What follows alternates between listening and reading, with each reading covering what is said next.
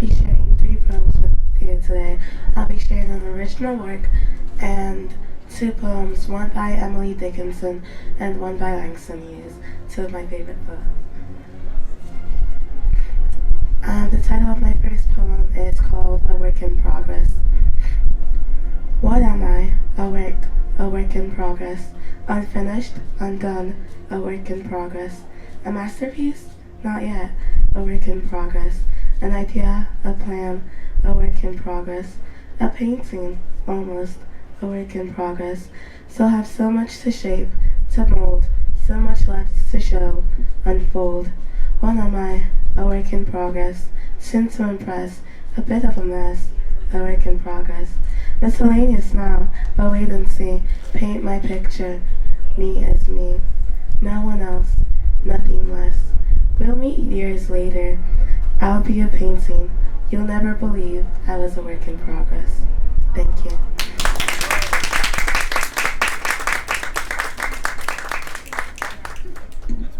My second poem is Hope by Emily Dickinson.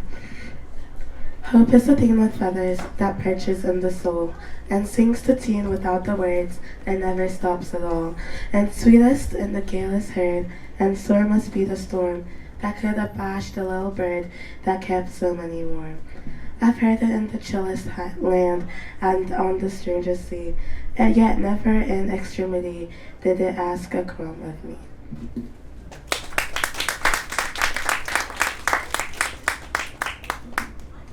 My last poem is called Harlem by Langston Hughes. What happens to a dream deferred? Does it dry up like a raisin in the sun? Or fester like a sore and then run? Does it stink like rotten meat? Or crust and sugar over like a syrupy sweet? Maybe it just stays like a heavy load, or does it explode? Thank you.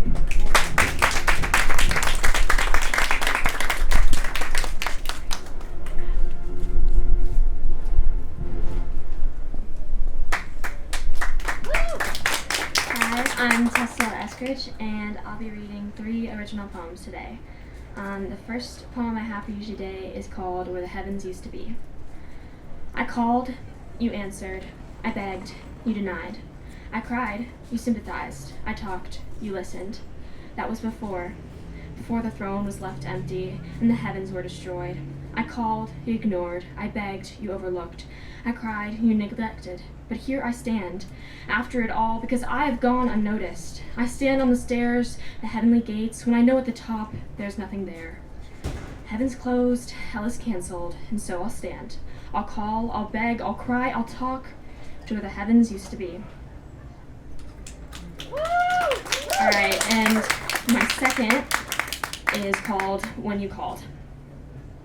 When I was 2, I couldn't call you anything. When I was 2, I would try to walk, but you didn't catch me when I fell. You said it made me stronger when I needed to be weak. When I was 4, I called you Daddy. When I was 4, I would run and scream your name. You'd kill the spider and we'd go back to playing. When I was 6, I called you Papa. When I was 6, I knew to leave you alone. You'd play video games and I'd wait for you to invite me. When I was 8, I called you Dad. When I was 8, I knew you were stressed out with work. You'd yell, but I'd always try to make you feel better. When I was 10, I called you Father. When I was 10, you fell out of love with my mother. You left, but I kept it together for my sister because she deserved to have a father. When I was 12, I called you Kenneth. When I was 12, you hated me for it. You'd scold me, but it's your name, isn't it? When I was 14, you called, but I didn't answer. And my last poem is called My Love Will Stay the Same. The willow trees hang lowly, the hungry grief shows proudly. It wants you to leave tonight. But to leave me in the moonlight, we can't leave off on this ignite. The wishes of the soldiers, the hurting of our souls, and it will come for you tomorrow. But to sail off on my sorrow, what an arrow through our love. The hero you'll become, the villain I will play. It might not be perfect, but it is better this way.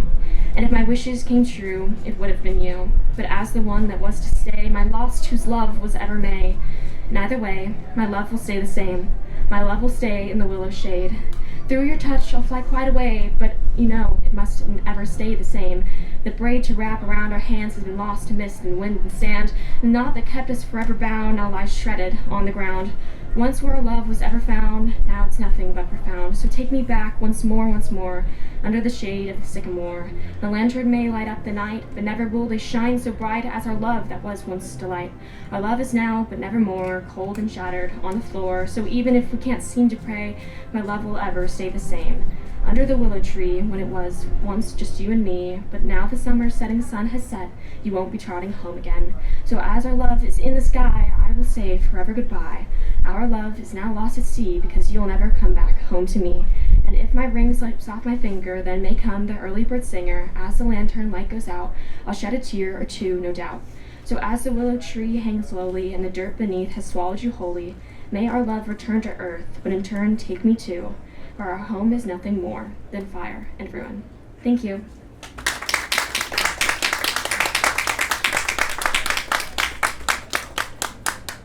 Hello, I'm Cleo Radalon. I'm a sophomore at South, and I have 2 original poems to read for you today. This is Pink. I hate the color pink, not the color.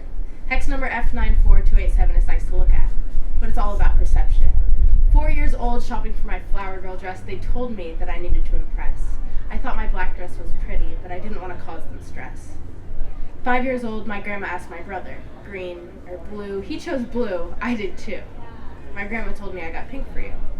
Why didn't I get to choose? 7 years old, the boys in my class asked me to race. They taunted I was bound to lose, and they were right. I guess it was my pink tennis shoes. 8 years old, I say trick or treat as he opens the door. I watch his face drop to my pink-colored legs. I went to grab a Reese's, but he handed me bubblegum instead. 13 years old, the sky was pink when he told me I was as beautiful as the sunset. Then he told me I was a good friend. I hate that I'm upset. 14 years old, I get a text from an unknown number. Is it pink? I remember what that means, and I can feel my heartbeat as it sinks. 14 years old, if I was a color, what would I be? She said I reminded her of the color pink. She told me a string of compliments, but it was all an insult to me. No, I hate pink. The color fogs my vision. Pink shoes are slower. I hate the taste of artificial cherry. Pink dresses are sparkly and give me a rash. Pink means tea sets, not basketball nets. Pink is weak. Pink is you don't speak. The pink task is an expense, flowery scents costing 59 cents. But pink is also roses, with thorns that sting you. Pink is pomegranates, with juice that stains your fingertips. A beautiful mess of beauty and pain. Pink is the color of blood mixed with tears of strong women standing in fear. I used to hate the color pink, not the color. Hex number F94287 is nice to look at, but it's all about perception.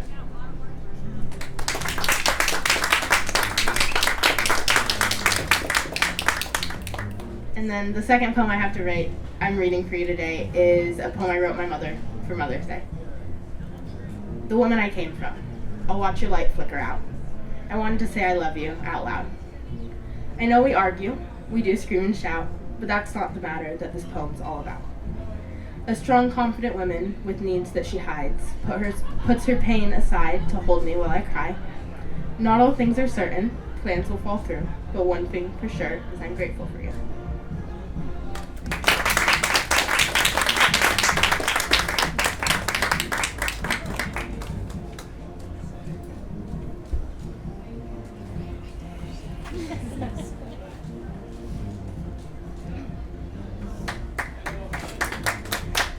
So the great thing about working with teenagers is they give you courage to do things that maybe you wouldn't do otherwise. So I wanted to share a poem today too.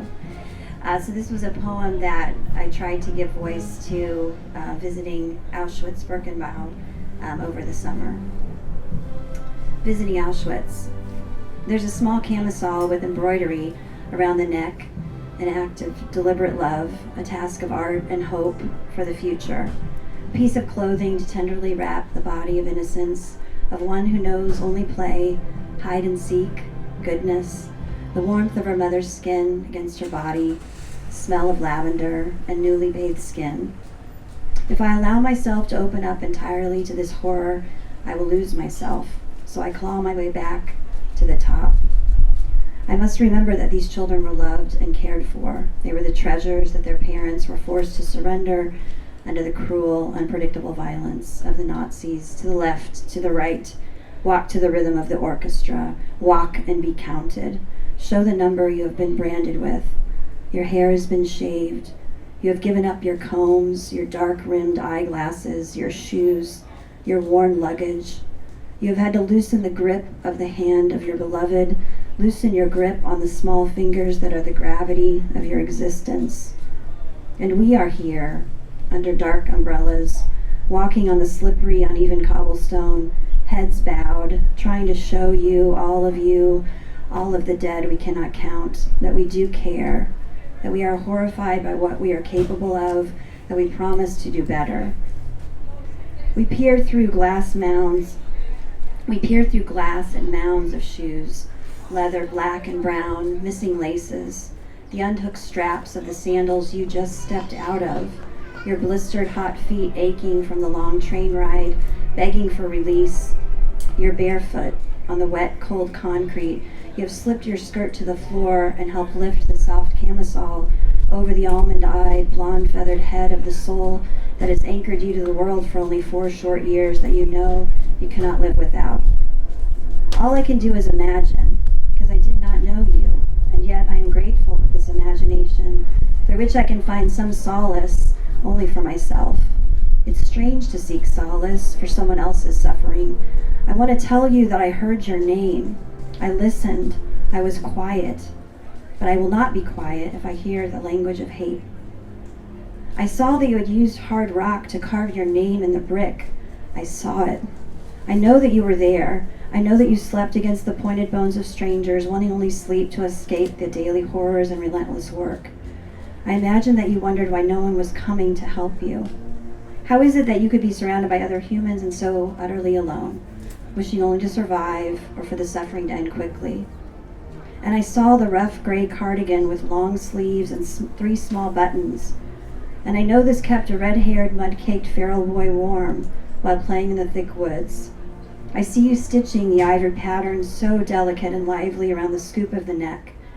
When you know that the promise of a shower and a return to your clothes neatly hung on the black hook above the rough wooden bench is merely a ruse, you were relieved that the torture would be over, knowing that wherever you were going together.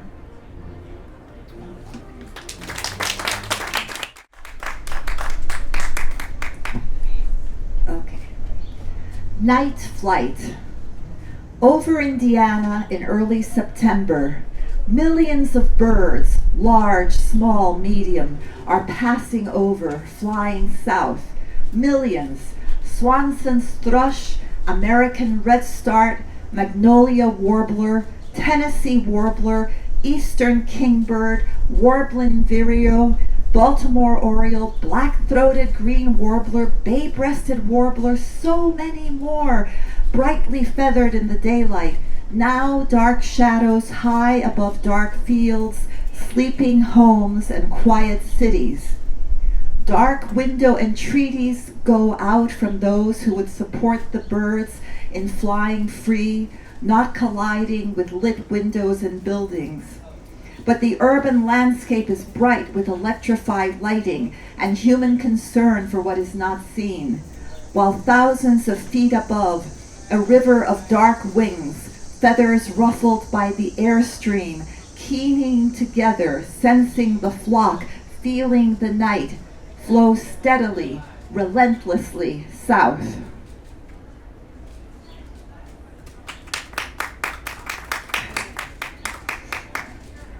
Artemis clubbing.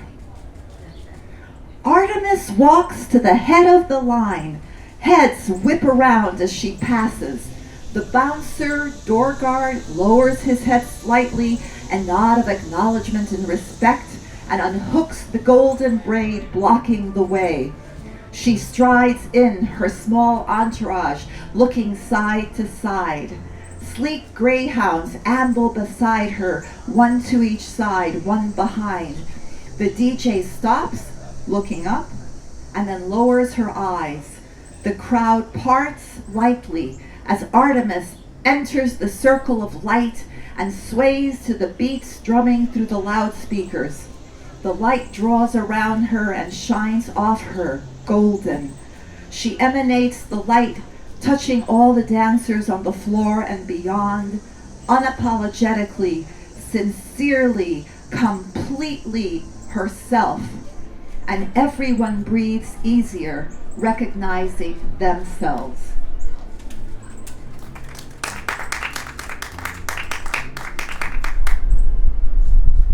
Night people. Not the frat boys, drop-dead drunk at dawn drinkers, skating through college on the good times. Not the casual late-night executive crunching numbers to find the flaw, the kingpin, the catastrophe that hurdles men out of high-story windows.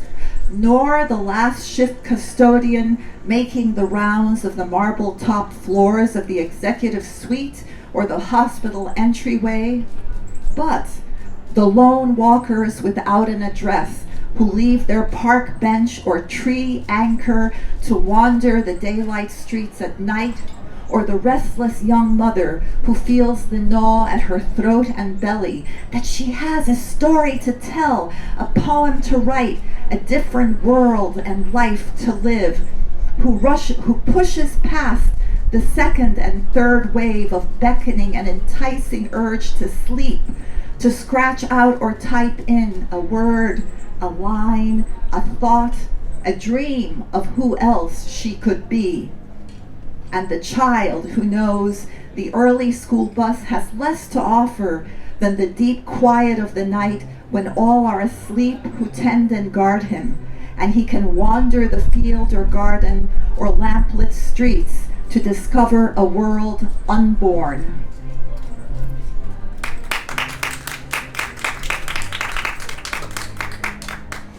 Rapunzel.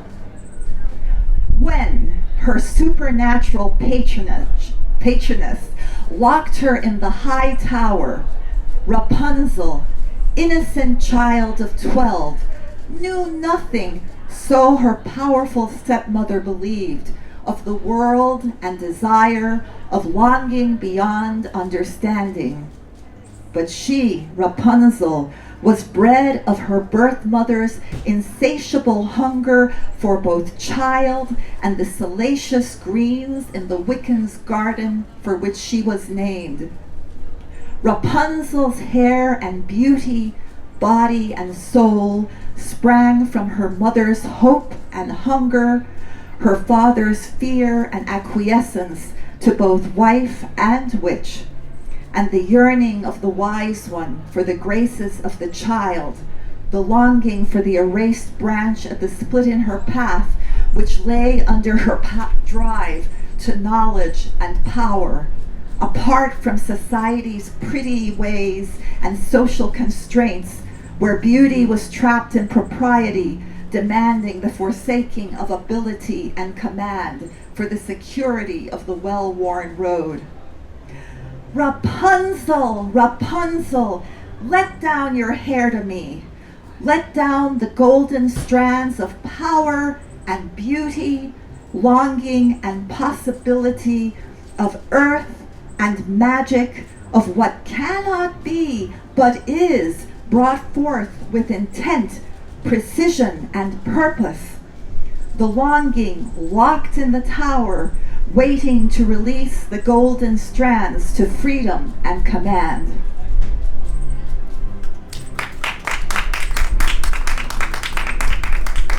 And this is a little invocation, call it prayer, after some bombing in the last few years along the edges of the Mediterranean.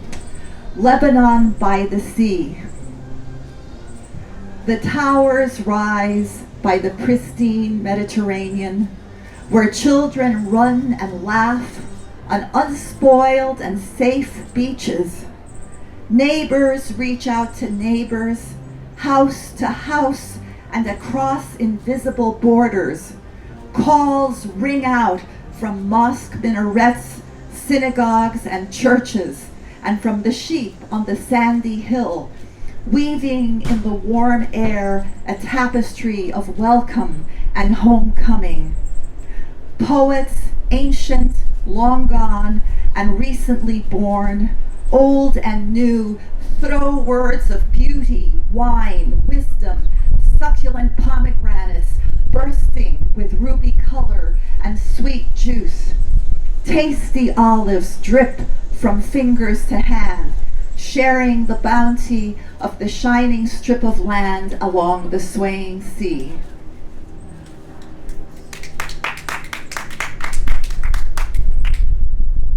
And ongoing for hopes of peace. If I were Athena,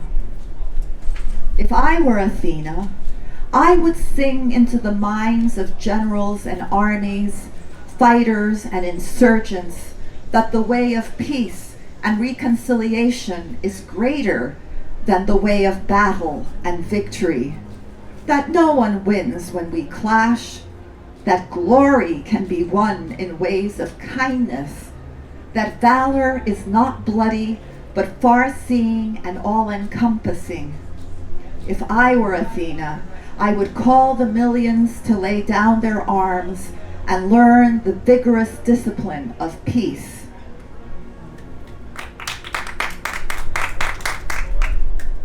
And continuing with Athena, Athena's owl. She is right next to me. When I balance on her right shoulder, I feel the winds of inspiration that flow through her out to the world, out to the cosmos. We are both center and periphery. My brown and golden wing feathers flutter in the crisp Olympian air. I soar, and she sees through me, with me, worlds without end.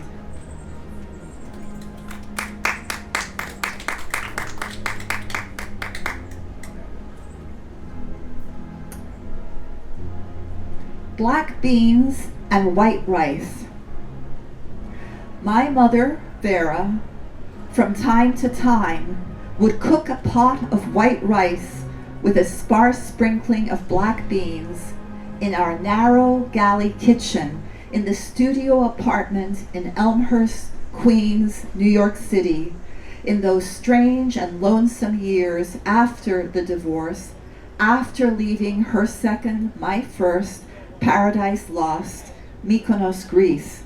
For her, Havana, Cuba was first.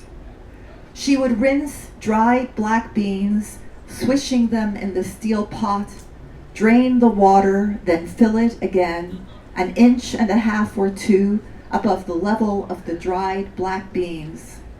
They would sit overnight, smooth, shining pebbles, softening and swelling, dark presences in the dark galley as we slept, something to tell fortunes by and see the past sleeping at the bottom of a small clear pond. The narrow kitchen and sanctuary of the third floor studio apartment grew smaller as I grew larger. After soaking, she would cook the beans slowly and long over a low flame. The white rice would cook separately. Later, she would mix them to finish their cooking together. Those black beans, lightly dispersed through well-cooked white rice, in the Paul Revere cooking pot with the copper bottom, a remnant from her early years of marriage to my father. Black beans and white rice, contrasted and mixed, slowly cooked over a low flame as the Flushing subway number 7 on an overstreet track rumbled by half a block away. Black beans and white rice. I didn't speak Spanish. She did not speak of Havana or Cuba, or not much at all. I recognized some token here to something just out of reach. The distant voice on the phone on occasional Saturdays or Sundays, long distance when it really was long distance. That voice of my grandmother, Marina, Lubin, grandfather, father to Vera, rarely spoke on the phone. That voice far away, unknown, living still in Havana. The black beans and white rice nestle together like a mosaic planned and planted, one shiny enameled square at a time, thoughtfully constructing a secret message. Vera looking in the pot, such a simple concoction, a few black beans scattered in the ground of white rice, a strain of her unspoken feelings, deep memories, and suppressed longings.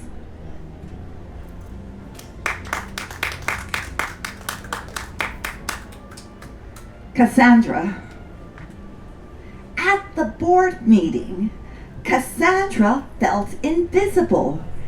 Every time she had an idea, a good idea, a really good idea, and spoke up, it seemed nobody heard her. Then one of her male colleagues would repeat what she said, or a close version, usually one of her brat brothers, and get all the credit. "Oh, isn't Hector clever?" their father Priam, CEO of their company, would say. "Isn't Helenus marvelous?"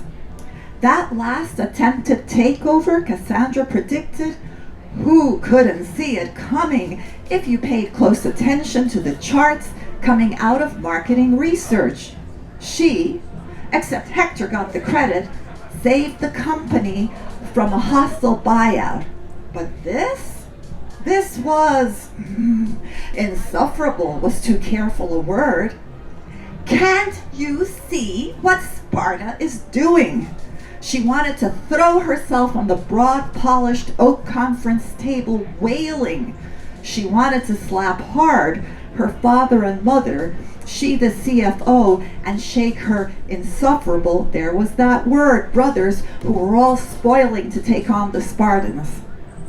That night, she sold all of her stocks in the family business, transferred the funds to a discreet Swiss bank account, and sublet her apartment in the Dakota on Central Park West. Within the week, she moved to Paris, bought an elegant villa in the south of France with luscious rambling vineyards, and began her own enterprise on the dark web, information exchange, power plays for purchase, Cassandra Prophecies, KP, company slogan, "Believe us or don't, we don't care," which in the coming decades toppled and raised public figures and a few governments here and there. Ignore us at your own risk. Believe us or not, Cassandra Prophecies.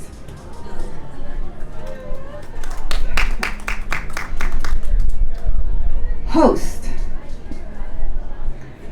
Listen with the palms of your hand. The hurtling earth is swirling with too many textures to be heard by ears. Taste the soil with the soles of your feet.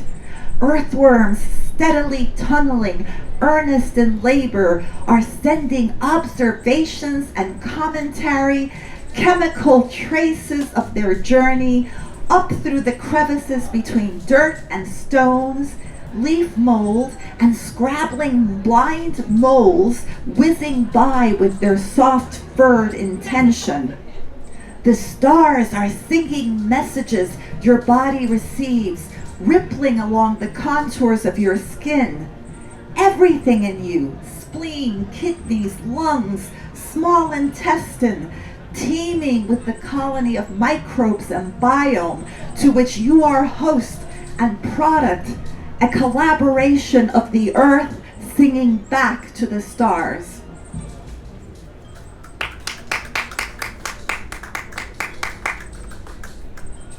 Acanthus, acantha.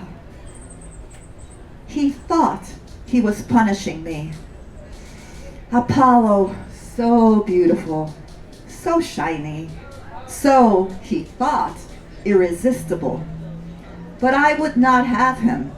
I have more self-respect than to be taken and taken in by one of the gods. Now I stand in the woodlands of my home Greece, resting in the breeze of summer and spring. The architects loved me and copied me. They are all gone, but I am here still, perennial, new. Continuity. Never stepping into the same river twice applies to bodies. We wake when we wake, feel ourselves into the day or evening, think we continue from who we were at falling asleep. The body never sleeps. It morphs through cell replication, elimination, addition. We think we see oneself day after day in the mirror, but we never step twice into the river of our body.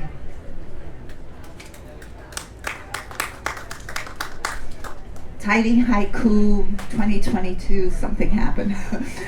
Late March. Late March storms roll in. Tanks cross borders, missiles strike, melting ice drowns fleas.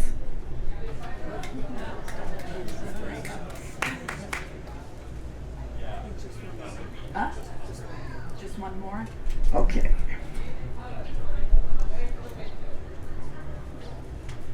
Let's see. Long or short? Okay. Shopping lists. A scrap of paper surfaces from the corner of a drawer in a bureau that was my mother's. She gone 12 years now. A few words written quickly but carefully in a script I now recognize as her own. Bread, other groceries, another list with bills to pay, rent, telephone, a budget. Tokens over a lifetime's breadth of a careful attending to the costs and needs of daily living. Okay, so here's the deal. This thin audience is about to receive a major announcement, which was actually in my bio. I finally did, after years of contemplating, I finally put together a selected poems, which is a damn fat book. It came to like 400 pages or something like that. Anyways, you can find it on Amazon. I don't have it in the bookstores around town yet. This just got real this past week. But it's related to what I'm going to read, because usually when I do the 4th Street spoken word stage reading, I just do a selection from stuff I've written in the previous year. This time I decided I would do something like basically from 1981 to the present. So near half century of stuff. So anyways, these are all selected from the selected poems. I have a thick stack here. It's like you go to IHOP and you order the thickest stack that you can get. There is no maple syrup on it though, unfortunately. Yeah. So I'm just going to kind of read through this and offer occasional commentary, and we'll see how far we get through this. I don't have a definite endpoint here other than 25 minutes. So I started out, my first chapbook was called Letters, and it was because I was kind of stuck as a writer, and I thought, where's my material coming from? And I thought, oh, I can just publish my mail. So I published this book of letters I had supposedly received in the mail. This one was from Uncle Al. Dear Eric, a chicken is a touchy creature. They scatter with dust and feathers and squawking at almost any noise. High-strung, dumb, stinking of ammonia, they peck at their cage corners with nervous pride. Also, they die a lot. When I was drinking heavy and raising chickens, I found the daily burden of dead birds a hindrance to my thirst. I stopped digging single graves and began tossing foul bodies into my empty silo. Once a week, Sundays, I'd get drunk and stick my head in, mingling words of hope and comfort with mournful bird-like chirps. Well, anyway, you know how sick I got after I sold the farm. Swollen and weak, I finally had to give up even my beer. And, of course, your dad would have called you by now to let you know I'm dead. I just thought I'd write to tell you that I got to heaven after all, and it's not such a bad place.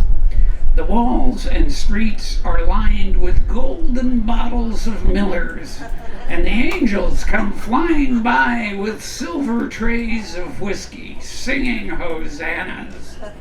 Best of all, there's not a damn chicken anywhere. Thank you.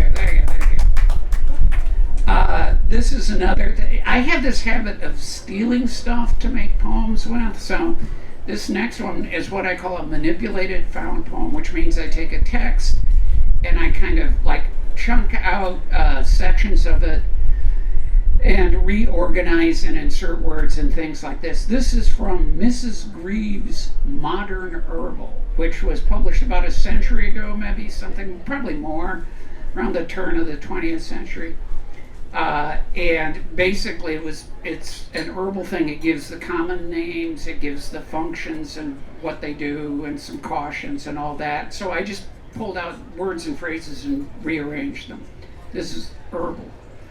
Call it cleavers, Jupiter's nut, old maid's nightcap, weasel snout, key of heaven, Adonis, bugbane, or upright virgin's bower.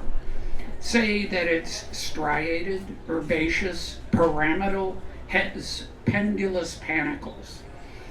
Use an extract, infusion, poultice, decoction, mouthwash, or gargle for obstinate skin eruptions, gout, earache, nausea, ringworm, languid indigestion, and flatulence.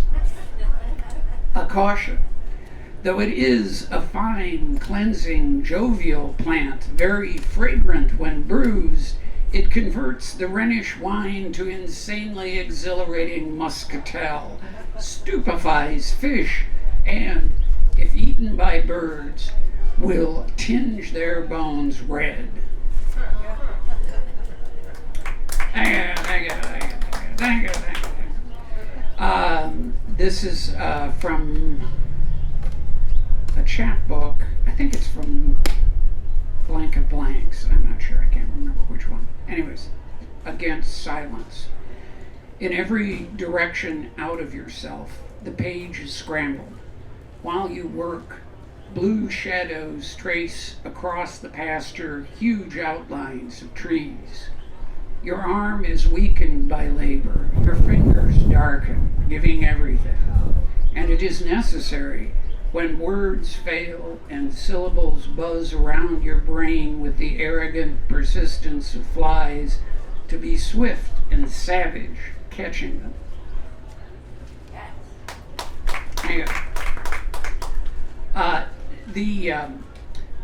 The main thing I've done in the last 4 or 5 decades with my writing is do a thing called a count of my days, which I call an ongoing chronological sequence, which simply means I just put the poems in the order in which they were first conceived, in the order in which they first appear in my notebook, even if that's just a line or a word.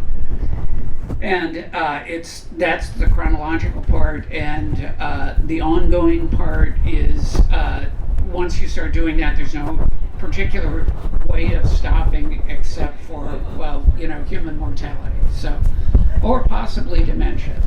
There's always that to rescue you from your task. Anyways, the rest of what you're going to hear today is from that ongoing series.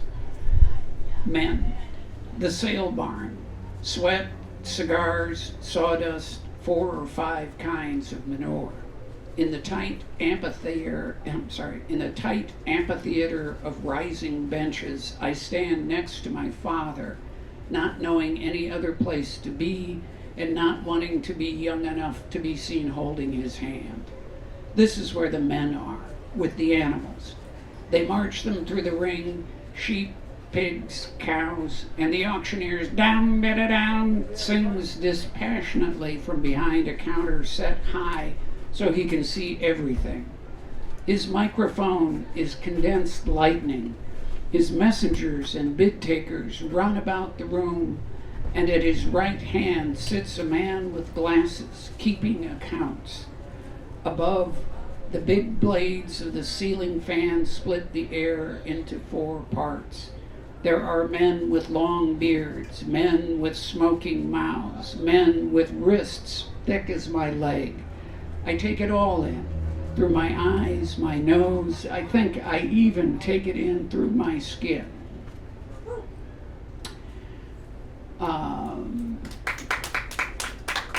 So I wasn't pausing to elicit applause. You can applaud or not as you feel fit. So it doesn't actually matter that much to me, except at the end, and then it's everybody's supposed to.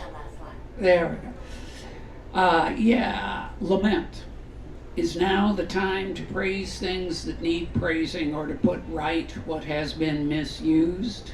The rain might be long, but it exhausts itself. The people of one land seek another. What strong hands put up, an evil wind wrecks easily. Within an hour, the well-founded house falls.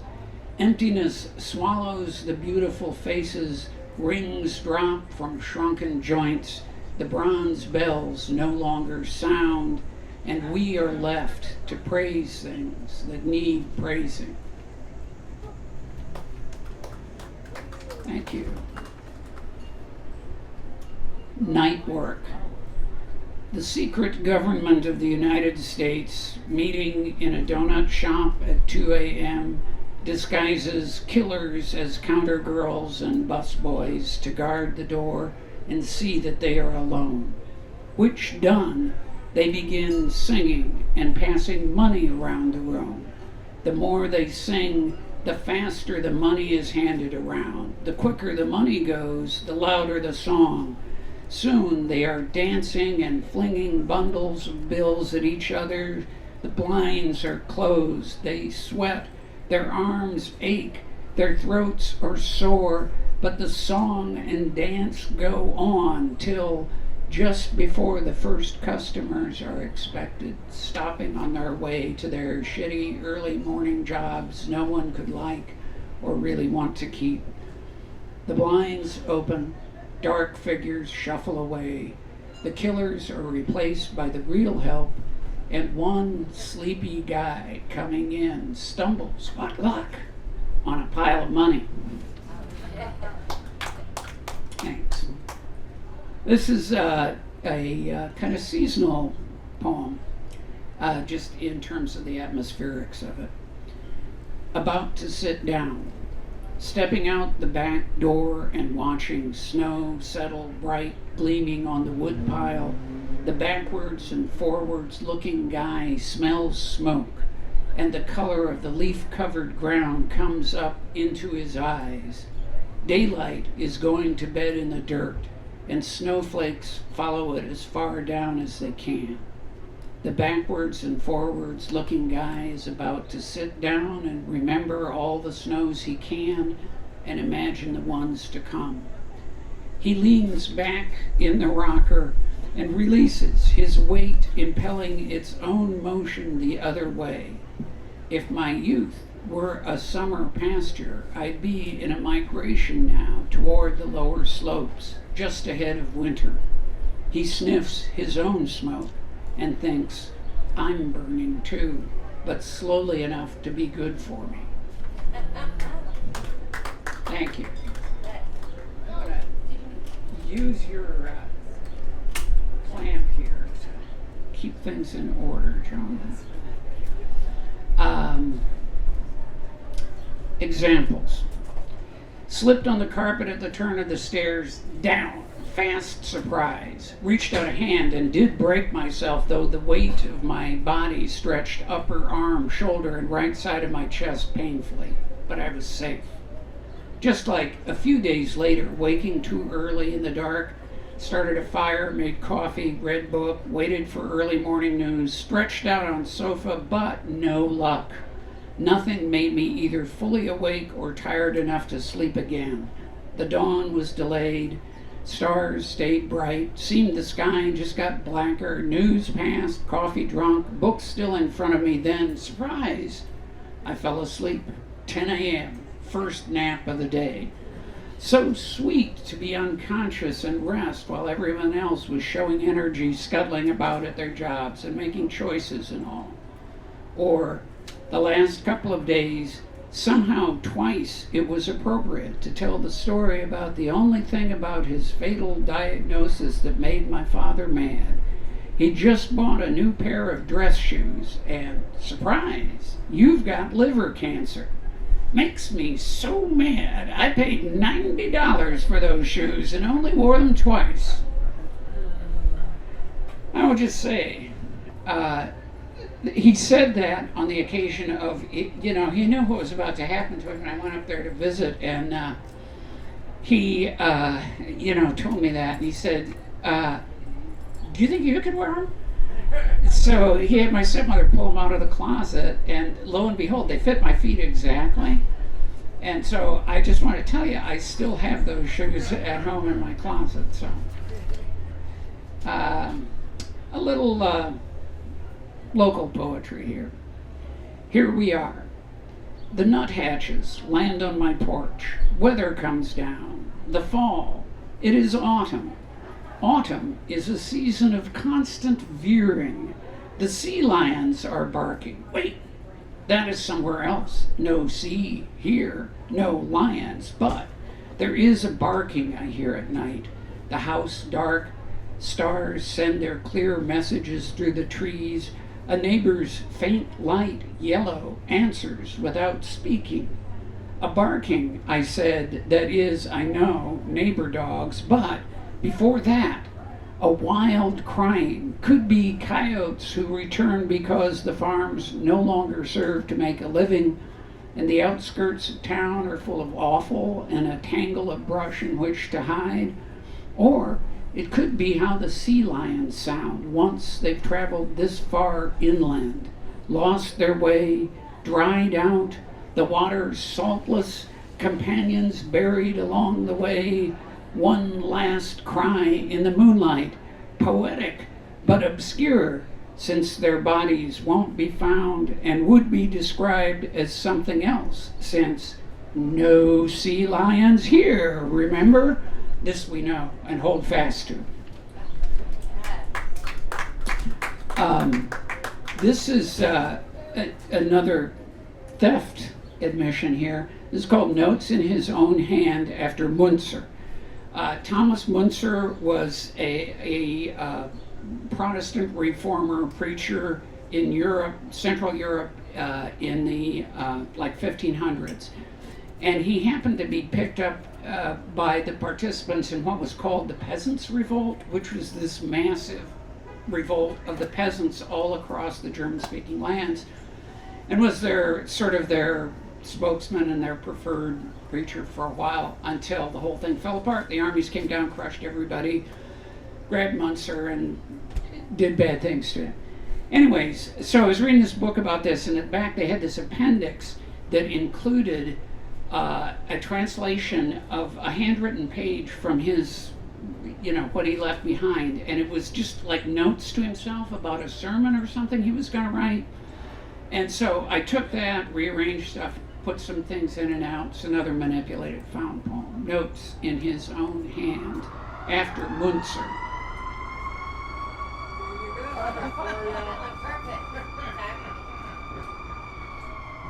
About the destroying condition, about the surgery that criticizes the condition, about the vessels, the 3 girls, about feeling guilty before leaving the next morning, about the mother's death. She died destitute, he received the garment. About services for hanged thieves sung in the hangman's church. About enough to eat, not enough to share. About giving up prostitution. About the sequence of tears in the valley. About the father's death, slow. About the school and the boy being sold. About the little brother's tears, the bitterness of fosterage. About the drug that cancels tears. About the need to expand the hangman's church. About eating sausages. About the death of Thomas. Thank you. Okay, one of the things that I do repeatedly is do these things I call prose poems, but they're actually, as I always tell people, they're just paragraphs. So this is a paragraph, aka prose poem.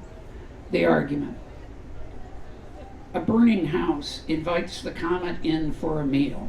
The conversation turns ugly and the comet leaves. The house remains behind to see how much of it can burn, and it still remains behind. There is a figure creeping near the house, and every so often you can see him look in his hand. He is comparing a photo of the house burning with the house burning. His wife waits in the car. Her friend in the second grade had long red hair. Her name was... If only she could remember. She would start the car and drive home. Her husband would be left standing there stupidly. Everything would end satisfactorily. But she will not go until she remembers. The house is very bright now. Its flames are waving at the comet. Best to let bygones be, no sense holding grudges, especially as the comet is getting ready to leave the solar system. The comet packs its bags with rice and stolen watches, moody. Yes, the house can have its way. No sense stirring up trouble. But it could have worked out differently. Oh well, the comet sighs. I will be back again in some decades, and the house won't even be a patch of black ground by then.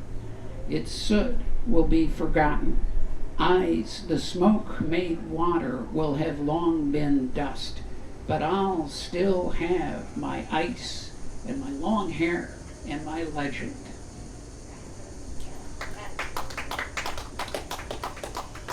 On very rare occasions, I have experienced that phenomenon. It's called a poem writing itself. This is the most remarkable one. One morning as I was beginning my writing session, I couldn't think of anything, and I was just sitting there listening to some music, and all of a sudden, the three words, "there were some," just like presented themselves to my mind, and just in this very compelling way.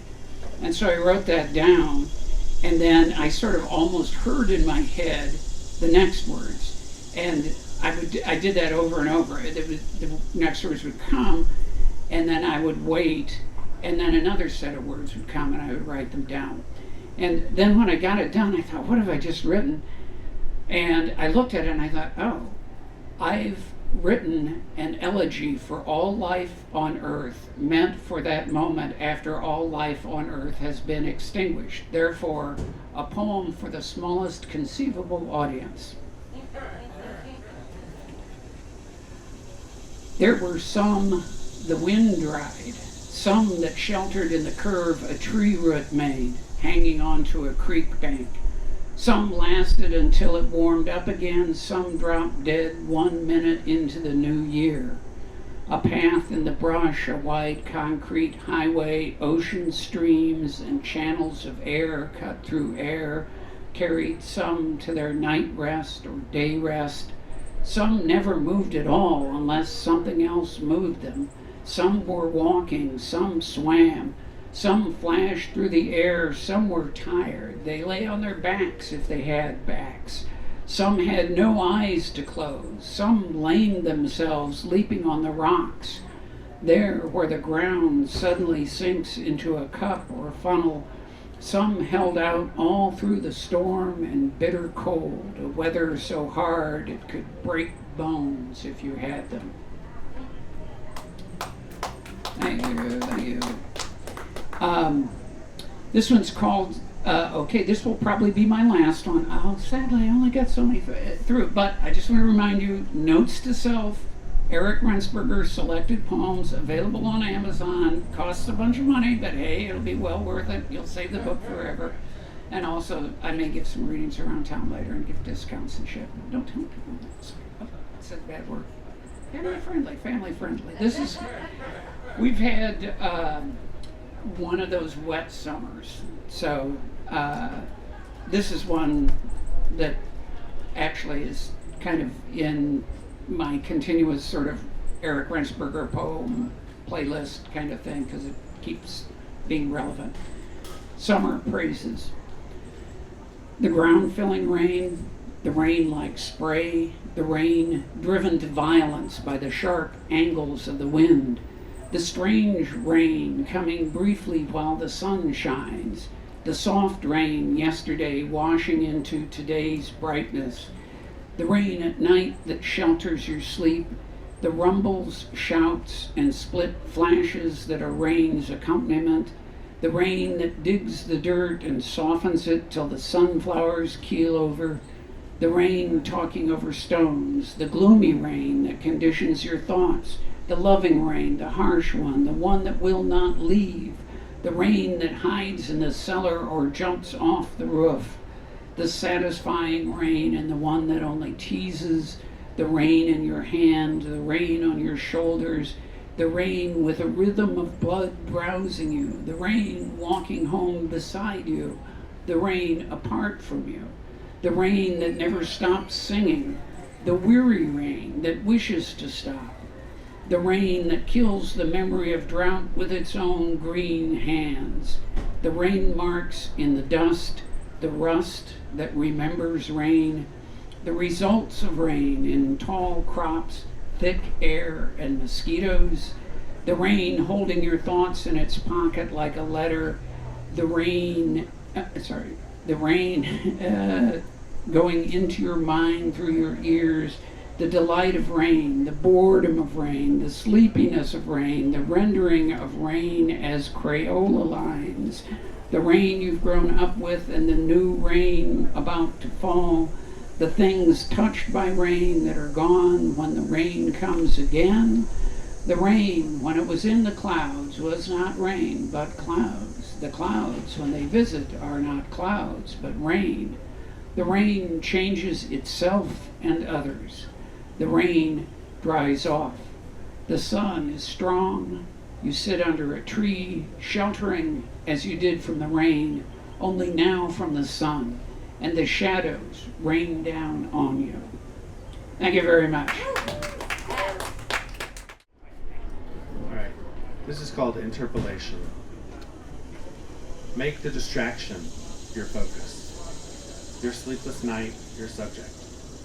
The neighbor's leaf blower, your muse. The weeds in the rock garden, your lover. The letter to your mom, your novel. A cloud and a skylark, your alpha and omega. Our conversation, your sex. My body, your poem. Our memories, your distraction. Your focus, my present.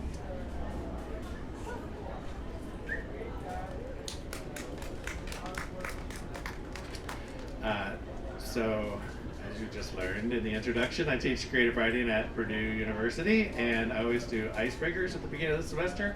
I just did this one, actually, but this is from a few years ago when I did the same icebreaker, actually. It's called Reincarnation is Broken. Routine icebreaker, first week of class, questions about likes, dislikes, culture. If you could be reincarnated as any animal, which animal would you pick and why? Students usually say eagle because they can fly. This semester, a girl wearing leg braces said penguin because that's how I walk. Nobody spoke. Then I asked her about her favorite band, like a coward.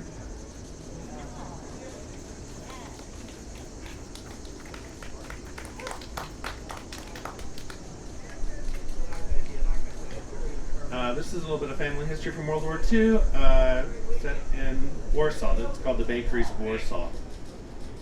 The Bakeries of Warsaw had cold stones for 3 weeks in 1939. Kielbasa disappeared from the butcher's shop, cabbage from the market. No food left in the house for your mother, little Rachel. Vinegar in the cabinet, salt. Rationing meant nothing in the streets. Food stamps were useless. Your grandmother stood in a snowy queue, a food line. An icicle formed slowly on your mother's tiny nostril. When they got to the front of the line, the store had one can of baking powder on the shelf. More vinegar and salt, not even pickles. So when sourdough leaven finally filled the cold air, your grandmother left with 2 burlap sacks, no matter what the radio advised. She would not be late, she said to her little girl. Stay here, lock the door, don't let anyone else in. That same air wafting baked rye notes now promises brought the sirens through the window. As the savory sweet rolls, gingerbread, paczki arrived in your mother's nose, in her mind, almost on her tongue. Out on the street, 4 blocks away, a single continuous tone entered your grandmother's 2 ears, then your mother's ears. Then the bombs fell and neither heard anything. She watched for her mother out the window until it grew dark. No one came back. She smelled something novel, burning. It was not a big 3. She still hasn't left that apartment, and the new aroma never left her.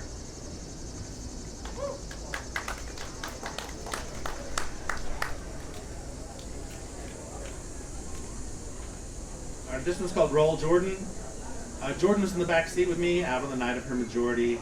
Dane drives us to the dark cemetery, passing time or passing out, and blink. Black go the headlights. We roll smack into a gravestone. Hear it scrape the length of the undercarriage and muffler. And Jeremy gets out, says it's broken. The car?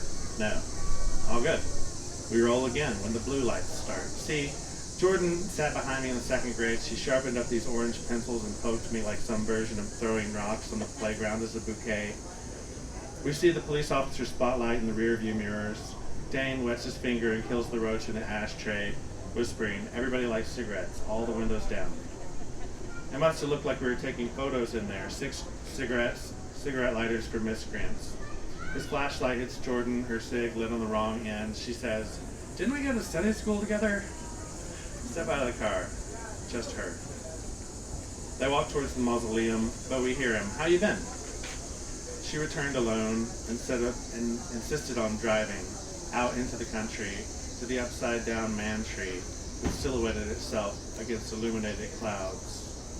She drove to the last of the streetlights, to the country graveyard outside town.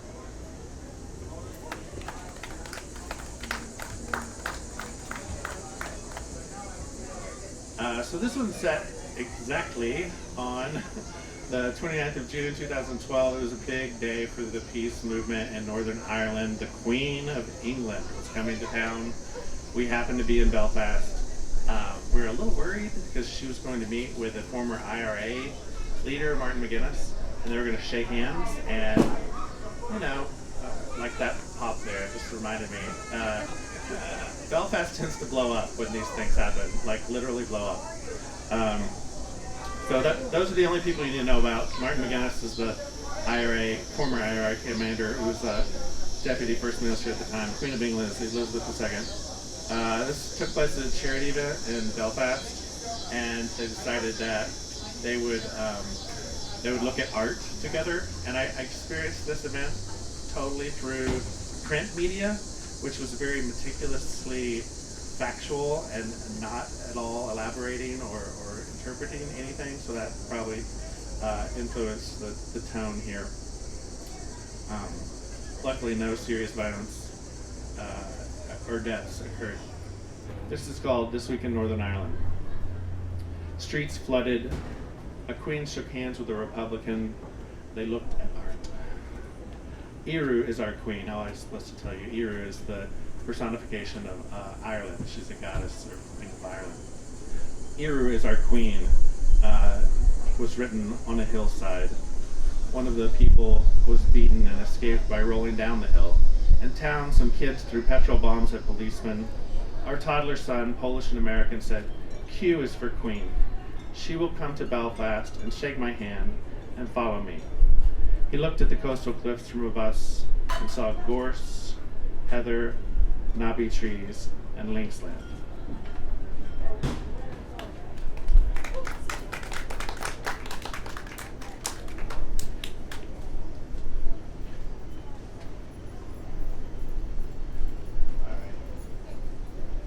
I got 2 about fish. One's kind of really about a fish, and the other one's kind of really not about a fish.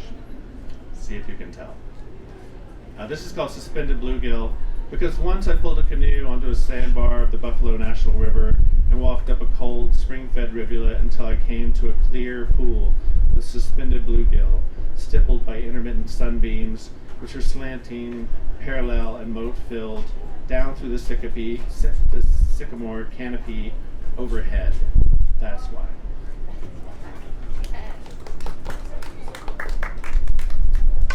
And this one's called African Pompano. Your family stuck fish on trunks.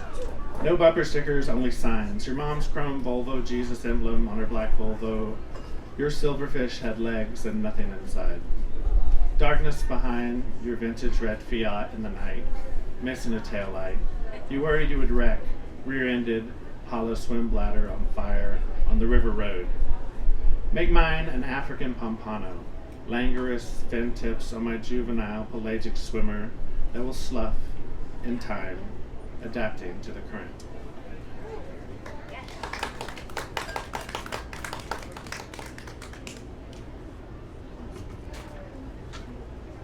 All right, I'm skipping a couple here. Okay. No one ever complains about it being too short. All right.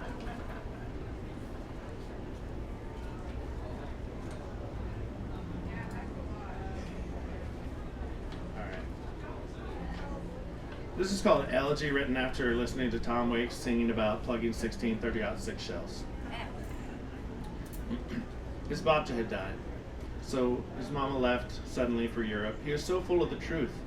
They will put her in the ground in the cemetery with a stone and her birth date and death date. His questions kept him up all night. I tried a normal breakfast with NPR in the background, but a dead boy story was the lead, a local drowning in the creek. I killed the radio quickly.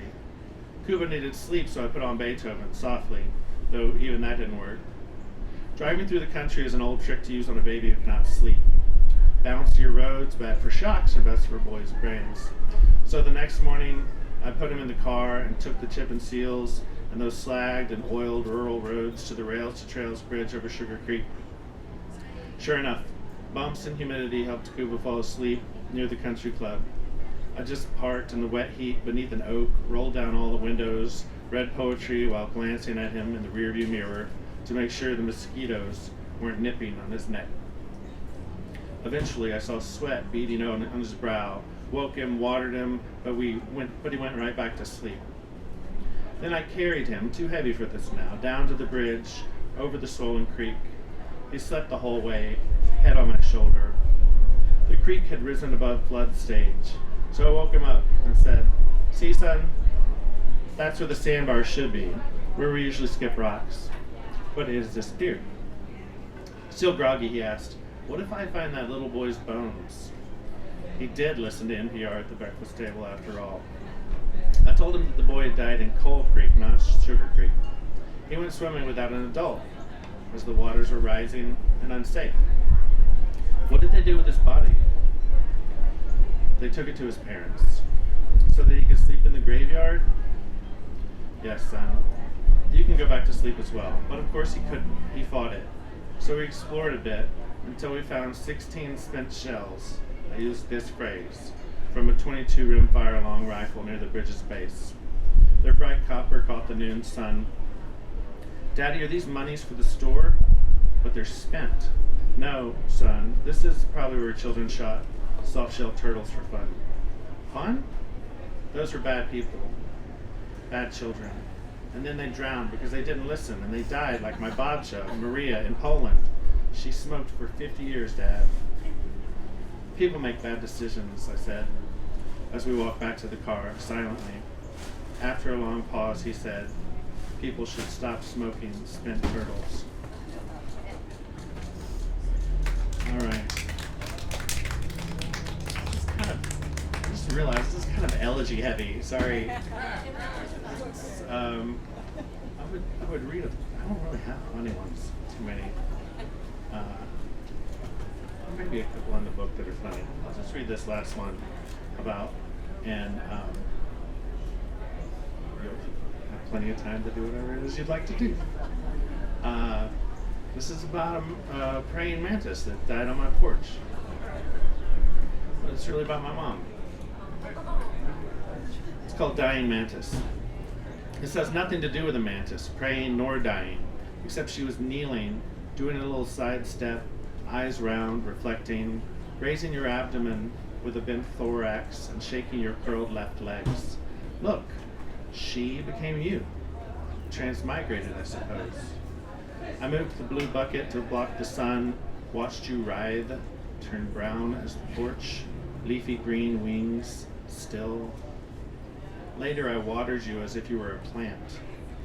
You moved a bit, lifting her bald head one last time. Thank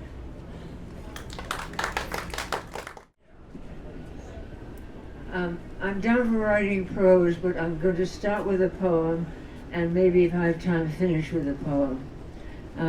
This is a seasonal poem, and you can probably tell from it that I am somebody who does not like creatures that have more than 4 legs. Early morning news. It's clawed against the front window screen. Spread brown leaf skeleton wings, stubby body, cream-colored corrugated belly, crisscrossed by the screen's mesh, emerald back not visible. On each side of the blunt head, bulging red eyes swivel towards me. I am reluctant to step outside, fetch in the newspaper, feeling a chill in this hot, humid morning. The wren is silent, no sparrows at the feeder. I won't want to hear the cicada's night song or stand in its shadow. Even when it's flown off, I carry a sense of dread. Thank you. The piece of prose I'm going to read is because I've recently heard a lot of people talking about having vertigo, losing balance, being dizzy. So I thought it might be interesting to read about my own experience with that, so people can understand. If you haven't experienced vertigo, it's really hard to know how disempowering it is. So I'm writing about my particular sort of vertigo. On balance. There's a newspaper cutting that I've kept for a long time. It is of a woman whose village is about to be washed away by floods. She's sitting, her eyes tightly closed, folded in on herself in a cloth sling attached to a pulley and suspended from a rope stretched at a great height over a muddy torrent. She's being pulled across this torrent to a safe place, but she doesn't know there's a safe place. All she knows is that she's helpless, alone, surrounded by noise, spinning in a void. When I saw this picture, I knew how she was feeling because it's an image of what I suffer from, having a balance disorder, which gives me vertigo. Vertigo, a disordered state in which the individual loses balance and the surroundings seem to whir dizzily. It's a frightening state. Like the woman in the picture, one is unmoored, alone, afraid. The type of vertigo that I have is called Meniere's, and it has a special treatment for it. In Meniere's, the vertigo occurs because the fluid has built up in the inner ear, and the cilia in the inner ear cannot carry out their job of balancing the body or of transmitting sound. When I asked the doctor who specialized in vestibular disorders if the condition was hereditary, he said that it was not. But I am not so sure because my Aunt Nancy, my late father's older sister, was diagnosed with it. During the Second World War, my Aunt Nancy lived in a small room on the top floor of a residential hotel. The double bed was pushed up under one window, which looked out over the city docks and across the valley to the Mendip Hills. I would sometimes spend a night with my aunt, and she would let me sleep on the window side of the bed so I could see the lights of the city and the sunrise. One time that I was there, I was about 6 years, I was about 6 years old, and I woke up in the early morning to see my aunt sitting on the edge of the bed, holding the chamber pot in her hand and being sick into it. She turned, mumbled something to me, choked, was sick some more, then she managed, "Mrs. Eaton, get her."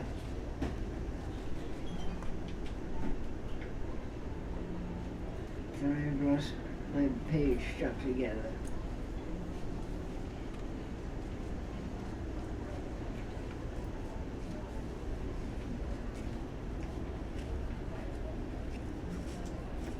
don't usually have stuff on the back of the paper, and I haven't quite got used to it. So I'll have to just do this part. Oh, here we are. I slipped off the bed, and in my pajamas, with my feet bare, ran down the stone curving staircase, curve after curve, floor after floor, till I reached the ground floor, where Mrs. Easton's rooms were. She was the manager of the hotel. I knocked on the door, and she opened it. "Aunt Nancy's ill," I gasped. She came out at once, shut the door, and took me up the back stairs to my aunt's room. I don't remember anything else very clearly. I was told later that my aunt had stayed a few days in the hospital and had gone back to the hotel. No one explained what had happened. My aunt would have several more attacks till she was finally diagnosed with Meniere's. In those days, not very much was known about the treatment, and the only surgical procedure was to go into the side of the head where the affected ear was and cut the balance nerve. Because the balance nerve and the auditory nerve are so close together, the auditory nerve was usually damaged, producing almost a complete loss of hearing, and so it was for my aunt. But her attacks stopped and she could get around with a cane. The only dietary instruction she was given was to drink no alcohol, because its effect on balance. My aunt, who loved a party, was apparently not dismayed. I overheard my mother tell a friend, "Only Nancy could have such a good time on an orange squash drink." But she had certainly lost hearing in the ear. I spent the occasional night with her, and I didn't sleep very well. For some reason, she always slept on her good ear, and she had begun to snore. I could not hear. She could not hear in her deaf ear, but I could. I had my first vertigo attack in the mid-90s. I was home alone and about to watch television when the vertigo hit me. I was terrified. I couldn't stand upright. The room rocked around me as if I was on board a ship in a violent storm. Somehow I managed to crawl to my bedroom and climb into bed and lay there terrified, which is how my younger daughter, home from college for the summer, found me in bed, groaning. When she started moving me to get me to the ER, I remember saying, "Leave me alone, leave me alone." She got me to the ER, and after much examining and questioning, they gave me Valium intravenously. I could hear through my confusion my younger daughter saying, "You're giving her Valium? She doesn't even like taking aspirin." They sent me home with motion sickness pills. I felt depleted, as if I'd been put through the ringer. The acts continued, happening without warning. I could be sitting with friends laughing, or simply walking down the hall at work, and my world became out of control. Nothing that was done or given to me worked. Then I found the Vestibular Disorders Association website. On it, among other helpful information, were lists of doctors specializing in vestibular disorders arranged by state. In Indianapolis was the Midwest Ear Institute. It saved my life. I made an appointment and went up there. Dr. Hicks talked to me, examined me, and made an appointment for me to return for a battery of tests, which themselves made me dizzy and nauseous. The diagnosis was Meniere's syndrome. We'll start with medication: a water pill to help the ear to drain, diazepam to reduce the vertigo, and a suppository to control the bowels.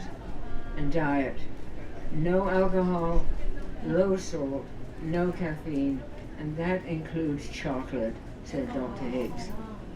When I told my younger daughter this, she said, "But Mom, those are some of the 3 food groups." For a while the attacks ceased,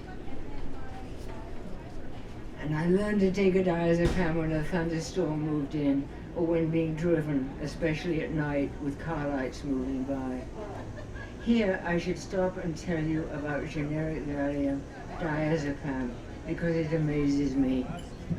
Meniere's patients don't take it for anxiety, but because diazepam interrupts the vertigo message from the ear to the brain.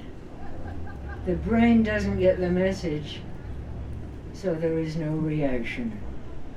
If the attack is a bad one, even diazepam can't help, but it cuts down on the number of possible attacks. Medicine and diet worked for some time, but then the attacks became more frequent, so I went in for surgery. Dr. Hicks explained what he would do. He would take out a piece of bone behind my left ear to get to the inner ear. A thin tube runs from the inner ear to the bone behind. When there's excess fluid in the ear, the pressure opens a tiny valve at the end of the tube, and the fluid drains out and is absorbed by the bone behind the ear. He would replace the valve, which might be faulty. He also said the tube might be too narrow or even blocked, but they didn't have surgery for that yet. This is amazing to me. I'm like the ancient mariner wanting to tell everybody about it. The surgery went well, and I was sent home with a liquid antibiotic. I was to place 3 drops in my left ear 3 times a day for 4 days. The antibiotic is one that is toxic to the ear because it destroys the fragile cilia in the inner ear, which produce fluid and help the ear to hear. So enough medication must be used to reduce the production of fluid without losing too much hearing. Meniere's is a condition that cannot be cured. It can only be managed, and the vertigo attacks can return and increase at any time. I follow the dietary rules, use my medication, and for 12 years had few attacks, and they were minor ones. But they came back strongly again, and I went up to see Dr. Hicks. He said he would go in and look at the valve. The surgery was not so long or extensive because he only had to cut through skin and not bone to reach the ear. After surgery, he told me that some scar tissue had built up around the valve. He had removed it and put in another valve. Back home, I used the antibiotics again, stayed on the diet, took my water pill, but I was 70. And recovery from the anesthetic took longer. My day-to-day balance was not so steady, and my deafness had increased. I had to resign from my job and stop riding my bicycle. That was very hard for me. I had been riding around Bloomington for almost 40 years.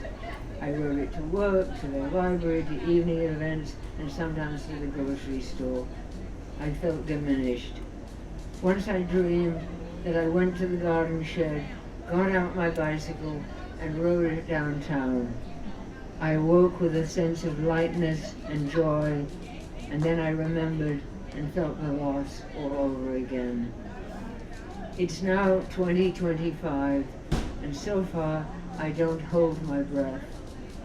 I have not had another full-blown attack, only the occasional tremor, like an active but still sleeping volcano. That diazepam takes care of. The hearing in my left ear continues to decrease, as it does for everyone with Meniere's. I know that I am luckier than many others, some of whom still have strong and frequent attacks which send them to bed for days. But knowing that Meniere's could come fully active again, I don't take anything for granted, and I say with the poet Jane Hirschfield, let me find my life in that too, in my moments of clumsiness, solitude, in days of vertigo and hesitation. Thank you.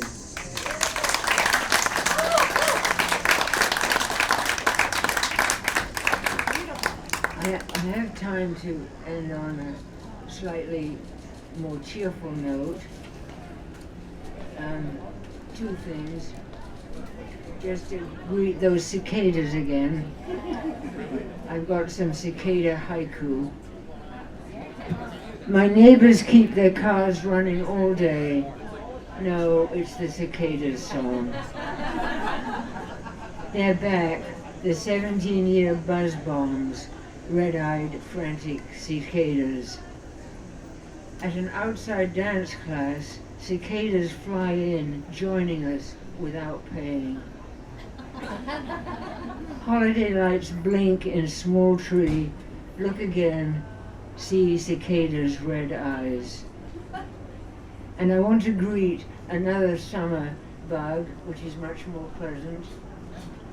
And this involves my children, so it's a memory. It's some time ago when there were many more fireflies. I'm sure if you've lived here for long enough, you realize there aren't the fireflies there used to be. Fireflies. The children's faces also shine as they run back and forth across the yard, pajamas flapping, delightedly holding out their jars. And their little blinking lights fly in, cling to the glass, still blinking, becoming little black-orange striped bugs as they pile up in the jar, scrambling over each other, making it a beacon. Jars full, the children stand, holding up their spinning small lighthouses, grinning their glee. And I too am filled with their joy, and don't want it to end. But it's getting cooler, time to lay the jars in the grass, let the fireflies loose to wink on their way. We all troop in, follow the nightly routine, and they are quiet, climbing into their beds, and I leave them each with a quick kiss to dream whatever comes. Windows open, curtains drawn back to let in the faint blinking still out there. In bed, too, I lie, eyes open, reliving the evening, and find myself remembering that at their age, I, like everyone, spent nights inside, thick curtains drawn, as searchlights swept the sky for enemy bombers. And I'm glad for my children, their joy and delight, which has given me at last a light-filled night. Thank you. All right, well, I just want to thank the Writers Guild of Bloomington for doing this, and thank Joan for the introduction. It's my second year doing it, and it's a lot of fun, and I got a great picture out of the last one, and more great pictures coming. So I'm going to read a mix of things, some cheery, some less so, but a variety of poems for you. Now this first one, I live in a subdivision. If you've ever lived in a subdivision or been in the suburbs, you know somebody like this. This poem is called Suburban Drone. 40 degrees. My neighbor waves to me as he drags out his lawnmower. He spotted a few blades of grass that eluded the twice-weekly cutting that he continued into early December. It's January now. There is a thaw that is sure not to last. He knows it can't let this opportunity pass. The engine roars, sputters, nearly dies, comes to life again. He is wearing shorts and a winter cap. Back and forth he goes with a cigarette between his lips. I watch him like it is a car wreck. He comes to a patch of snow in the shade of his porch. It stubbornly resists melting where it is hidden from the sun. My neighbor pauses, pokes it with his toe, and charges across it with the zeal of a true suburban drone. He curses as the mower coughs and dies. He glares, coughs himself amidst his mumbles, lights another cigarette. Then he disappears into the garage, emerges with a weed whacker, with intensity and passion attacks the spot in the shade. No blade of grass can escape the suburban drone. Thank you. These next few poems are a little more on the serious side. This one I wrote just a couple of weeks ago. It's called Lint. My wonder never goes away as I clean the lint filter on the dryer.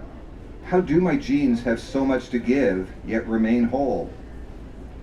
I think of how dust is mostly skin cells, pieces of ourselves that we shed each day. If we breathe them back in, do they become part of us again? I once dated a witch. Ever since she left me, I am careful to collect every nail I clip. I fear she will enter through a window, find them, and cast a spell. She really doesn't like me anymore. And the hair I shed, it's precious too. My daughter once observed, as she cast her eyes disgustedly about the shower stall, "How are you not bald?" I didn't tell her that on the inside I am. Every day another trip through the dryer, tossed and thrown and coming out a little less the man that went in. I take the lint from the filter, store it safely away with the pictures of lovers whose names I have forgotten. Someday there will be enough there to weave a whole new life, or maybe just craft a new pair of jeans. Thank you. Another fairly recent composition, an example of where you can take a prompt and go in very strange directions. The prompt was Angel. It's called Angel on a Pin. When an angel dances on the head of a pin, is it wrong to impale it, stick it on your lapel as a good luck charm? When the angel turns out to be a djinn, offered you 3 wishes if you set it free, is it wrong to take the first 2 and then turn away? When the djinn turns out to be a man, just striving to make it through another day, is it wrong to mock its plight as its destiny? And when the man rises up, takes back its agency from your altered state, is it wrong to plead for mercy from its revenge? And when you are thrown down into the grave by those who you refuse to recognize, is it wrong to ask the angels to let you in? Thank you. Now this next one, as it was stated in my introduction, I'm originally from Massachusetts, and while I've been here over 30 years, I miss the smell of the ocean. Massachusetts is very much in my blood, and that's kind of what this poem's about. It's called Shed. I dropped a tab of acid as I exited Indiana, stopped to paint the car somewhere in rural Ohio, leaving red stains on the parking lot of Aldi. I turned north as the sun began to set, stood in the moonlight to shave my head, buzz of the razor echoing out across Lake Erie. At dawn, I drank stale coffee as I cut my nails, made a wish, and tossed them into the Finger Lakes. Another tab of acid and I shed my skin, wanting to feel home again in Massachusetts. I drove until the ocean let me go no further, slept along the beach where I made love to the spirit of a dream of a past that never happened. Dawn came and I drove again, let memory guide me to the door of a cat who lived alone with an old friend. The cat curled about me as they knew my smell. She stared surprised as the sun rose and recognition dawned. Then she smiled and took my hand, said she understood, and welcomed me in.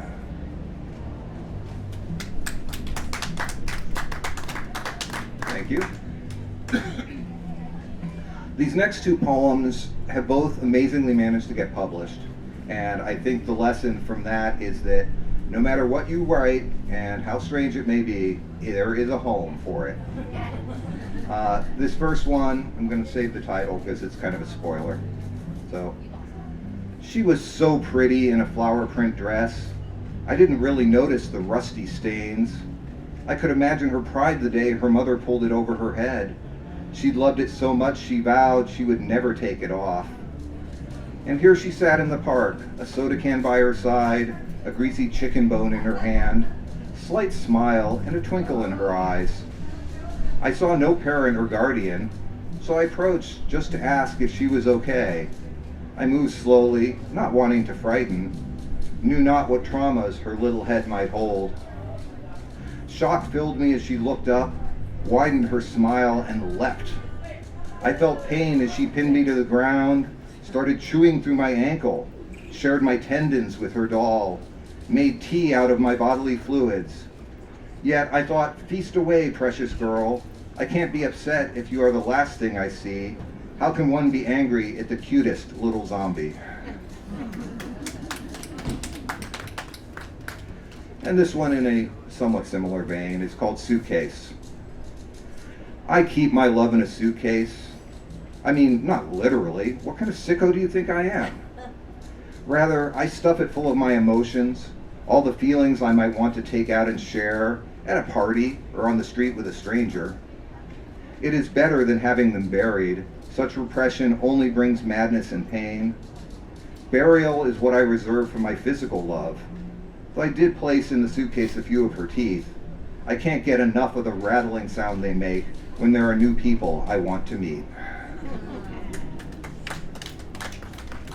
Thank you. Now, this next poem is from the first of my 3 chapbooks, and most of my poems, maybe not The Littlest Zombie or Suitcase, have some real life experience in them. This poem is just about verbatim a real life experience, and it's called At Your Funeral. It wasn't until I spoke at your funeral that I came to fully appreciate the friendship we had. I had no prepared remarks, though I thought about it a lot, but I like to speak off the cuff. Winging it brings out the most real thoughts, allows the ideas that suddenly spring up to come forth and be heard. I don't get flustered with all eyes on me. It makes me realize the responsibility I have to make sure that my words bear truths. At your funeral, I came to understand our connection when I thought of how much time we spent together when I rarely left the house, sunk in depression.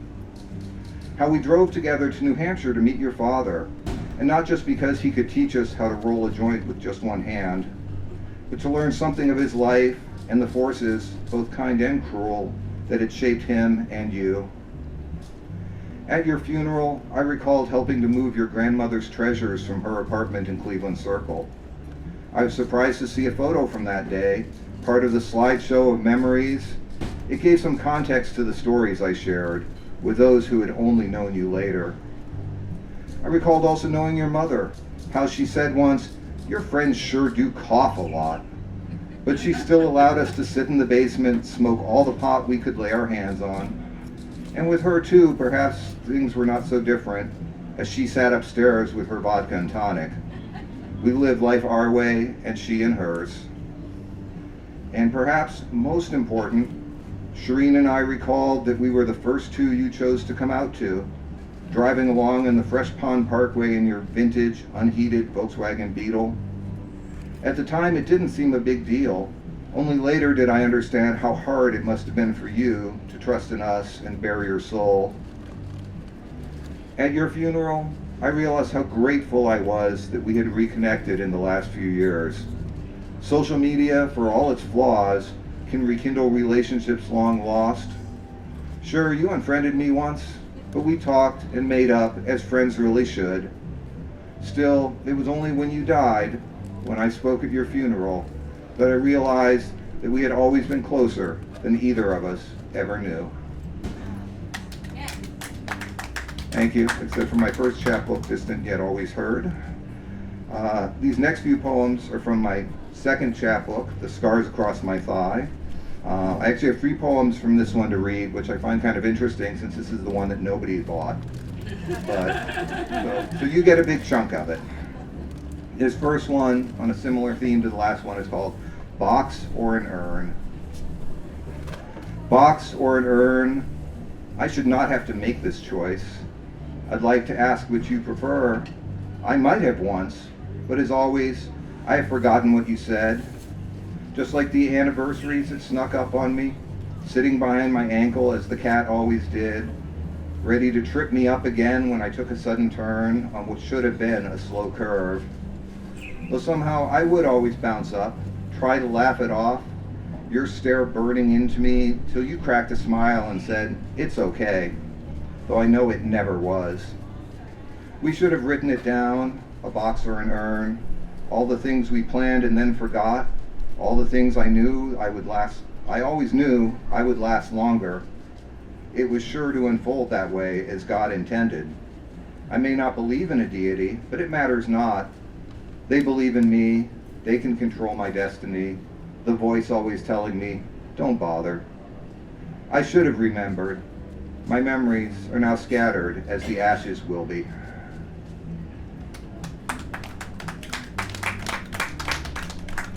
Thank you. This next one is called Amber. It has another reference to the deity I don't believe in. They say, somewhere there is a shelf upon which sit all the worlds that came before, each encased in amber, frozen moments before its destruction, placed there just in time to save us from ourselves.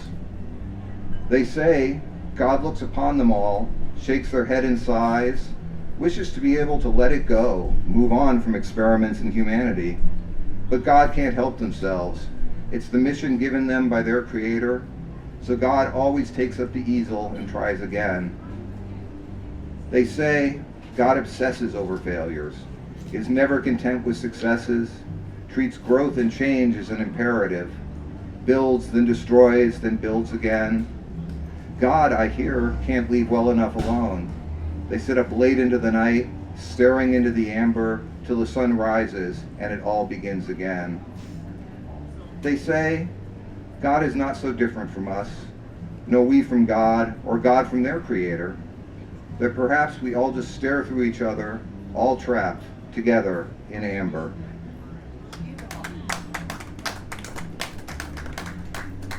And the third one I have from this book, it's called No Truce at 3 a.m. And if you've ever had insomnia, you probably know where this is coming from. There is no truce at 3 a.m.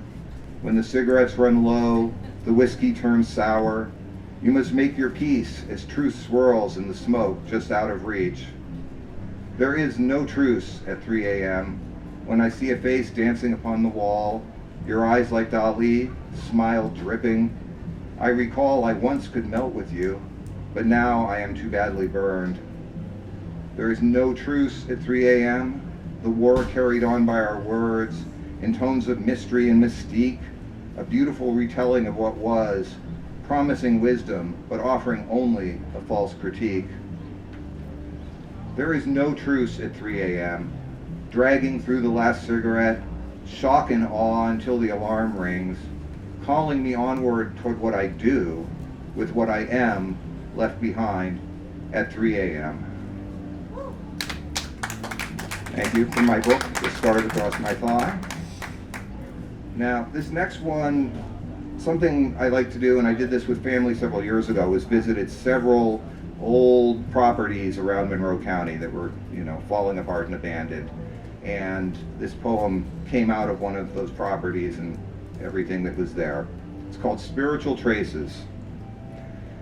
I enter the house just off the road, mostly hidden from the view of passers-by, resisting on land reclaimed by nature, resting on land reclaimed by nature, abandoned but still holding memories, rotting floor littered with boxes, scattered contents, the pieces of a lost story, glimpses of joy, hints of sorrow, schoolwork marked with solid grades, toils of a child who attended the same school as mine, a sketchbook with the pages left blank. I wonder if the child's dream was also abandoned.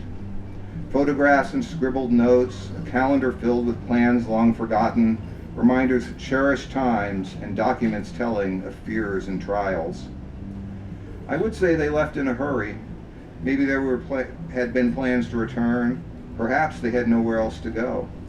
Their home, now lost and consumed by time, with roof collapsed and walls caved in, on land that beckons to developers who cared not for what once had been.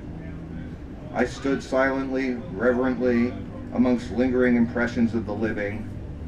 They hold me tight as a parent's once did, the child who dreamed that things could be better. I hear the faintest words of arguments and loving expressions in the gentle stirring of a summer breeze. I say a prayer for those who were here and that which they left behind, encroached upon by the finality of physical decay.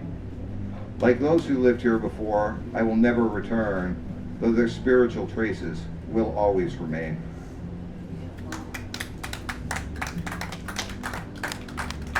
Thank you. I've got two more for you, and this next one, I just want to say this is for my wonderful wife, Christine. It's called Solitude of Two. My favorite time, no sound but the distant hum of the interstate, the early rising birds. They are fewer this winter, it seems, perhaps the mild weather, or a fear of the coming year. The storm, they say, is getting near. I love this time alone, the aches of a restless sleep fading away, solitude before the duties of the day, retirement close enough to taste, but is yet years away. You still sleep, but I think I hear a stirring. I sneak a cigarette. You'll smell it, but will not say a word as long as the coffee is ready to pour. I'm at peace, but still wait eagerly for you to step onto the porch. Wearing the robe I bought you years ago, I still love how it never seems to close tight. Even in the cold, you let it hang that way, reminding me of the flesh I still desire to touch. Saying not a word, you emerge, sit gently down on the gliding metal bench, decked in cushions as faded as we are. With tenderness, you rest your hand upon mine, listen for the birds, join me in the most beautiful thing, the pleasure and peace of the solitude of two. Thank you.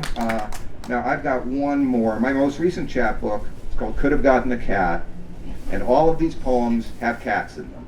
Some of them star the cat, some of them are passing references, some are more about the humans that hang out with the cats. They're mostly lighthearted, a few very serious. But I want to read you one of the lighthearted ones, one of my personal favorites, and it's the opening poem in this book, and it's called Fat Shame a Cat. It's okay to fat shame a cat, helps keep him in his place. I do it almost every day. Even poke him in the belly. By the time he manages to react, I have pulled away. I will not bleed today. My vet covers the cat's ears when saying, it's diet time, he must lose weight. My girlfriend insists he is just big boned, takes issues with my unkind words, just as she doesn't like my calling her chihuahua a cat toy. But I will not be deterred. It feels good to fat shame my cat. All he does is look at me strange, stick out his tongue, then amble to his food and stuff his face. Then he turns his belly to the sky, taunting me to try again, to poke at his great overflowing mass. Thank you very much. It's been a pleasure to be here. Actually, poking a cat in the stomach might be a way of losing a hand, but never mind. I'm going to start with a short poem, and then I've got a couple of stories if we have time for them. I can see the clock there. Short poem, Bela Lugosi's dead. This is to set the mood for us. Strange, the date, August 1656, that Lugosi died.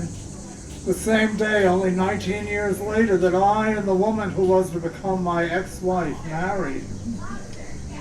The Virgin Brides filed past his tomb in the song by Bauhaus, and 2 years after that, August 16, 1977, the passing of Elvis Presley at Graceland brought lines of maidens again to reform. The bats have left the bell tower, Bauhaus sang, and in the same manner, Elvis the building. And so, on a note of music, I have two stories I think there'll be time to read. And the first is called The Dark Call of the Sea, which starts with a death. Having little to his name when he died, the bulk of his collection having long been assigned to the Arkham Museum, the reading of Henry Frome's will went quickly. A few books, personal favorites of his, went to my sister Abigail, along with several of our uncle's paintings. Abigail herself had been studying art in Boston, neither of us having had the time to have gotten married. For me, still a graduate-level researchist at Miskatonic University, an odd violin. And one thing more, a surprise of sorts to be shared by both of us, a deed to a decaying summer cottage near the ancient fishing port of Innsmouth that apparently Uncle Henry had used from time to time as a kind of retreat.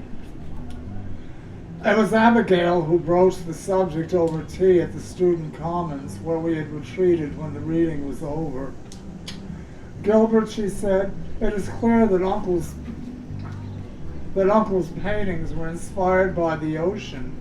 I wonder if that's what he did at Innsmouth. That is, if he went there for inspiration. I shook my head, my thoughts having already gone back by then to my research, in a sense a continuation of Henry's, of complex antiquities of which our uncle's paintings may have been a part as well.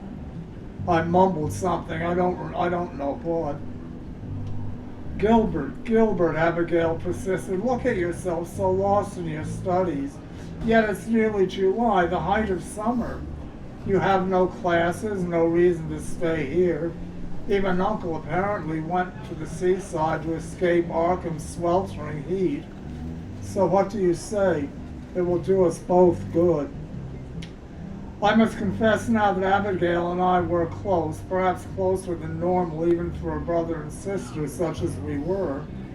Our parents, while wealthy, there would be no problem in terms of financing with taking the summer off, were nevertheless distant, pursuing projects, 1 year in Europe, another perhaps in South America.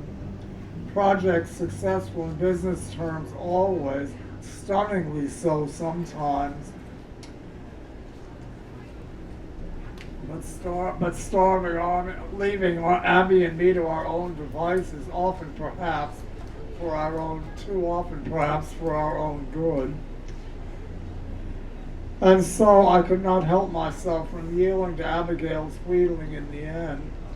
Maybe, I said, the fresh air would do me good, be a change of routine as it were.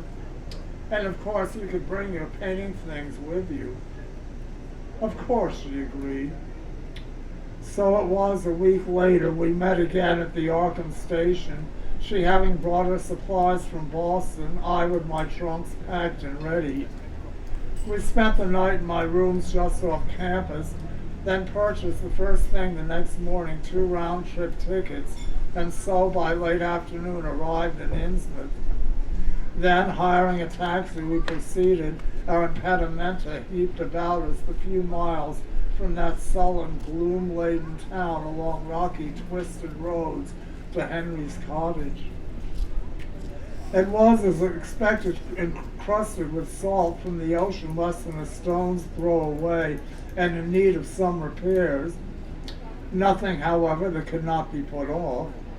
Abigail had acquired several weeks' worth of provisions at Innsmouth and repaired to the kitchen to plenish its larders, while I wrestled manfully with wooden shutters, throwing them open wherever they were not stuck tight with years of grime, seeking to air out an aura of mustiness combined with a faint scent of rotting sea life, not unusual, of course, that close to the shore, but seemed to permeate both walls and furnishings.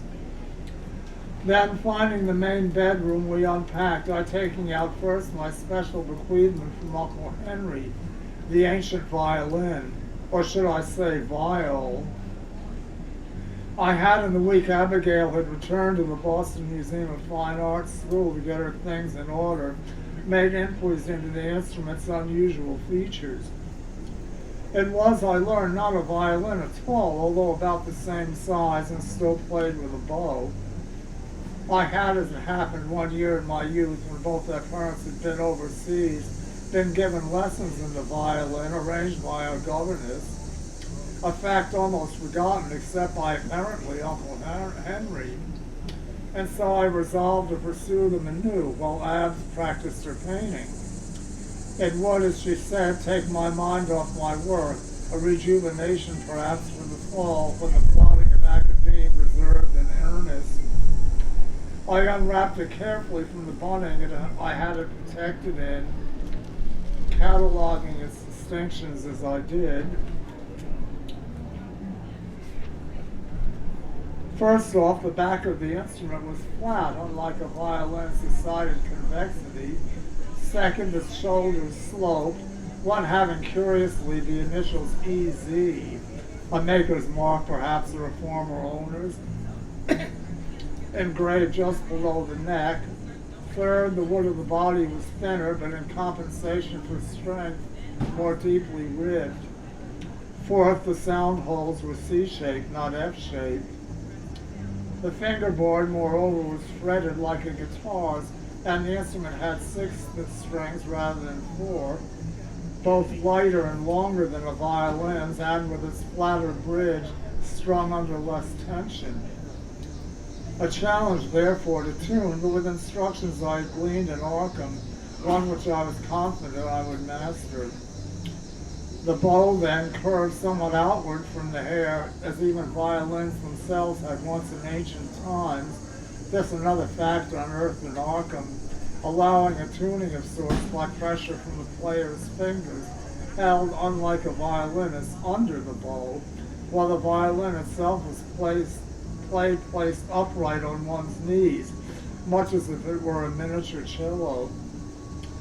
All these particulars, as I say, presented a challenge, yet as one who has learned to ride a bicycle years in the past can pick up the art again with little trouble, even if now in a vehicle of slightly different design, so after mere hours of discordant screechings, these initial sessions sold outdoors in deference to Abigail's sensitive nature, I found myself playing with some cohesion, not mastering the instrument by any means, of course, but grinding out recognizable tunes at least.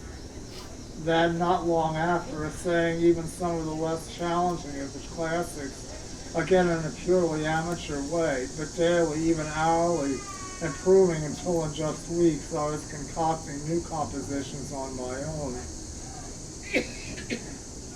Abigail, meanwhile, was showing progress in her painting. Despite the lure of the sea and its narrow beach, she preferred to remain indoors, in part because the sun shone rather less than we had expected, giving way to almost daily squalls, and so used the view from the cottage's windows as it were her model. Thus that too became a part of her artwork, a framing of sorts, not a literal depiction of sills and moldings, but rather a sense of looking outward beyond what one thought one saw, as if behind that there were yet more layers, more realnesses to be found.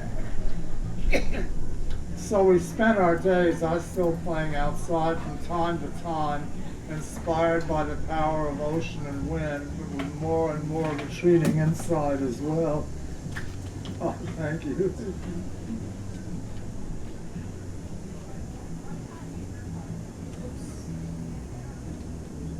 Excuse me, I'll take a minute right now.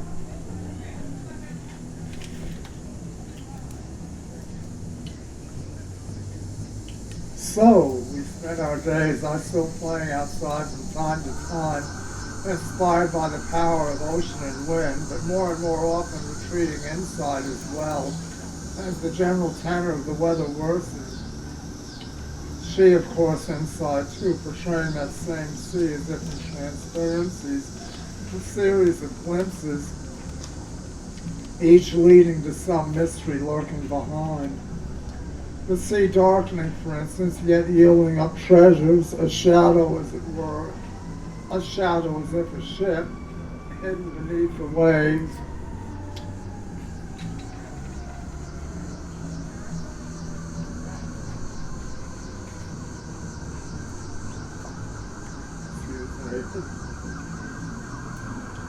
Glinting, a ship hidden beneath the waves, glinting as well as if piled on the rocks. Its wooden plank split with the weight of stolen gold. Elsewhere, a painting with half-concealed features, again shadows behind which something more real plotted. These perhaps the designers of that first ship's misfortune. It is hard to describe in words what in canvas and oils emerged as feelings, just as I cannot depict verbally what I played. Not discords as in some modern music, but real chords, yet chords unknown. Somewhat the feeling in some Oriental style compositions where a sharp or a flat is suddenly inserted, making a sound that is not expected, and yet different also. Weird notes, haunting notes, ones that sounded right, yet I did not know myself how I played them in wild fugue-like measures, echoing the wind on those days when it stormed, the waves when it did not. But storms were more frequent as July was passed through and became August, As evenings I entertained my sister with impromptu concerts, and she in turn unveiled to me her latest work, more frequent and more robust, causing our cabin to shiver and creak, forcing me even to break off my practice at times to inspect its weakened outside, repairing perhaps a shutter loosened by a past night's squall, or shingles stripped by the wind. The heat grew oppressive too, more than before, even here by the sea, wind and storm only serving to bring in more air from the south, laden with yet more moisture. As sharers, Abby and I, together in what seemed at times to become almost obsessive, our own affection for each other deepened. Humidity soared. Abigail had to guard her canvases lest they become spoiled with mold, while I, as strings dampened, must constantly retune. Yet through it all, both she and I were advancing. I was playing more easily, learning new fingerings, my ears growing more comfortable with that wild range of sound, not the storm's wildness, yet echoing it somehow, as if a counterpoint. She, with her paintings beginning to form into sort of a story, the earliest concentrating in most part on just the ocean and its dark, vast brooding, but then new ones focusing more on the nearer planes, shadows, shapes emerging between the wave caps. Then nearer, larger, some seeming human-like yet strangely bearded, the latest depicting some actually on our beach, bent though before the wind and still not recognizable as precisely human. I thought when I saw these of some of our late Uncle Henry's paintings that had been relegated to the museum, and they continue to hang there to this day. Yet in this most recent work of Abby's there was still something more, some dim unseen plane past the farthest waves of even that dark roiling sea, as indeed our pursuits themselves, though practiced separately, had the effect of drawing us ever closer together. Her paintings in some fashion inspired my music too, just as, she told me on several occasions, my latest playing lent to her the courage to see more deeply into those subjects she strove to depict in oil. I say this, the paintings having since been lost in that great final storm, knowing as I speak how limited language is to describe what I saw. After, when Abigail and I emerged from our cottage's wreckage, I heard the entire coast of New England had been closed even to the largest ships. We, where we stayed, had no wireless, however, no method whereby we might have been forewarned. Just the sea and the air itself growing darker, at first seemed preternaturally calm as that final night came on us. Abby had painted on, first using lantern's light, then flashes of the lightning outside itself when the wind rose again, blowing so hard now that even within its glass chimney the light flickered. Abigail struggling with a slash of white here, the lightning depicted, then there new shadows approaching, their faces resolving, not bearded at all, but in tentacle countenances writhing beneath their cowls. This I caught in glimpses and lightning flashes too as I stood playing that eldritch viol, incapable of stopping myself even had I desired to, Abby weaving as if to the tune I played, brushes still in her hand, thundering rhythms outside giving bass to my shrieking toccata. When, gusting beyond imagination, the storm blew our lantern out. When, in a new flash of lightning outside, I saw tentacle forms rise up, streaming toward our shelter's gaping front windows. And another crash, a white streak of fire nearly splitting the sky, a front shutter unhinged, spinning in the wind, striking Abigail just as I saw behind. And then blackness, the roof caving in, I discovered the next morning, picking myself up out of the debris. I heard a groan. My sister still lived. I rushed to help her, her dress torn and soaked with brine, her hair disheveled, and miraculously with no other injury beyond a nasty bruise on her forehead. We saved what we could, but her paintings were quite completely ruined, the few of them we could even find. And as for the viol that I had been willed, it was nowhere to be seen. Possibly buried beneath tons of wood and sand, possibly blown or floated to sea, to be found again, who knows by whom or where. Sometimes I dream of it, that arcane music, even as memory of it fades, of Abby's paintings. She gave up art afterwards and now lives with me. I myself a full member of faculty at Miskatonic as kind of a housekeeper. I also now partially deaf in both ears and unable to tolerate, much less appreciate, music of more ordinary sorts. We do not speak of that night. Nor have I told her that last thing I saw, a bow clutched in my fingers, I through it all still playing that accursed instrument, of yet a new window opening behind planes. The storm, the sky, of what her paintings hinted at, just as the first of the cowled creatures grasped at her, a sudden pulling back, it and its fellows drawn into something. An opening, a void, a blackness that seemed to continue forever, and yet more than that too, of shapes, not of these fishmen, of tentacled creatures, but more vast, more monstrous, of stars and suns, yet dark, not bright with light, and still beyond those, my music had called it, as the wind pulled now all into that emptiness, one with another crash, lightning streaks splitting and rending her full of wood beams, our cottage collapsed on us. An instrument flying away from my hand, I too, with a final screech, fell senseless to the floor.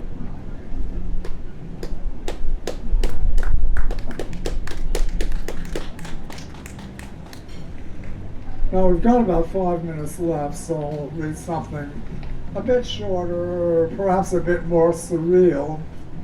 It's called Chocolat. And it was written in 2016. The year before that, the European Union actually did proclaim a difference in the definition of chocolate, which is the inspiration of this story. Bah, chocolate. It was even chocolate. Maurice threw down his newspaper in disgust. Was nothing sacred? The headline loomed up at him from the floor. Definition of chocolate changed. It was in the newspaper's business section. An industry moved to follow the lead of American food processors to abolish the requirement that so much cocoa butter be contained to call a thing chocolate had just been passed by the European Union's Finance Council. Finance, indeed. Maurice quivered with disgust. He, a pensionaire, a veteran of 2 wars for the glory of France, and now it had come to this. Chirac had been bad enough, but then that newcomer, openly in the pocket of the Président Américain, even the socialist now was no better, acquiescing, even leading this latest attack against the very food the French people ate. You are what you eat, the thought came to him, an expression no doubt originally coined in France. And now you eat chocolate and you will be what? Up to 50 to 60% nothing more than cheap vegetable oil, or so the article claimed. He would have shivered had it not been for the heat. Another gift of l'industrie financière, the ever-escalating summer warmth. People had died the last several years, those too poor to go to the mountains or to the coast for the August vacation. But at least the French ate well, or so they once had. It had been France's legacy. Scientific papers have been written about Frenchmen enviable long lives and excellent health. Until now. There had been riots the previous summer, farmers on strike blocking roads with their tractors, protesting the adulteration of produce, of filling markets with cheap foreign imports, until the gendarmerie came with water cannons.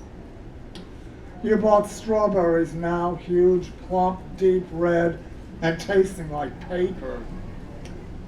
If you could even find real cream to put on them. And beef from England. In last year's news, a recent shipment had been suspected to have been infected by lavage food, mad cow disease. Maurice felt himself melting. We ought to object, he thought. The mayor at least should know. We whose wellness, whose being, whose substance is put at risk by these businessmen. Food made from chemicals, hybridizations, irradited by who knows what. If one could find fresh cream for one's paper strawberries, what kind of poisons would that cow have eaten? He felt his anger rise, boiling above his head.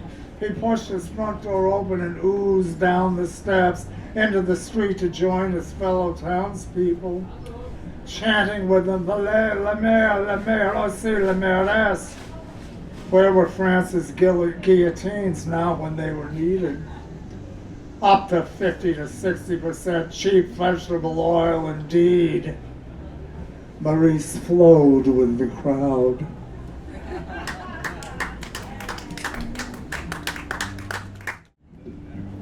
Okay. All right. Thank you so much. All right. Well, I will kind of keep that theme going, but I'll start out with a light poem. This is one of my first poems that I probably wrote about 4 years ago, and it's called Steadfast Geese Formations. Okay? The devil steals my heart away when the goose is hanging high. The oasis of the geese is in the V formation that they share with their feathered companions. They fly in curving ranks that have been assigned by the wind to spell out their accord with time and memory, conducting symposiums in the passing clouds, never transgressing the sky with their takeoff speed. Below their tucked-in feet are lovely sights of Bali, Africa, Thailand, and Romania to dazzle their experience. Migration is their practical baggage to maintain. When the patterns of change are awakened and something is up in the ozone layer, they can head for the south and the east without a doubt of faith in the invisible trail that they take with blind intuition. But can we do the same as people? Are we willing to keep the V formation that will bring us to our victory? To help us float further than unsettling judgments and make room for our personal truths which govern the laws of transparent souls. This is why broken wings should first be healed before we flock in a movement towards the unknown. Thank you. Let's see what our next one is. I believe this next one is called Behind and Beneath. Behind your cosmic eyes is a panther's eye, mind who stumbles for love. The truth sways your arms like devil's ivy, tapping the pavement to know that it is real. The empire that is your spirit rises and falls, and the wise owl that is your heart knows how to sustain it. What we guard within us is eternal, but it must be given flesh and a breath to be remembered. It is beneath our egos and above our fears that we create tomorrow. Fate cannot be cheated, just as loyalty cannot be garnished. Worrying has no place for the gods. Finality only comes when we fail to live with vigor and pride for ourselves and for the stars. Contemplate and proceed with depth to be full of deserving warmth.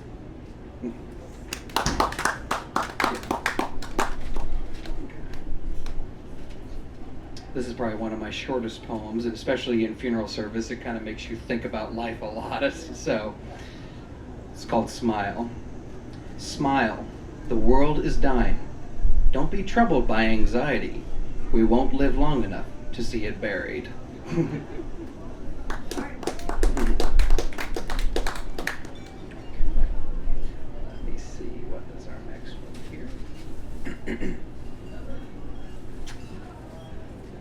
Since we're kind of also talking about like philosophy of life, living and dying, this one is called Acts of the Damned. Against disgrace, this smoldering earth has secrets as plain as skinny dipping. We are censored like earnest demons who still want an open dialogue with the Almighty. Only one garden couldn't be trusted, and it cost us our camouflage and fractured our immortal outlines.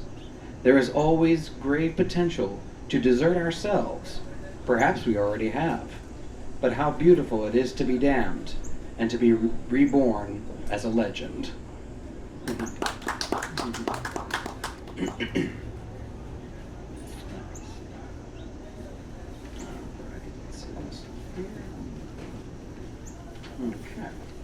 I believe I have this one. This one is called Lust and Fear. Some want to dominate, beginning from scratch to make artificial kingdoms.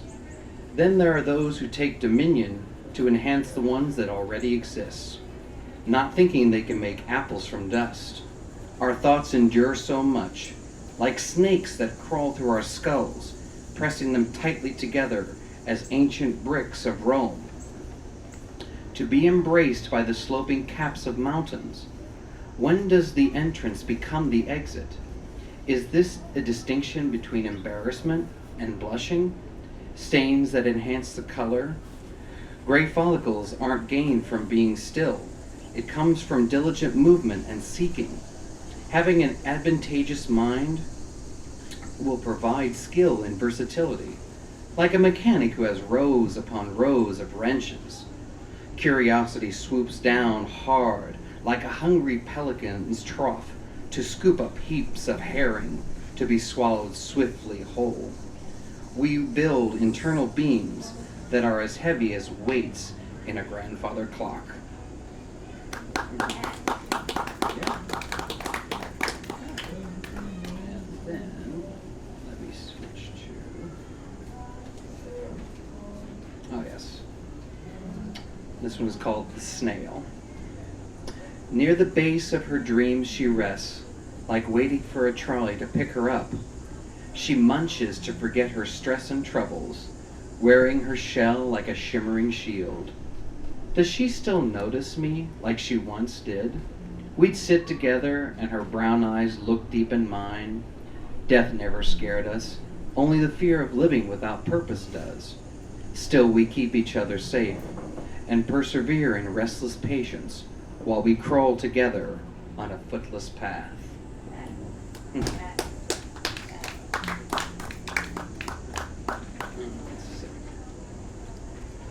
This one is called Whole and Broken. Do we recognize when we are broken, from our cranium down to our sternum? Those who are shattered are stoic, yet grinning at the echoes of contentment drifting in the wind. Nature's elegance is as smooth as a calligrapher's pen, and tucked carefully like a bookmark between pages. A crown does not have to be immaculate, just made fit for those who are worthy. Faults and anguish help us see the essence of existence, but we are never starving when lightning hits our subconscious. And then I have a few on here as well. Let me see.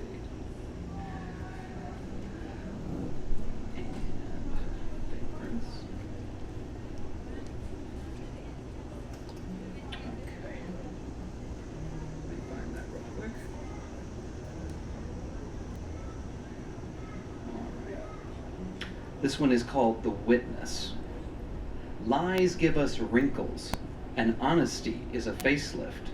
I have been a witness to both. Our shells should sag naturally from the wisdom that is passed like an heirloom. It is a perennial, and will not tire or be subject to age and decay. I wish that intuition was a staple that was nurtured in our infancy. Many actions will be repeated that will disappoint our reason.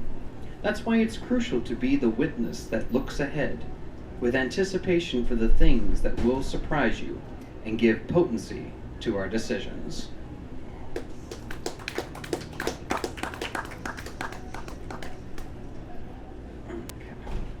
This one is called The Discussion. This is actually one of my favorite ones because in funeral service, I talk with a lot of funeral directors about, different aspects of, like, what is our purpose in life? Where are we going? What are we doing? And so this kind of prompted this one.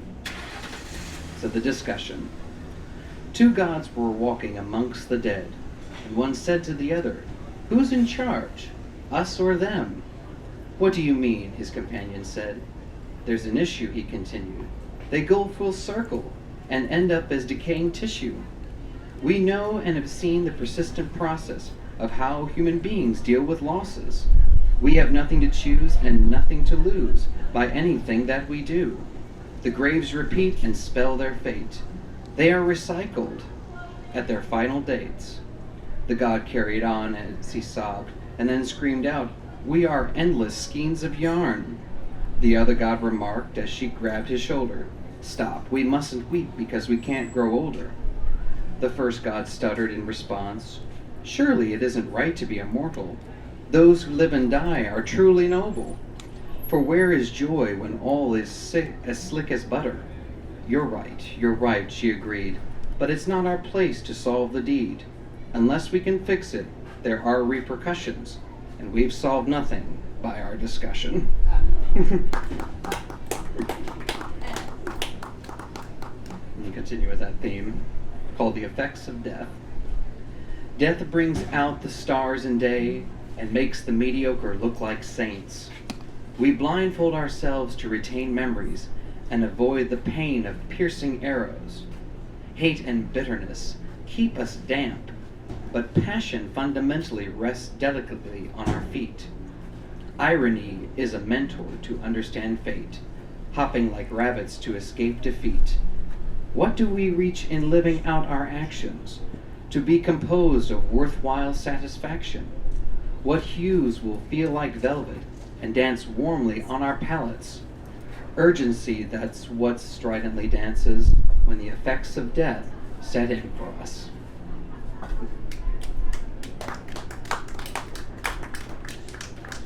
I'll go in a little bit of a lighter theme. This was, I had done a whole series of poems when I went to Saugatuck, Michigan with a friend of mine. I'd never been up there before. And so it reminded me a lot of like the Cape Cod area. And so it was just kind of like being by the sea and water, obviously, because here in Indiana, we're, landlocked. We don't have so much of that. So this was when we went to visit Oval Beach. Frigid, but made for traveling terrestrial gods. Waves crashed like a beating war, but retreated back and shone like a cleaver's knife. The sand was clumpy and smutty, like a wet pile of laundry. The sun came through like spurts of jade, while an enormous barge was carrying freight. On the boardwalk, we found a set of teal swings that called to us. We flew over the shore and caught a glimpse of the future, while everything else was frozen.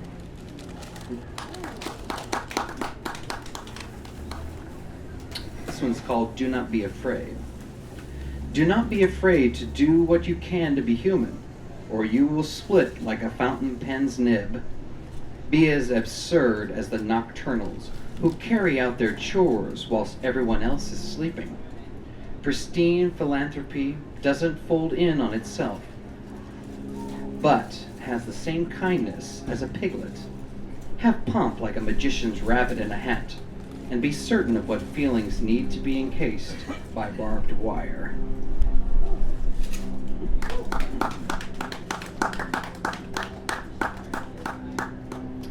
This one is titled Popping the Hood. I grew up in a family of working class, and my grandfather was a mechanic. So that kind of goes central to him, of kind of like keep things in check for yourself. Always maintain, because if you don't, you're like, I'll get to it. Then you're broken down and you are in a lot of trouble. So, popping the hood. When you notice there is dry rot, it's time to pop the hood. When we are as thin and as malleable as lingerie, it's time to pop the hood. When the northern haze has vacationed in your backyard, it's time to pop the hood. When the anchor is about to hit the sea's bed's bottom, it's time to pop the hood. When our subconscious black sheep wants to be shorn, it's time to pop the hood. When our tongues turn blue from gossip, or the eagle protrudes like a unicorn's horn, it's time to pop the hood. Don't feel humiliated when things are smoking. You might just need to adjust the radiator.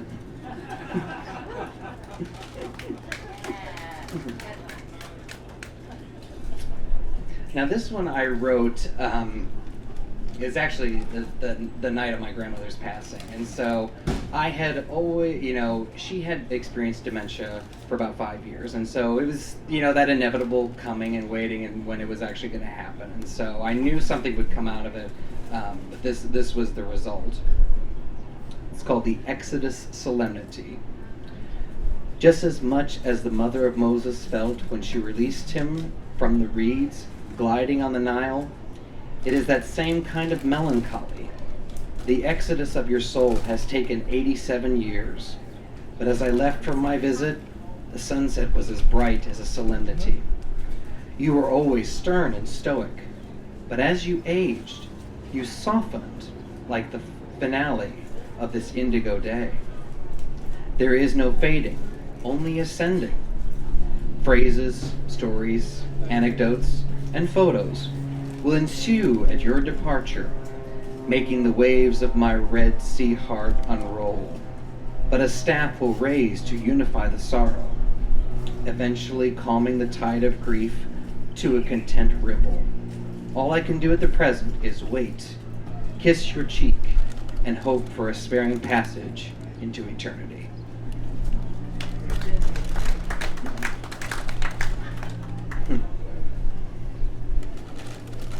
Here's another, I love sentimental moments. So this one is called 70 Notes. And so when I was a child, one of the first things my mother had bought for me was a little Noah's Ark music box. And so that was kind of what this is all entailing. 70 Notes was my first introduction to music, clinking from a music box made from balsa and picked up in San Francisco, decked out to resemble Noah's Ark with shellac stickers of animal decoupage, a gold crank near the bottom that made everything unfold before my toddler eyes. The giraffes raised their necks, and the moles and badgers popped in and out of the windows when the lions were not roaring, and the elephants raised their tusks. Within my hands I held a wooden zoo, repeating the melody as often as I wanted. My heart was steaming with chromatic joy. I learned, even before my verbal skills had been refined, that one twist could move a lot, and that it was a small world after all, and it was big enough for me.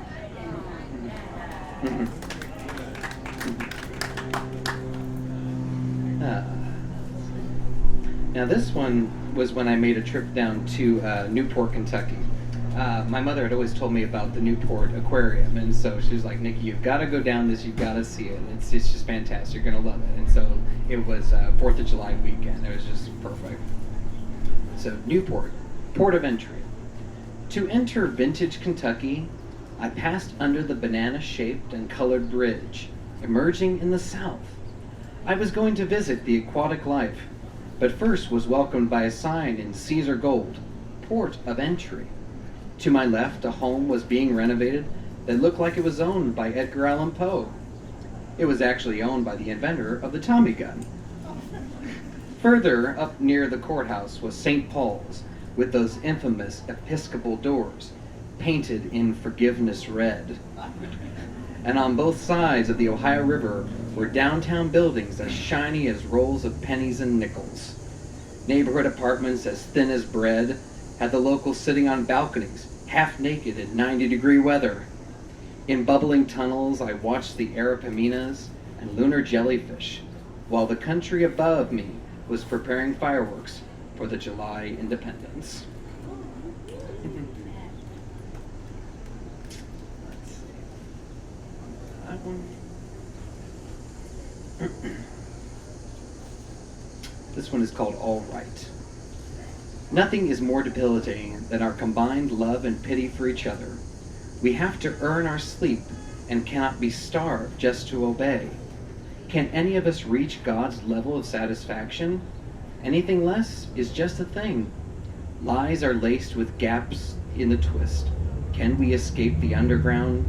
We need to indulge in the bountiful, or else our joints will not mend as to enjoy the upper hand.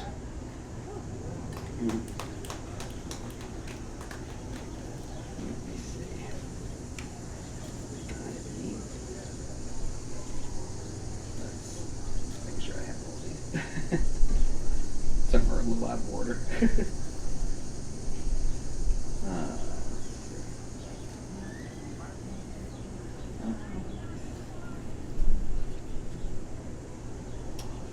This one is called Open Impermanence.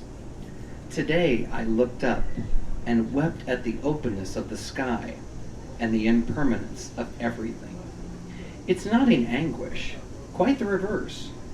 In a condition of ecstasy at this single opportunity. I understand that I will never be satisfied with items that have to be made, no more than for the Pope or any other head of state. Such a journey is candor. I am only saddened for those who are followers, or 9-to-5ers, by how much they are ignoring and missing.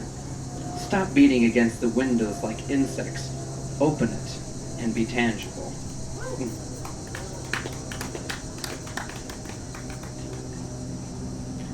This one's called Pop Goes Serendipity. We would love to be held up continuously and together like a set of overalls, worn well in our souls by intrinsic circumstances, always to seek and be sought. We miss so much when we blink, but also realize a lot when we blink. Pop goes serendipity, and we love to cram it back in and watch it jump again. It's okay to know everything about nothing. That is what makes us as sophisticated as caviar. Humility brings us to the sensual, and rapacious quiet gives us discipline.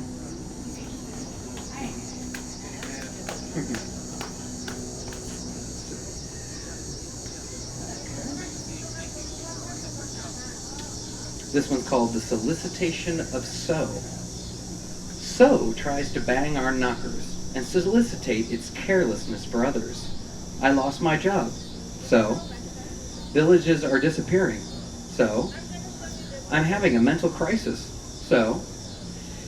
It has diminished determined joy and given birth to stillborn injections and sentences. Bar none, so wants selfishness to be unforgettable, and it wants as many subscriptions that it can register.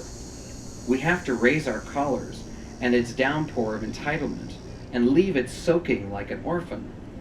The tabs it has on us must be pulled, and the dog ears unfolded, to let perilous so within us lose its place.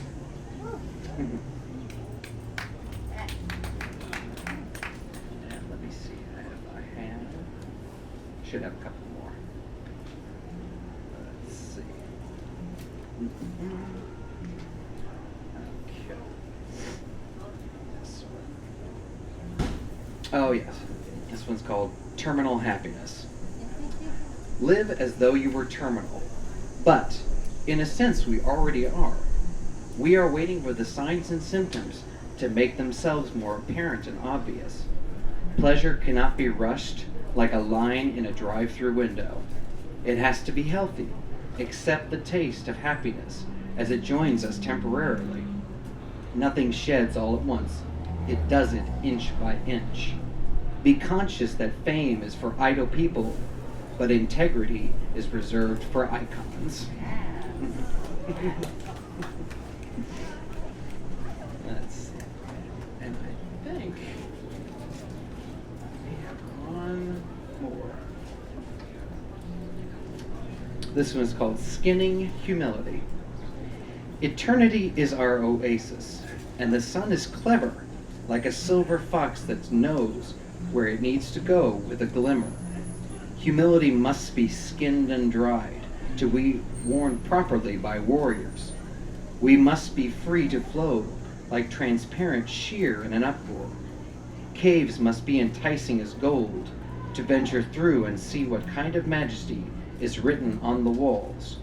Our hearts must pucker like buds to kiss shattered glass dew and sail steady to create invisible mortals in the storm.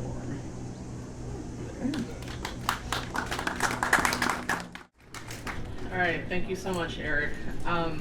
I do have both creative nonfiction and poetry for you all today, but I do want to start out with some shout outs. So I do want to thank Tony Brewer, the executive director of Spoken Word Stage, and also the Writers Guild for all of their support. I also want to thank Steve, our sound guy, who always does an amazing job with the recordings. Yeah, give it up for Steve, even though he's not listening. Okay. All right. So I'm really happy to be here today. It's been a very long first week of the semester, as some of you may know. I'm here today to celebrate some of my recent publications and also to acknowledge a very important anniversary, which I'll tell you about later in this set.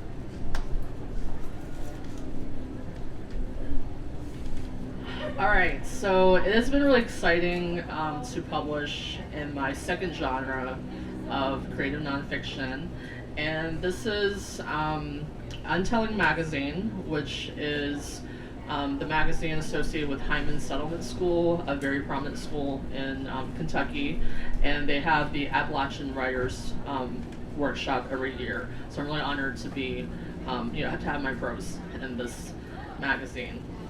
So this is called Appalachian Enough. In early 2013, I wrote a poem called An Appalachian Finds Home in Bloomington, Indiana, inspired by George Ella Lyon's iconic Where I'm From. When I workshopped this poem in my IU MFA workshop, my peers told me in so many words, "We understand this poem because we know you, Lisa, but we don't know if this poem can reach a wider audience." I heard them, and I'm obviously open to constructive criticism, but I didn't listen. Months later, when I learned that Dorian Lau would be the guest editor for Best New Poets 2014, I took a chance and submitted that poem. Every year, this anthology accepts 50 poems by 50 poets across the U.S. who have yet to publish their first full-length poetry collection. Many of my luminous peers have appeared in this publication, including my fellow MFA alums. I submitted this poem because it represented who I was and still am, Appalachian. With less than a month to finish my MFA thesis, and while battling a bad case of bronchitis in July 2014, I opened my email to find a response from Best New Poets. With a runny nose and a sore throat, I screamed as I hunched in my chair, hands to my mouth, tears springing forth. Out of 3,000 plus poems, Dorian Lau had chosen my Appalachian poem for the anthology. This was the first time my Appalachian self had gained acceptance beyond the Appalachian writing community. I have never been ashamed to be Asian. Rather, I've been ashamed of not being Asian enough because I grew up in Appalachia, and not Chinese enough because I can't speak Mandarin. When non-Asian people ask me if I speak Chinese, I say yes because I can speak my family's hometown dialect, Toisanese. However, it's a different story when I encounter native Chinese. When I worked at my parents' restaurant in Radford, Virginia, groups of international students from nearby Virginia Tech would come in search of traditional Chinese dishes. If they were Chinese, without fail, they would fire a rapid stream of Mandarin at me, and I'd have to stop them and say, "Sorry, I can't speak Chinese." Sometimes they would laugh, which wounded and angered me. I imagine how jarring it was for me to have a Chinese face and not be able to speak Chinese. I've tried to explain to Chinese natives that my family is from Taishan or Toisan, and they stare as if I'm a rooster with 3 heads. It's as if Toisanese doesn't exist, which in fact a lot of early Chinese immigrants in the 1800s came from Taishan. It is the language spoken in San Francisco's Chinatown. Pioneering movie star Anna May Wong, badass poet Marilyn Chen, New York Times best-selling novelist Jane Kwok, all of these influential women have family roots in Taishan. And yet, to the rest of China, we Toisanese might as well be mythical creatures. To be an Asian Appalachian, an Appalachian, is to be even more invisible. Until now. When I first started identifying as Appalachian around 2008 or 2009, I instinctively knew that I was not the only one. I Googled Appalachian and found a musical group called Appalachia that preceded me. I also remember coming across one person who had presented at an Appalachian-related conference. Despite the rarity of exposure to Asian American representation in my younger years, I somehow knew that one person, book, film, etc., could not represent an entire group.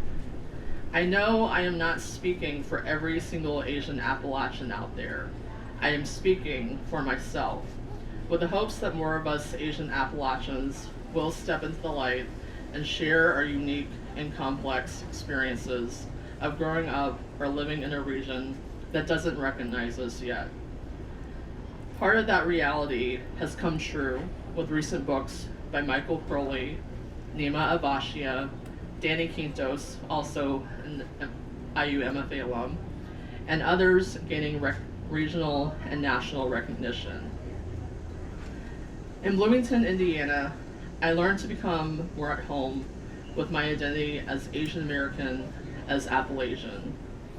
Being away from Appalachia gave me the distance I needed to examine the first 30 years of my life as an Asian in Appalachia. I wrote poems that gave voice to all the joys and pains of growing up Appalachian, trying to tell the story of me and my family in language that was my own, in a voice I could recognize and be proud of. This didn't come without my share of critics.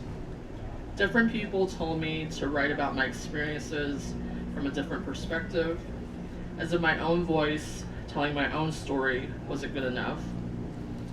I had one white man who had lived in Virginia, but wasn't a native, claim that Radford was not Appalachia, and therefore I wasn't Appalachian. Claiming the Appalachian identity wouldn't have been possible without poet and professor Frank X. Walker's coining of the term Appalachian. Like many, I had grown up with a stereotypical notion that Appalachian meant poor, white, and backwards. That couldn't be farther from the truth, but I didn't know that growing up, when mocking Southern drawls was the norm. Frank showed me that a multiracial and multicultural Appalachia was possible, that people who looked like him and me could call Appalachia home too. He was also the first person to recognize me as an Appalachian writer when he accepted the ABC Appalachian-born Chinese sequence for publication in Pluck, the Journal for Appalachian Arts and Culture, and later name-dropped me in his 2016 keynote at the Appalachian Studies Association ASA conference. The latter again had me in tears, this time in the back row of an auditorium at Shepherd University in West Virginia. That community affirmation gave me the courage to keep pursuing publication in Appalachian-focused journals and to present my work at ASA. Things came full circle in March 2022 when Frank nominated me for membership in the Appalachian Poets. I was inducted on Juneteenth, 2022. At the same time that I was becoming more comfortable with my multifaceted identity, I kept getting rejected from Asian American writing publications and workshops. I started to feel like, when I was younger, when I would eagerly flip to the author bio on an Asian American book and felt left out when I saw that the author was from California or New York. It deeply hurts to not be accepted by people who think you are supposed to be your community. But after what felt like the 100th rejection by an Asian American writing organization, I realized that I could not spend my life hinging all my hopes on acceptance by any one group or organization. I realized that I was actually doing well on my own, that I was following my own path and trajectory. I had to stop chasing other people's narratives or ideas of success. I had to define my own success, define myself fully, not by other people's standards.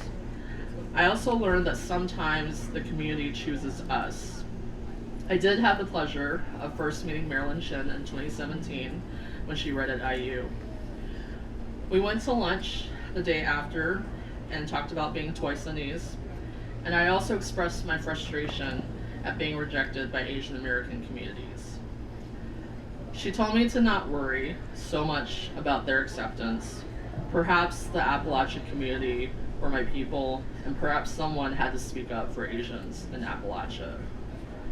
That meant so much coming from someone who had forged her own path as an Asian American poet during a time when Asian American writers were fighting for visibility in the late 20th century. And it feels really strange to say that in 2025. Okay. As a middle child, the first American-born child of my Chinese immigrant parents, I learned from an early age that I could get along with a lot of different people and still suffer bouts of loneliness or feeling left out. In other words, I could belong everywhere and nowhere all at once. I used to have a group of Asian American girlfriends in Bloomington, and we would get together to eat and socialize. One time, they wanted to have a cooking party. It's not that I didn't know how to cook. Well, I did everything but cook at my parents' restaurant. I did pay attention to Dad's stir-fry routine and what ingredients he used to create savory sauces that were thick like American gravy. But I didn't have enough practice to feel comfortable cooking in front of my Asian American friends. I remember cooking pepper chicken Q for a potluck, and it took me forever to cook that much food. So when it came time for this cooking party, I chickened out and didn't go. I didn't want to feel like I was just there to eat or be in the way because I was intimidated and couldn't help with the prep. I'm sad to say that I don't really keep in touch with anyone from that group anymore. I also know that just because we're all Asian does not automatically make us best friends. To this day, I do not feel completely at home in Asian American groups.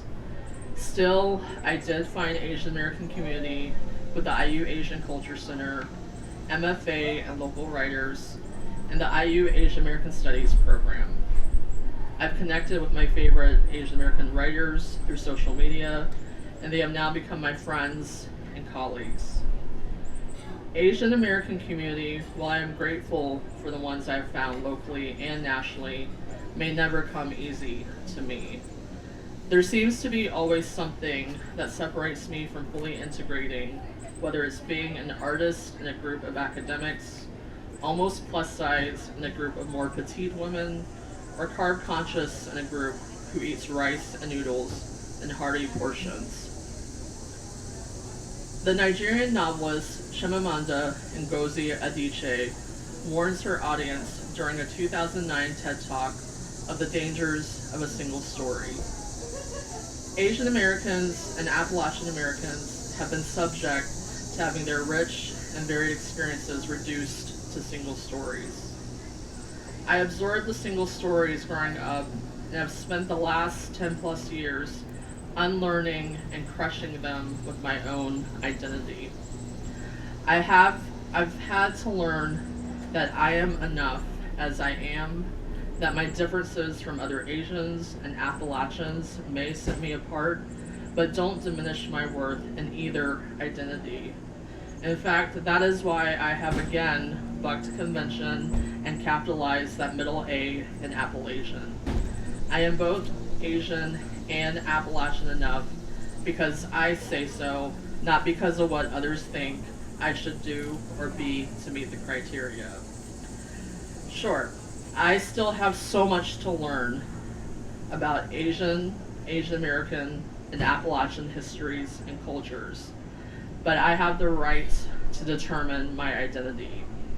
Capitalizing that A gives equal weight to all aspects of my identity.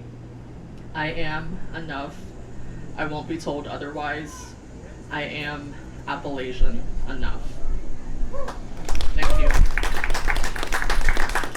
Thank you.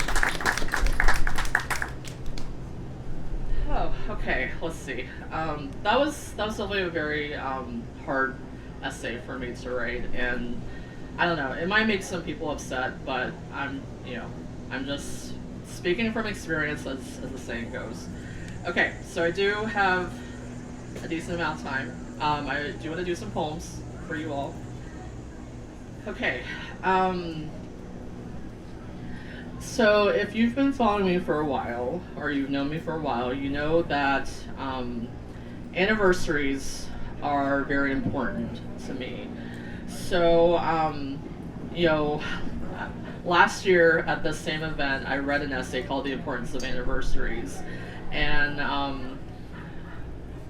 I guess I didn't really think about, there being like important anniversaries in 2025. Not that I didn't think there were, but I didn't really think about there being more like important anniversaries in 2025 because there were just so many in 2024, which, you can ask me about that after my set. So this year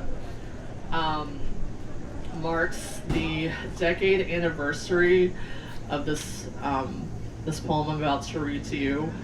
You could definitely say that this poem changed my life because even to this day, 10 years later, it still makes people cry. I was a guest in a Psychology 101 class this summer, and I wasn't really expecting, I didn't really know what to expect because, I've never guest spoken in a psychology class, but even my colleague, the professor of the class, started crying, and I was just very moved and touched. So I am very grateful to everyone who has shared and loved this poem. So, but even more importantly, this is the story of how my family started our journey to the U.S. and I wouldn't be here if not for how this poem turned out. Excuse me, I'm just very emotional right now. Okay, let me compose myself. So this is on the 42nd anniversary of my father's swim from China, October 17th, 2015. Suspended between shores, you watch your friends tire disappear beneath bluish black waters, never to resurface. When you agreed to swim together, you promised to keep going, even if some could not go on. Someone must reach the shore of freedom. This journey must not be in vain. You keep swimming, your family's voices echoing from the home you left, your son and daughter's faces etched on clouds. Your limbs grow heavier after the first hour.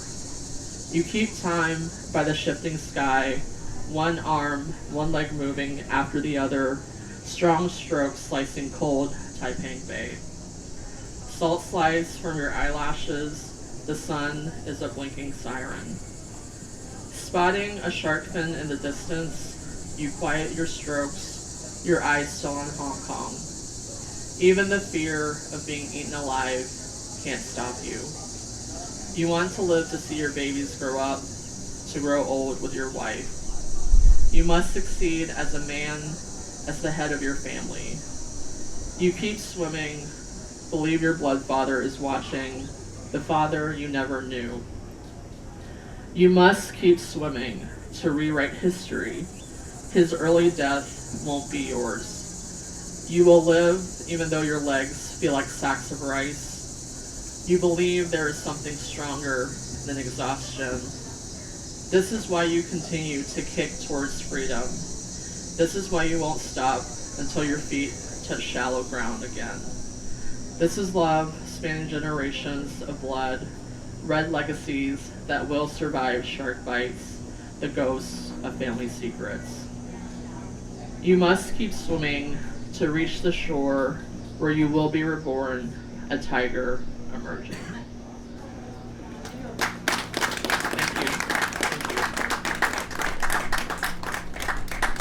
Okay, I have just a few more minutes, so I'm going to skip to my last two poems that I had scheduled for today. I did also want to point out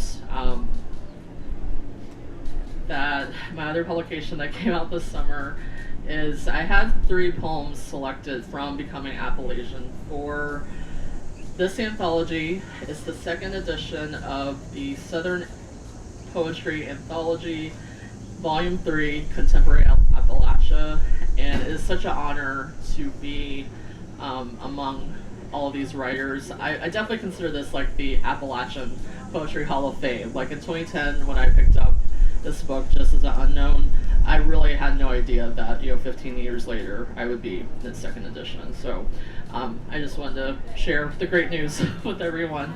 But I am going to read my last 2 poems that I had listed. I want to be respectful of the time. So this next poem is kind of a shout out to fall. How many people love fall? Okay, so some of us are ready for fall. So I'm going to read it in honor of the coming season. Okay, so this is S'mores and Smoke.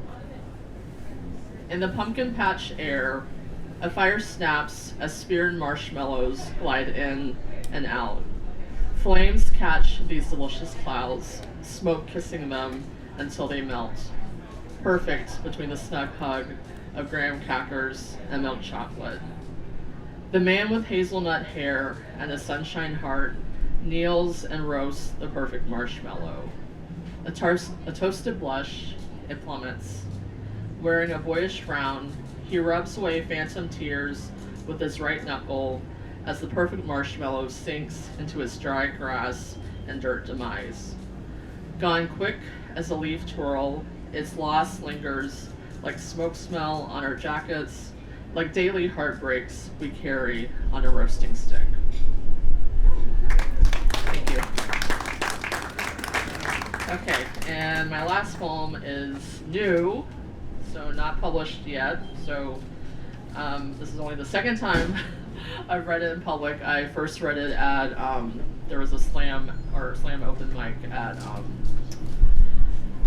the IU Museum of Archaeology and Anthropology. So that was where I first read this poem. But so you all get to be the second audience for this poem. So speaking of heartbreak, this is inspired by a picture from when I was younger. I can show you the picture on my phone afterwards, but this is called A Picture Before I Knew Heartbreak. And again, thank you so much for being here today. And the weather is amazing. All right, a picture before I knew heartbreak. Dear little me, back then you were free. Free to laugh and play without guilt, watching your every move, like sheep and goats watching the gate for the feed to be delivered for the day. You could speak free as a bird with no smoke to cloak the sky, to tinge our smell. You didn't know what choking was, ate free without worry of women, young and old, asking about potential life in your belly without worry food could harm and kill. You just ate free and were fed so you could run, play, smile all day, smile before well-meaning people took your joy, crumpled it like the packs of pocket tissue you now always carry because there is something always allergic in the air. Your eyes and nose running and itching, almost every day unbearable. Joy can be a struggle to find and keep. I try to find you, little me, find the free spirit hidden under heartbreak, a horse with legs pinned who still wants to run. Thank you so much.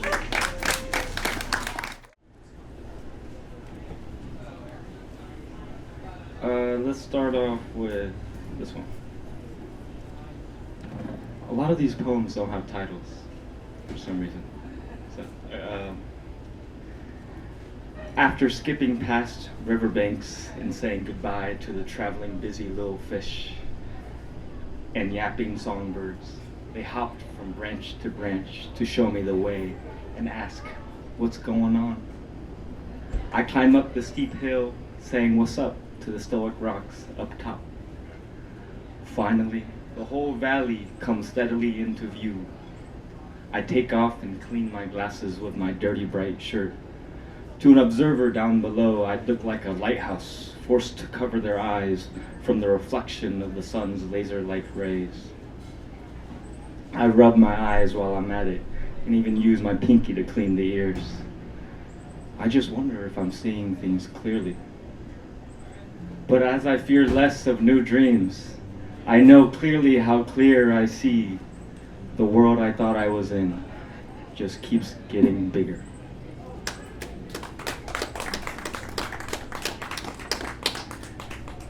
Should I keep going? Yeah. Okay.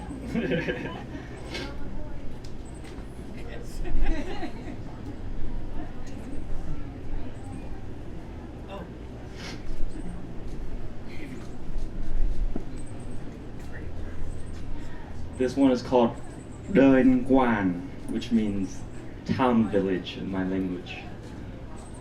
Basically means the land or the locality, especially of domestic political affairs. Doin Quan. If you came from a broken land with no money to your name, with no food in your hand, grieving the times before they came. If you came from this broken people, with no house to call home, with no borders where you're legal, with no more earth to roam, what would you feel? Now if you are in the heart of the empire, where homes have not yet been set on fire, where your neighbors listen to political liars, where you can follow your simple desires, what would you do? Will you be a unifier?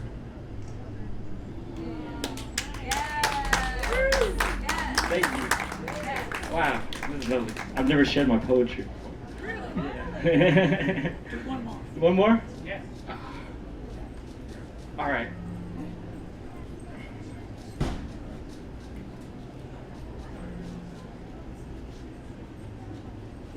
Thank you for this opportunity. This is lovely. This one is called Diving into Blue Waters.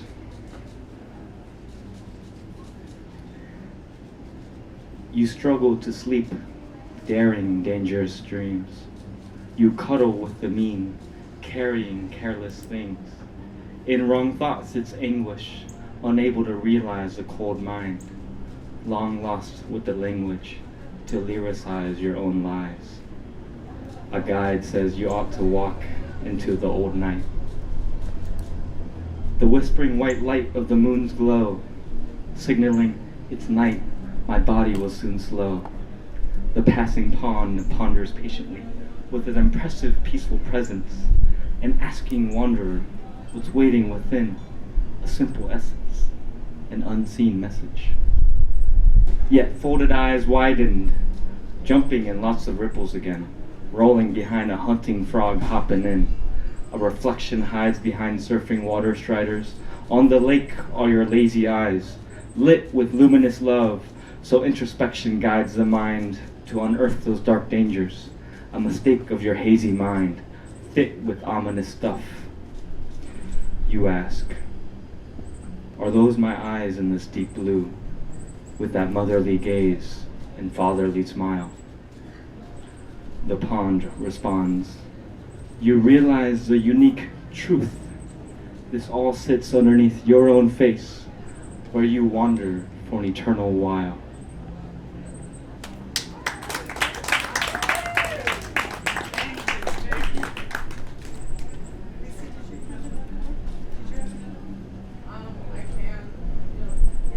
Okay, we're getting a great line. I want to get like a little teaser in. You're reading actually next, right, or not? Yeah, I meant for you.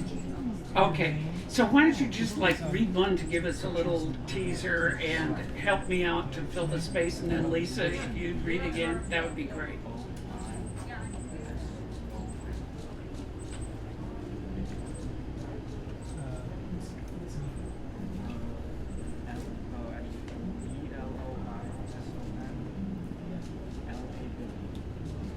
Hello, my name is Paola Tavarez. I write under the name PC Tavarez. Thank you for being here. I selected quite a few politically heavy poems for today for my set for 3 o'clock, and I thought I'd give you a teaser as suggested. This poem is called First Generation Biracial Latin Love Song, and it goes, I want to go tell it on the mountain like that great writer Jimmy.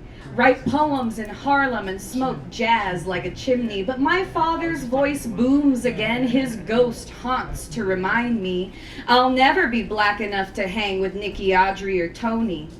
I want to be always rebellious like Herrera or just like Guiyang. Abuela's ghost reminds me we're European Caribbeans. You're too American to be Cuban, too first world, too thin. With a tan and some fat, you might pass for Dominican, were it not for the hair, freckles, and accent.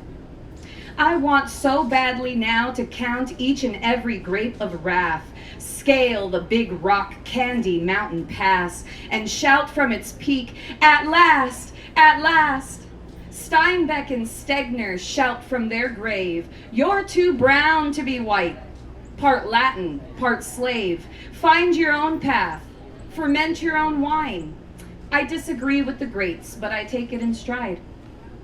I want to dance merengue, salsa, bachata, and reggaeton, but my eyes are too green and my skin is not the right tone. I want to labor, work, sweat, and to toil with the white Midwestern salt of the soil. Alas, I am too foreign, impolite, and loud to get how to gel with the blue-collar crowd. Too white to be black, too brown to be white, too alien to be American, too young to feel what is right, too old for Gen Alpha, too cringe for Gen Z, too whiny for Gen X, too pompous and radical for all boomer breeds, but it's okay.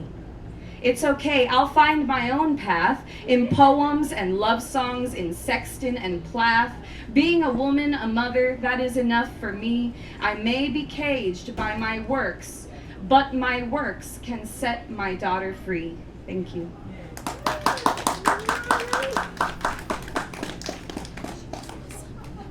More of that to come in a few minutes. And now let's bring Lisa Kwong back up for a little unexpected extra. Encore, yeah.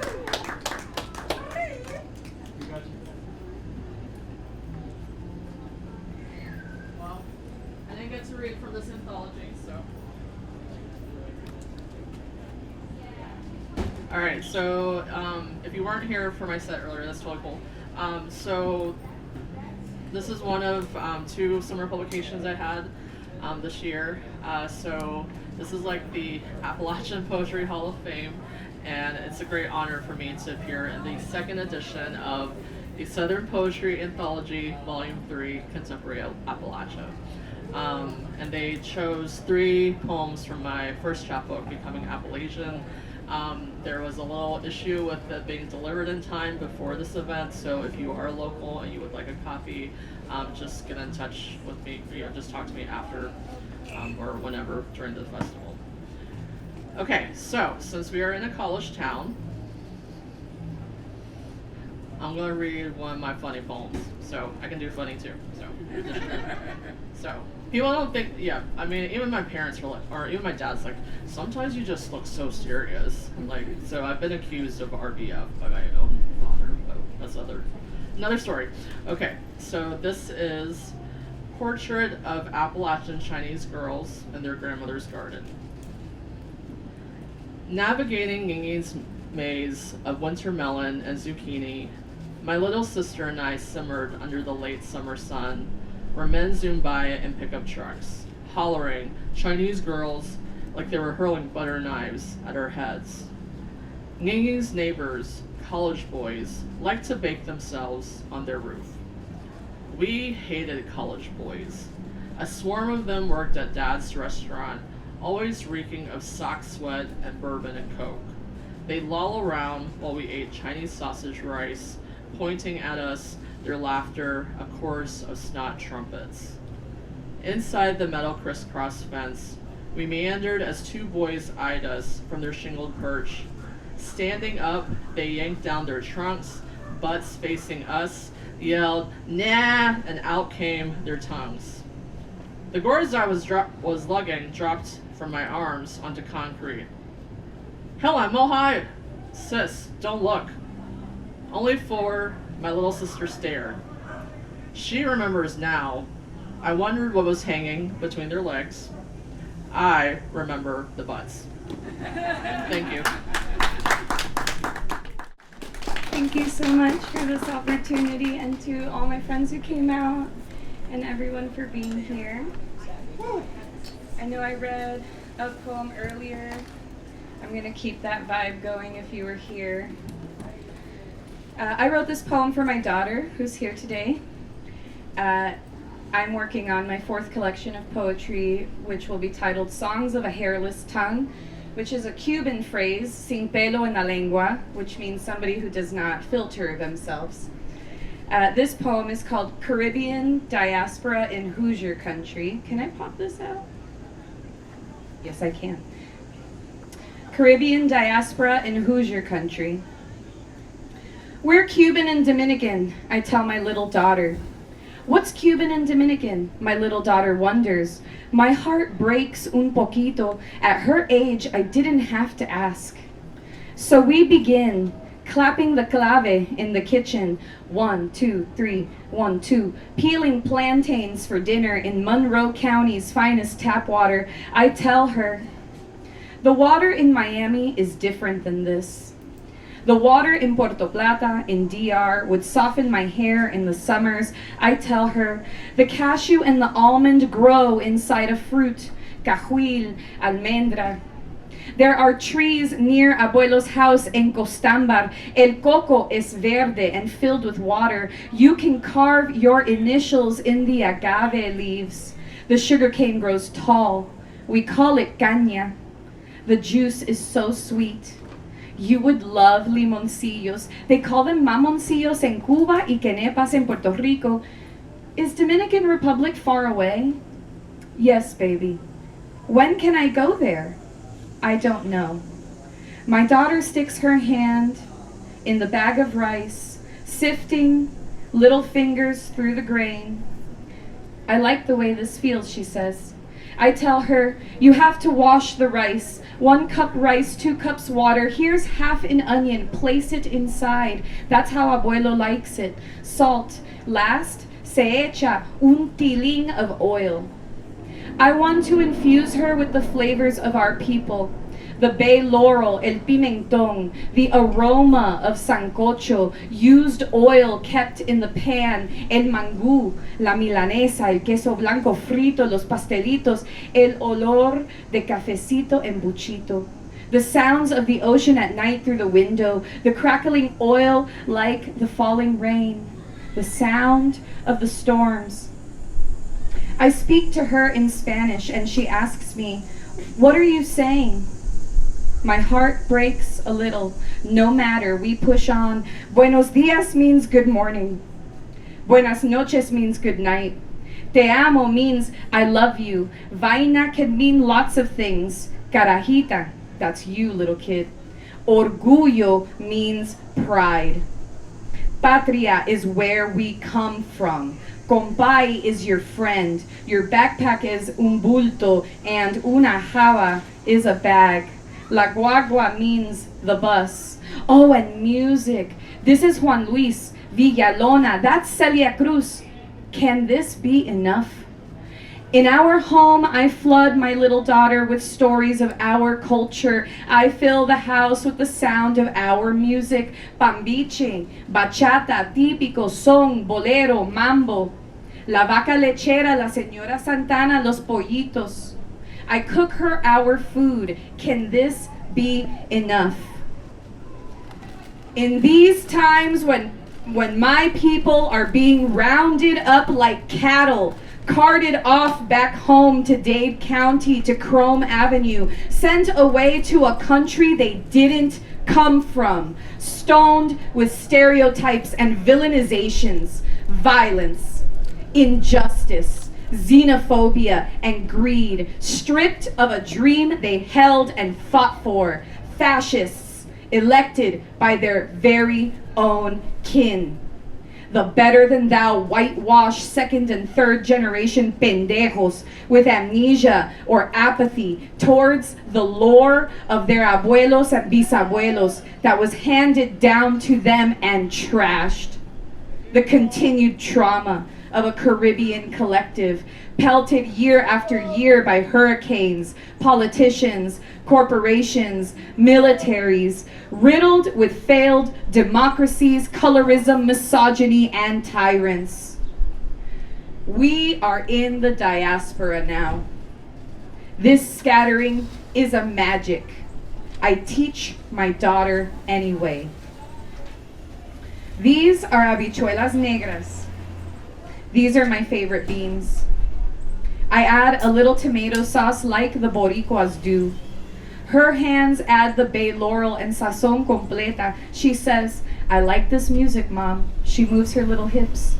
I smile at her while the chicken legs fry. The smell of rice fills the room. Okay, baby, look. This is how we dance bachata. Listen, pay attention, follow me. Thank you. Thank you. Thank you.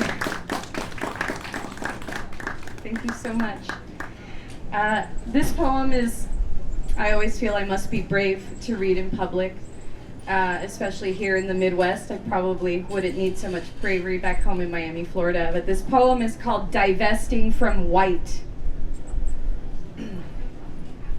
Decolonize yourself, my friend.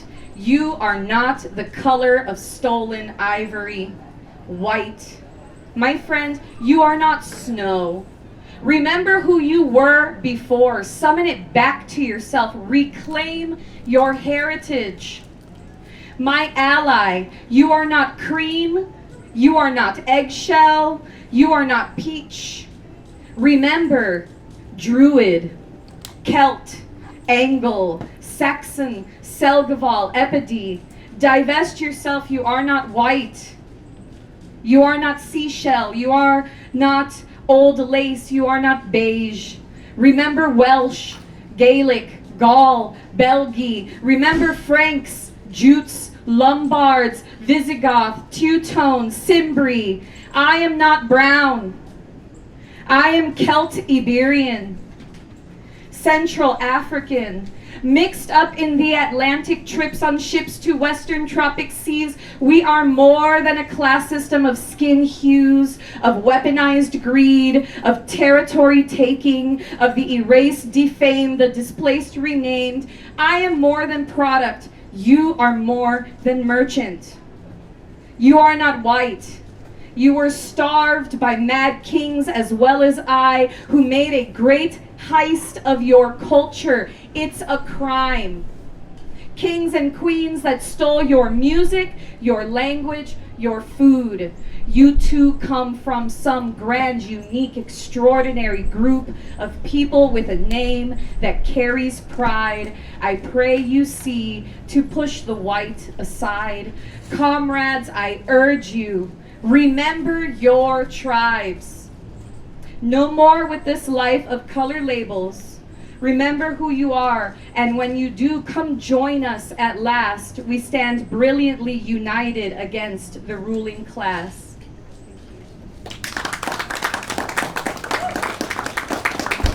Thank you. Thank you so much. This is my most recent poem. When you're drowning in all the things and the world's on fire. This poem is called Stop and Pray. I need to write a poem. I want to write a poem. Before I write this poem, I stop and pray to Atabey and Yucaho to set my people free. I need to laminate these conjugation sheets. I need to memorize my verb tenses. Y hablar en español. Necesito comer algo. Necesito un café, un abrazo, y ponerme las pilas. I stop and pray to Shango and Obatala to set my people free.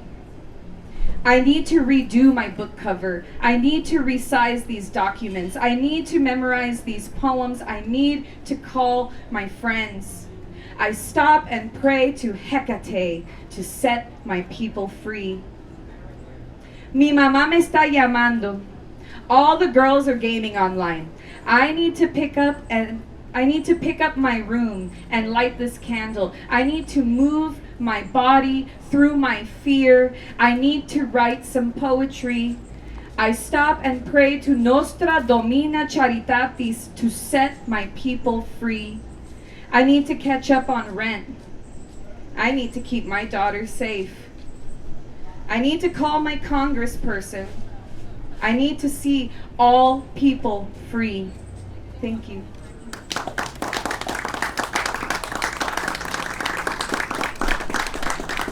Thank you. I'm in a poetry chat with some friends, and we give each other prompts throughout the week, and this came from a prompt from a line in a book by Aaron Morgenstern. This poem is titled My Old City. At the kitchen table, trills and chimes, handmade doilies, aged shadow of its pins. Of a time it was string and yet further back unspun. Stories of the city, lilting echoes of before in the now, the man crafting birdhouses to sell on the street hang in the yard of someone dead for 10 years, Spaniard architecture surrounded by Art Deco facades, culture left behind, revived, rebirthed, neighborhoods renamed and gentrified, the sprawling spread. The oceans rise, wetting counties that are set to sink. Old stories like mummified honey, a sweetness in the newness those stories could not foresee. Thank you.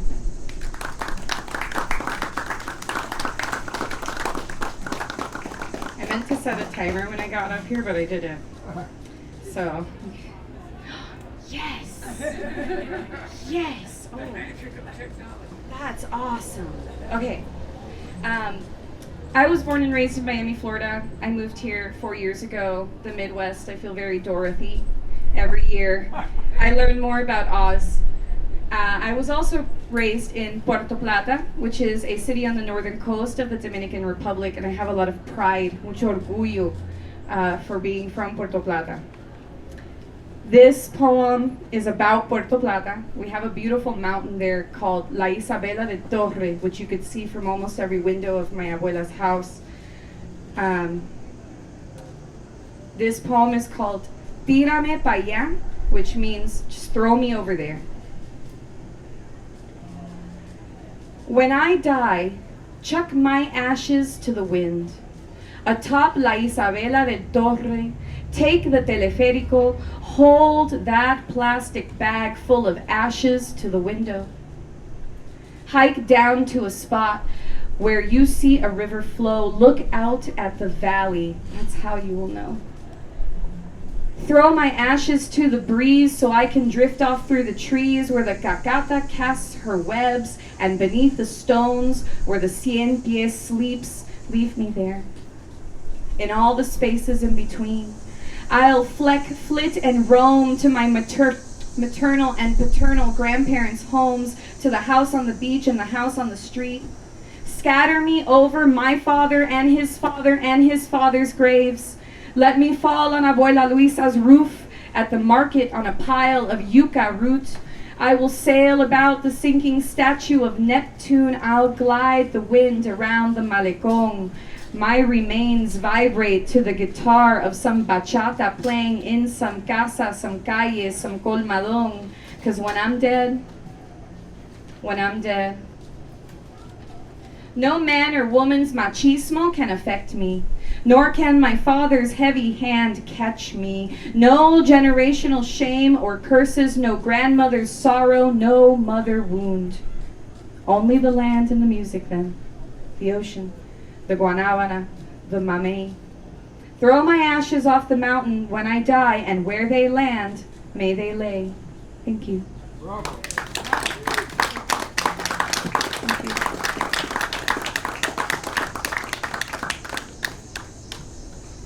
Have a couple more from this specifically political group of poems, cultural group of poems that I've chosen, and then I would love to share from my published works, which are available. I'm a teacher. I have some teacher friends from our school here today supporting me. Thank you guys for coming. And I substitute in classrooms an awful lot. And I wrote this in one of the early childhood classrooms that I was substituting in during nap time. This poem is called Ask the Children What Hope Is and Listen. Who can tell me what a fascist is? A dancer on the grave. What is freedom? A thing that needs maintained. Can you tell me about money? It's what people who have a lot of it have. Click, close, marker, back turns, whiteboard. Children, what is hope? The breakfast of heroes. A balloon that never pops, a gift our waking gives us, a dreaming in the dark, knowing tomorrow will come and that today will fade away. They ask now, teacher, what's a fascist then? Someone we can best. Teacher, what is freedom? This feeling in my chest. Miss, so what is money? It's a construct controlling things. What is hope? It is you. With all the questions that you sing, every thought that you think, every landscape that you dream. Thank you.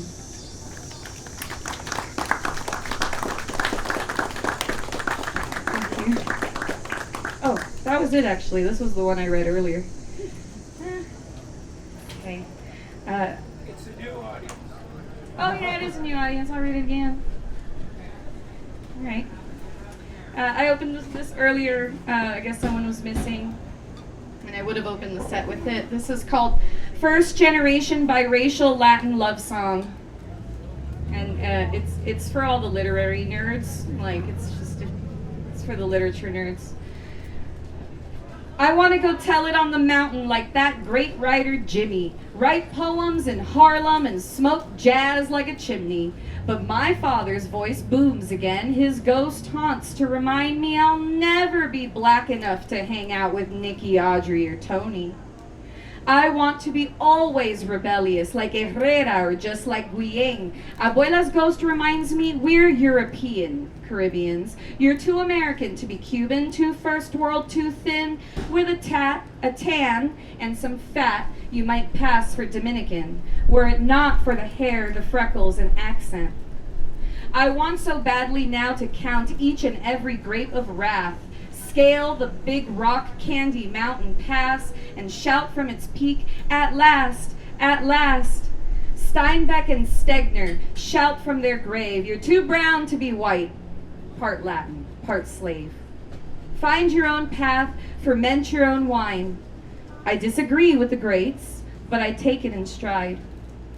I want to dance merengue, salsa, bachata, y reggaeton, but my eyes are too green and my skin is not the right tone. I want to labor, work, sweat, and to toil with the white Midwestern salt of the soil. Alas, I am too foreign, impolite, and loud to get how to gel with the blue-collar crowd. Too white to be black, too brown to be white.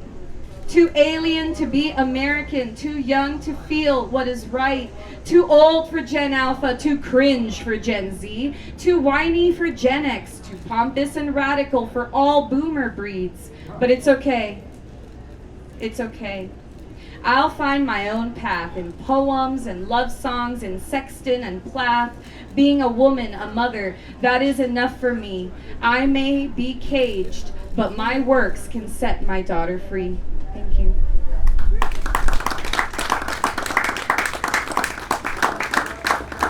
Thank you. I'm going to read from my first book I ever published. This one's been eaten by mice. I didn't mark my pages. This poem is called Dialogue with a Half-Empty Bottle of Whiskey, or the Bottle Half Full. And it's about a boy that I loved. This book is called That's Not Love, That's a Live Grenade. Dialogue with a half-empty bottle of whiskey, or the bottle half full, and it goes, oh, happy meat. Oh, celebrated soul, there is the exuberant silver of bloody moonshine in your eyes. I see this only because you've taped your eyelids to your brow. I watch you count spiders' legs under neon lights, and you tell me anecdotes you stole and keep clutched in your right fist where the knuckles are broken, I whispered. So listen to this. He stammers as if I had never spoken. Insomnia tips her hat to the dawn, and the dawn asks her what she's doing at this terrible hour in a place like this, and I think, his breath is red and my fingers are blue, but his eyes shine like amber and his ears are stuffed with notes. So insomnia drunkenly mumbles, I'm waiting for nightfall. The dawn asks, well, what are you doing at nightfall? Insomnia replies, I'll be waiting for you. I tell him I possess only flowers, and he quickly replies, but what more could you want? And he's right as usual, so I tell him, I don't wear lipstick, I drink wine. I don't wear shoes, my feet are solemn, my teeth smile. Where are you and why have you gone? And while I speak, the fire's heat goes up the flume, and I think again, his breath red, my fingers blue. Now I shout, your feet were gray with dust when I kissed them. As you stood naked on the asphalt, your nude words impeccably phallic. But he just can't comprehend this.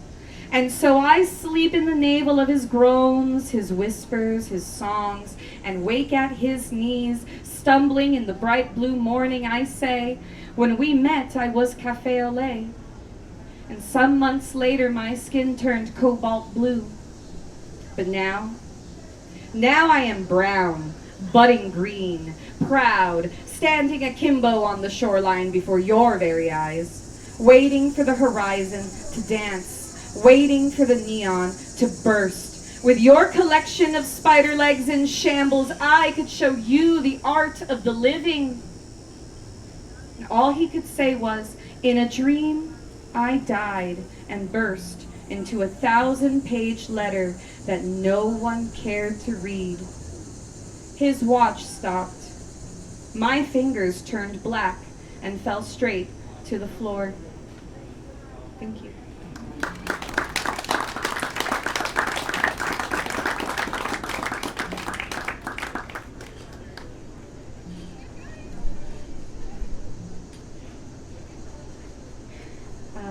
So that last poem was from 2009.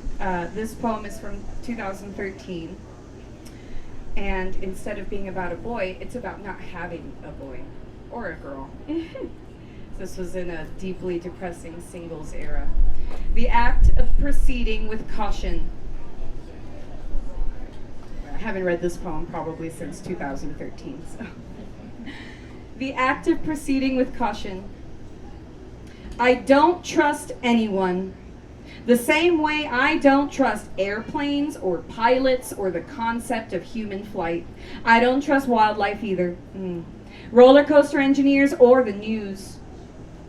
I'm not about giving, but I give anyway. I, the homeless, I also take. I am the vagrant millionaire woman. I'll squander my fortunes on you. I don't even trust my parents. I don't trust my father because he doesn't deserve it. I don't trust my mother because she doesn't ask for it. And when I hand it to her, she refuses it. Like a food she's never tasted, says she just doesn't like how the flavor sits. I don't make new friends. I like the ones I've got. I trust them until I can't anymore, and when I do, it's so fleeting. Every time I fall in love, I lose my mind. I start projecting Carol Brady while I'm internalizing Sylvia Plath because I am terribly afraid of endings, of being alone. So I get creepy when I want what I want. If I don't get it, I become a bulldozer, a shark, a tiger. Men are like fruit to me. I fear the day they're due to expire. I fear that they look better than they taste, or that I'll pass on trying a new one just to have my favorite flavor. I fear some men are like fruits from a distant land I'll never visit, I'll never know. And so my fear makes me harbor their taste in my heart with an ardor that tears at my seams as I fall apart, and suddenly each fruit becomes a piece to a puzzle I will never own, a puzzle I will never see or get to know. So screw it, I say, but really I am asking, what big picture do you belong to? I shout, where did you come from? Why do you plague my pocket with wonder? I am too human not to ask why. Why only a piece to the puzzle? Why not the puzzle as a whole? I'd rather break it apart and put it back together again once more. Thank you.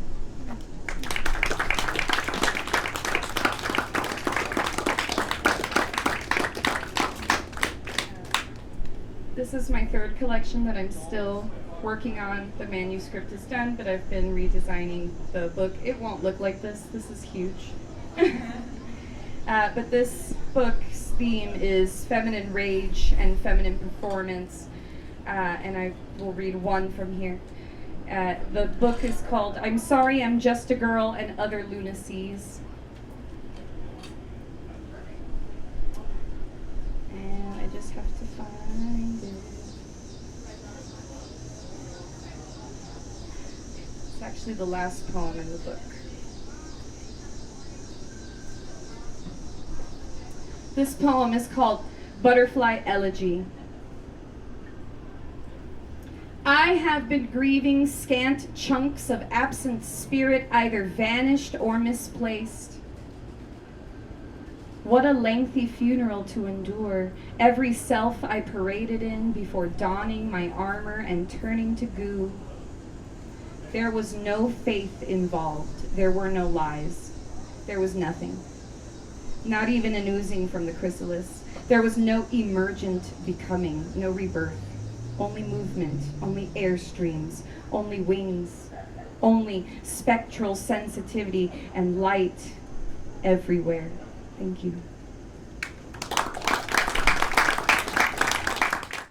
Thank you so much. And such a dramatic beginning to the reading. So this story, the first story I'm going to read, I read part of it for Second Thursday this last month, and I said I would finish it. And so I'm going to read the whole story for people who weren't there. This was inspired by a prompt that a friend sent me. She sent me what she said would be the first line and the last line of a story. And so I used that as a springboard for this memory. This is called Mice. See, there were mice there. all the time, gnawing at shipping cartons, nesting in the corner. Sometimes I could hear them in the walls. And then there was the trail of droppings. It was not a pleasant place to eat lunch, but we had no choice. We, being the employees of D&B Sales, a low-rent discount and liquidation emporium located in the heart of San Francisco's Tenderloin District. D&B Sales bought inventory from tonier places that had gone under and flipped it, selling it at discounted prices to stockbrokers and law officers in the financial district. We never knew exactly what we'd have. Rolls of adding machine tape but no typing paper, telephone message pads without pens. It was what my mom called a grab bag. The mice were in the attic, alias storeroom, alias employee lounge, which is where we more or less had to eat lunch. We only got a half hour, barely enough time to use the washroom and wolf down the sandwiches we brought from home. Certainly not enough time to walk 3 long city blocks to the nearest diner. And Mr. Benatar, who was so generous in other ways, was an absolute Scrooge about lunch. God help the poor sod who was 2 minutes late clocking back in. And it was the Tenderloin, the bad side of the trolley tracks dividing Market Street from Mission. So there were no parks or public squares nearby for picnic breaks. No nice fountains where we could kick off our shoes and cool our feet on a warm Indian summer day. This was the checks cashed here and payday loan side of downtown, and our well-heeled customers always looked a little disoriented when they met the panhandlers standing just outside the door. I was a sometimes cashier who also worked the greeting card section. Mr. B bought boxes of discontinued and rejected greeting cards, most of them without envelopes. He also bought boxes of envelope surplus. My job was to fit the dog-eared cards with envelopes of more or less appropriate size, and to turn these mismatched and rematched Hallmark cast-offs into alluring displays. Now, I could have done this job wearing sneakers or clogs, but Mr. B liked his girls, as he called us, to look sharp. And in the era of narrow, pointed-toe, sling-backed, high-heeled shoes, looking sharp meant that my feet hurt all the time. So at lunch, I wanted to sit with my feet up on a packing carton, read a book, and eat my salami sandwich in peace. Which brings us back to the mice. They were wily. In true Tom and Jerry fashion, they could steal bait from a mousetrap and spring it without getting hurt. The poison that Fred, the floor manager, brought seemed like candy to them. They only got fatter and sleeker when he started spreading the pellets. "You didn't get that here, did you?" Tom asked him. "Probably expired."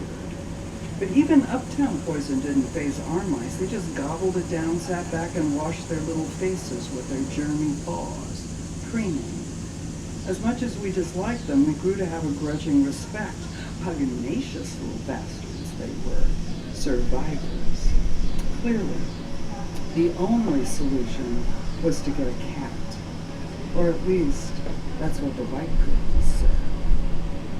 Part 2. On Saturdays, our slow day, Mr. Benatar would bring in pastry and coffee for an extended afternoon break. Munching eclairs and maple bars, we employees moved between one another's stations, chatting and gossiping until our 15-minute coffee break extended to 30 minutes, sometimes even an hour. Mr. Benatar stood at the cash register like an indulgent father, watching us chatter and smoke. Only when the hour hand crept dangerously close to 4 did he slap the counter with his open hand and wonder aloud why he should be paying people to socialize. All of us on the floor roamed and munched, flirted and talked. Everyone, that is, except Benny, the 50-something African-American man who worked as janitor, general custodian, and stock boy. That was his official job title. Benny lifted and hauled, broke down boxes, and cleaned up our messes. At D&B Sales, he was the lowest person in the mercantile food chain, even lower than me, a high school student that Mr. B had hired to work part-time. On Saturdays, when Fred arrived with the pastry, Benny would grab a chocolate eclair and his sweet milky coffee and retreat upstairs to the attic. There he would listen to the radio, smoke, and mutter to himself, enacting dramatic dialogues terrifying to overhear, in which he told us all exactly what he thought of us. He even did voices, so the dialogue sounded like old radio shows. He performed these pieces behind stacks of boxes, so that if you went upstairs to ask for something, you heard a voice that sounded like some Old Testament God, damning all the sweet, young, shameless things below, or reenacting conversations in which he now had the upper hand. But you didn't actually see Benny. And when you called his name and he emerged, there was no trace of that anger. He was sweet and gentle, obsequious even. Of course, he'd be happy to bring another box of that envelope surplus downstairs. And did I need him to take that box of large envelopes, the one he just lugged down back upstairs for storage? None of us ever talked to Benny about his righteous anger, or invited him to come downstairs and tell us about his life. I'm ashamed to say now that none of us, good white liberals all, even noticed his absence. But we did understand that the attic stockroom was Benny's domain, the one place in the store where he had any power. And Benny was not having any part of a store cat, complete with litter box, fleas, and water bowl moving into his attic theater. Not that he said this directly. It was the late 1960s. Black power was in the air, but that was happening at the university and in the projects, not any place Benny worked. And besides, black men of Benny's generation had by needs mastered the art of indirection. He just got a little slower, responding to the many demands that were made on his energy, body, and time, trying to move things around up there, he said, to make room for the cat.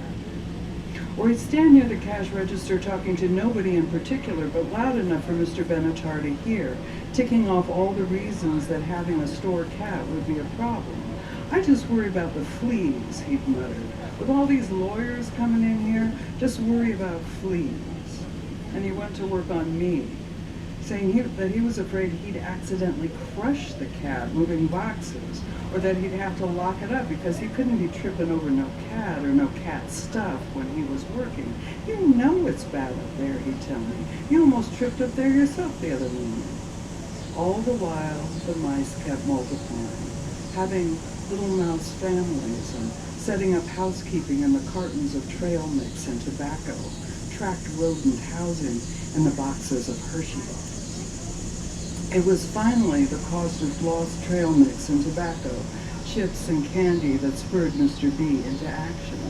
The mice chewed tiny holes in the plastic packages, so small we didn't see them until we started to stock the shelves. Sometimes we didn't see them at all. At least 5 customers stormed into the store disgusted by the mousy markings they found in their Mars bars. And no, they didn't want another candy bar, thank you very much. Even the mad homeless man who sometimes perched in our doorway picked up on the general discontent. Interrupting his long litany of lost loves and lives, he'd warn people not to buy any food from the store. Even I don't want to eat it, he'd complain. And man, I'm hungry. And so it was finally decided that we would call an exterminator, Charlie, the friend of Mr. B's nephew. The more literary among us were hoping for a man like William Lee, the philosophical suit-wearing exterminator that William S. Burroughs created. But Charlie was a white overalls-wearing, no-nonsense, pest-hating Joe. He assessed the attic situation with a shake of his head and a pessimistic tongue placed firmly in his cheek. This is a big job, he told Mr. B. You're going to have to move all this stuff out of here, and you can't move it back for at least 24 hours. For a store that closed only on Sundays and that relied on downtown business, this was bad news. For days, Mr. Benatar sat in the back room with his adding machine, morosely trying to calculate the least costly extermination schedule. Running and rerunning the numbers, chomping his habitual cigar, he emerged only to bark at employees and send out for coffee. Finally, he decided. We would schedule the extermination for a Saturday close to inventory tax time, a time when there'd be less stock on hand and we'd have extra employees hired for the inventory count to help move boxes.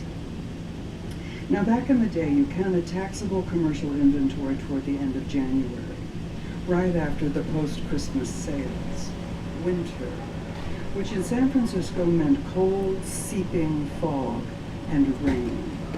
Not a time to be hauling boxes of paper out onto the street. But Mr. B and Charlie figured that by moving some fixtures down on the main floor, we could keep everything contained within the store at all times. We set the extermination date for the first weekend in February, after the inventory count, and before Mr. B stocked any new merchandise. The plan was to clear the attic on Friday night after the store closed, exterminate on Saturday, then move everything back on Sunday night. For those of us who were college and high school age, this seemed like a 1960s retail equivalent of a rave. Fred and my boyfriend hooked up 4 speakers so that we could move boxes to quadraphonic sound. And Giles, a button-down shirt kind of guy, arrived with a pocket full of deck seats to keep us going. But nothing prepared us for the weather. That Friday, some kind of tropical storm hit San Francisco Bay, bringing crashing rain, opening up holes in the attic roof of D&B Sales. My mother, who came with thermoses of black coffee and a change of work clothes for me, just shook her head when she saw the buckets. "I don't see how this is going to work, honey," she told me. "Whatever they spray is just going to wash away." Benny agreed with my mom, the only person, he told me later, who had any sense. But Mr. Benatar was adamant. Something about not wanting to pay the fee Charlie would charge for cancellation or reschedule. So we worked throughout the night, emptying buckets and covering boxes with large green plastic trash bags. "Just call me Ishmael," Tom said as he scooted across the wet attic floor. Even Benny, usually so comfortable in the attic, was on edge, taking anxious sips from a pint of bourbon he stashed away. Occasionally we thought we saw a pair of glittering rodent eyes staring from the recesses. But then again, we were so punchy, Tom said, we could well be hallucinating mice. By 6 a.m. the rain had stopped, and we had managed to move all the boxes formerly housed in the attic downstairs. Benny went home to feed his dog and get some sleep. The rest of us went to an all-night taqueria in the Mission for huevos rancheros and tequila mimosas, talking 9 to the dozens about our plans for an uncustomary day off. First a trip to Ocean Beach to see the storm wreckage, and then home to write papers on Shakespeare and Marcuse and Melville. Sunday night we returned to the store and did the whole thing in reverse, carrying boxes back up the still slick stairs. Benny stood in the attic like a conductor, directing the stacking and storing. It was heavy work. Despite all our Friday night precautions, some of the boxes had soaked through, so we frequently had to stop, unpack, and repack cartons in the name of saving merchandise. And there was the chemical smell from the poison Charlie had sprayed.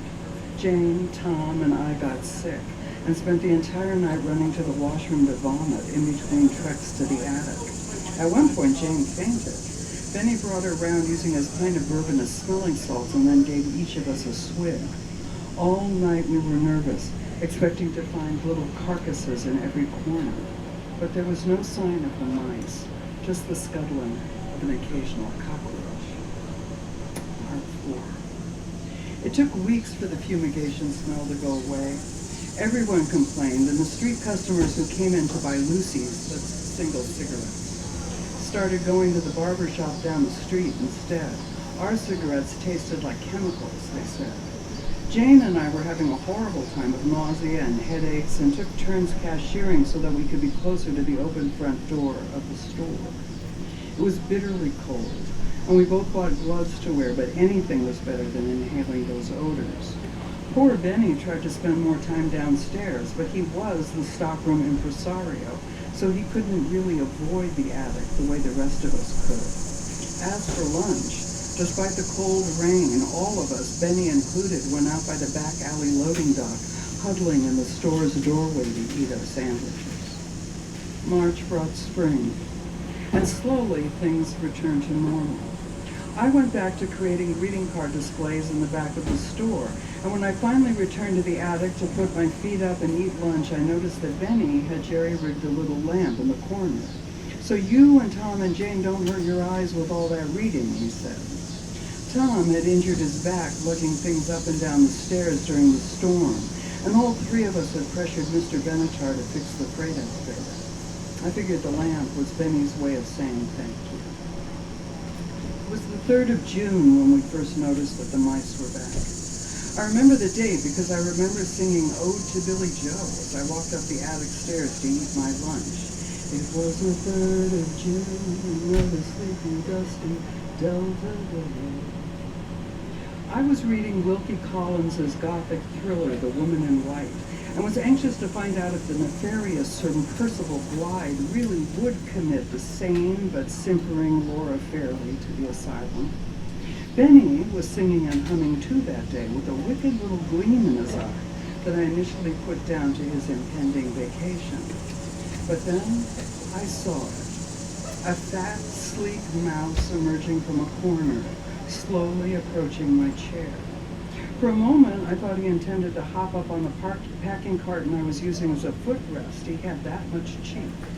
But he kept a respectful distance, crouching and waiting. Benny started to laugh, and in spite of myself, I started laughing too. "Have you seen more?" I asked him. "Just the one," he said, shaking his head. "But where there's one," he broke off, flashing a rare gold-toothed smile. "Yeah," I said. "Where there's one, there's a colony. Are you going to tell Mr. Benatar?" "Hell no," he answered, "and don't you tell him either." Benny didn't have to worry. I'd had my extermination fill. Crossing my heart, I took a bite of my sandwich. The mouse extended an inquisitive nose and edged his way toward some crumbs that had fallen on the floor by my discarded high-heeled shoes. Creep, pause, twitch of the whiskers. Creep, pause. Usually Benny or I would have thrown something at him, chased him away. But that day we just quietly watched him approach, let him be. I thought I heard some mice running in the wall, and shuddered. Benny brought out a ruined pack of store nuts and threw the mouse a morsel. Wicked, I know, to encourage the infestation, but still, I saw subversive grace in Benny's impulse. Laughing softly, he held the bag out to me. I hesitated a second, then reached inside. It just felt silly to keep a distance after all this time.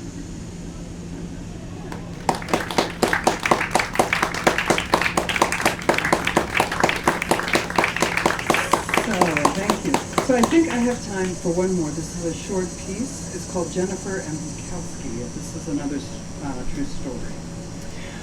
We were in the ladies' room, the ladies' lounge, of an old school high-end San Francisco restaurant. The kind of place where waiters wear white jackets and long aprons, where tablecloths are starched and pleated just so, and linen napkins stand at attention as far as the eye can see. And it was there, in the ladies' room, the ladies' lounge, that my 16-year-old granddaughter told me she'd been reading Bukowski. Now, you might wonder what two Bukowski-loving women were doing in a place like that. I wondered the same thing myself. But Jennifer was in town for the weekend, and she'd been curious to see how the other half lived. And so she'd asked if Skip and I would buy her dinner at a nice place, she'd said, laughing. This place. The place where Scotty first saw Madeline in the movie Vertigo, and people still partied like it was 1958. And so after Jennifer ordered dessert, we went to the ladies' room, the ladies' lounge, as women in 1958 movies do. I was putting on lipstick, leaning into the mirror.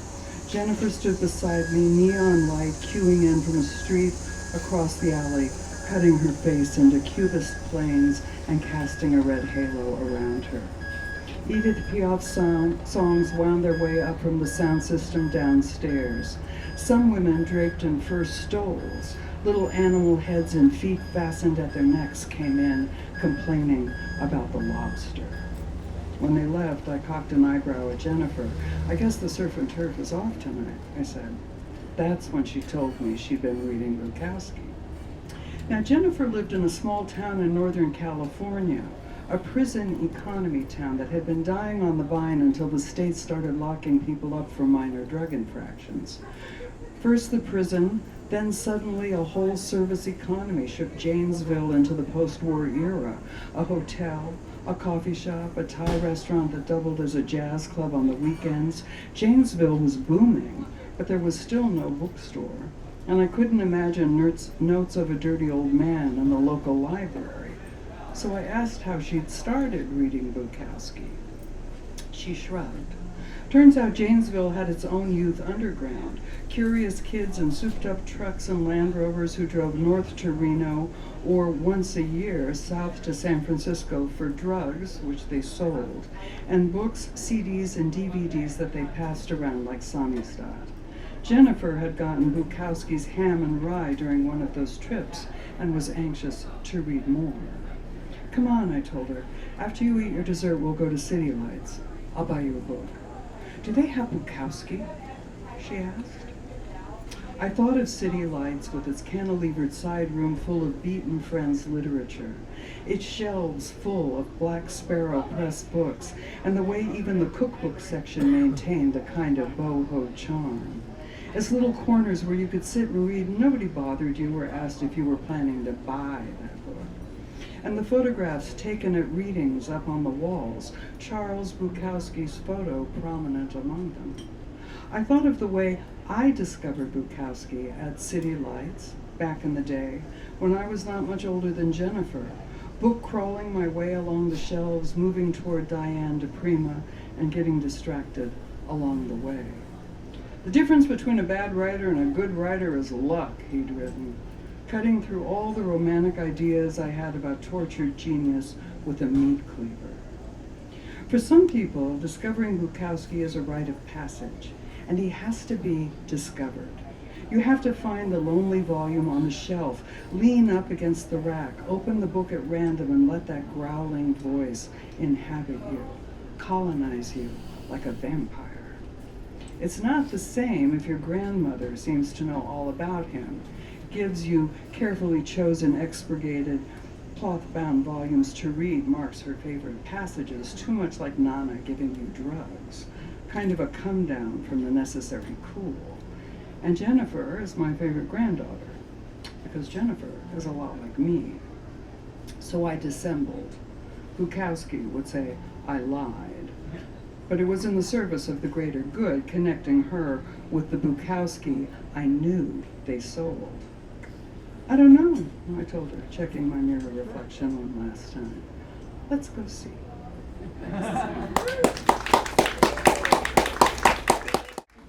Thank you, Jackie. I've known Jackie a long time. Goes back, I don't know how many years. But yeah, so what I'm going to do is read a couple pieces myself, and then Julian and Kyle are going to come in, and we're going to do a piece with a little accompaniment and a little bit of sound effects and stuff.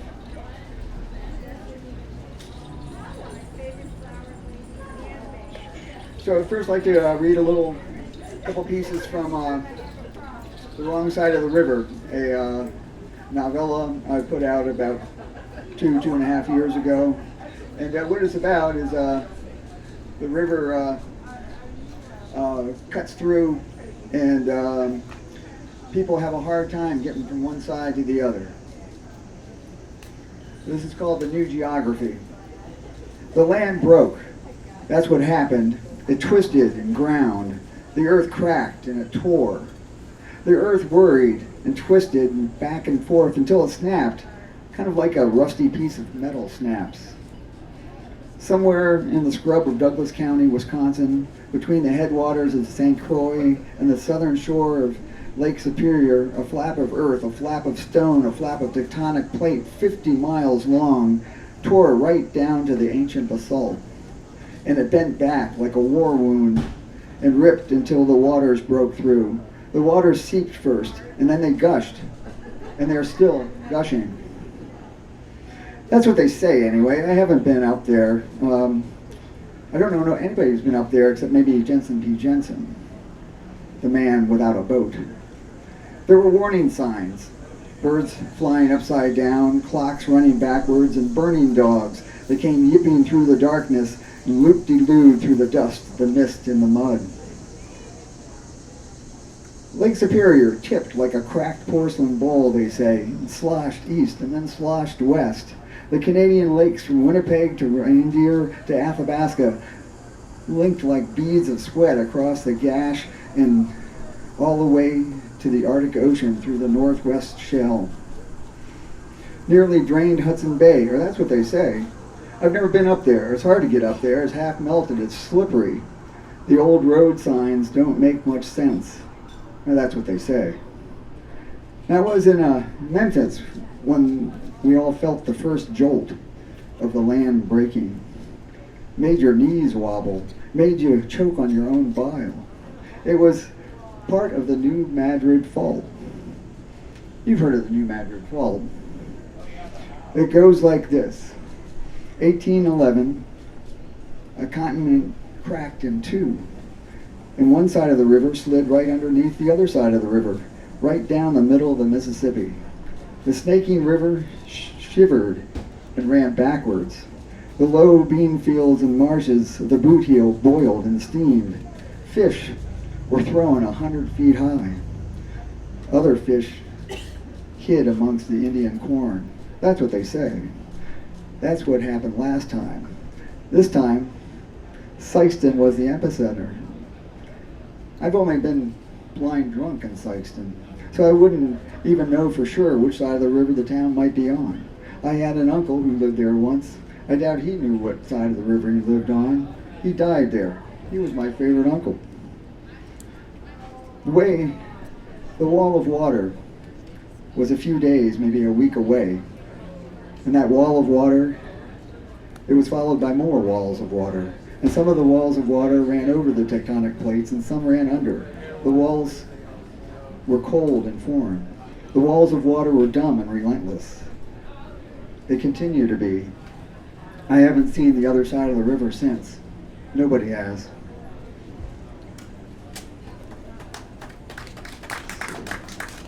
Thank you. So this is one other little chapter. It's called Ain't This Enough? Ain't this enough? He tried to make him look at her. He wouldn't look. Ain't I enough?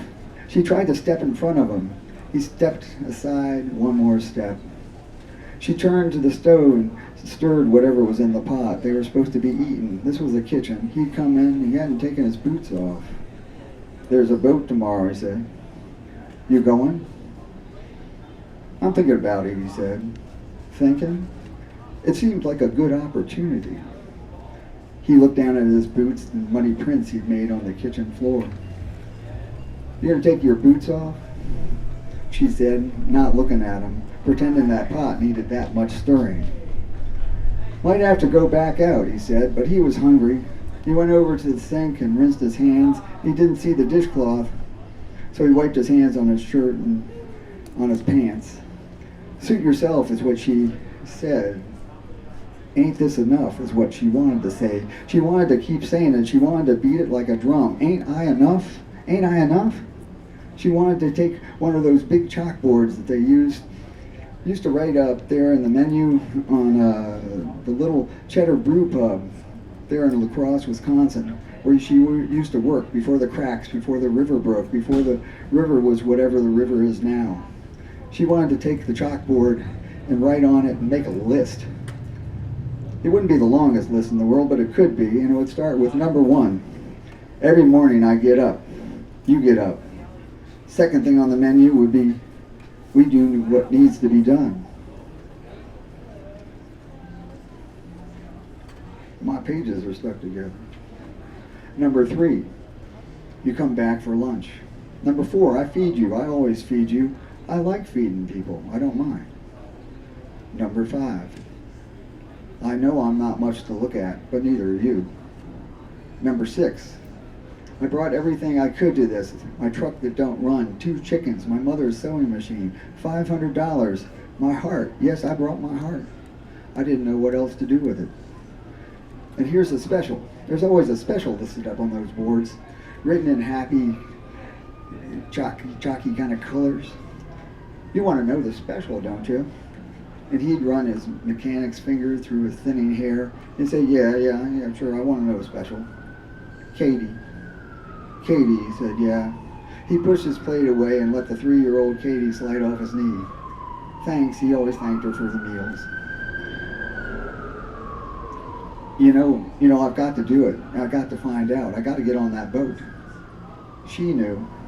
That's what she hated. She knew she'd do the same thing. If she thought she had a husband and 2 kids on the other side, like he thought he had a wife and 2 kids on the other side, she'd do anything to get to the other side. She'd take a plane or a train or a balloon or a steamship or a battleship or a goddamn raft to the other side. She'd pull a gun. She'd use it. How about we go with, she offered. Oh, I don't know if that'd be a good idea. Yeah, I guess nobody wants to have too many families on the same side of the river, she said. Well, that's not fair. Not fair. What's fair? Maybe I need to get over there and see what's what. See the lay of the land. I need to know, he tacked on. You know, nobody's ever come back, not a single soul. That's what they always say, not one single soul. Yeah, I don't know why that is. Maybe it's because it's a crazy, dumbass thing to do. Did you ever think of that? Maybe because it's dangerous. I gotta try, he mumbled. Maybe they really are. Giant whirlpools and burning currents over there. I doubt it, he said. Maybe it's because it's not meant to be. Maybe you have to take what you got. You're not going to make this easy, are you? He got up and started to put on his coat. Nope. Why do you have to make everything such a goddamn big deal? Well, if you don't know by now, you're an idiot. And she threw the wet dish towel into the sink. Maybe you won't find anything over there. Maybe you won't like it. Maybe a guy gets over there and don't want to come back. Oh, that hurt her. Do what you gotta do, she said. I gotta get Katie to bed. It's your night to read. He slipped his coat off. The next day, all 3 of them marched down to the river in a line. They looked up and down the river. They looked across a dead aisle. The boat was gone. It wasn't there. They marched back up the hill. Katie stomped in some puddles. He grabbed the girl and he swung her up on his shoulders, and Katie wiggled her toes and she giggled. And the woman looked back over her shoulder at the gray, fast current. She smiled a tight, tiny smile and wished that every boat, everywhere, would just sink.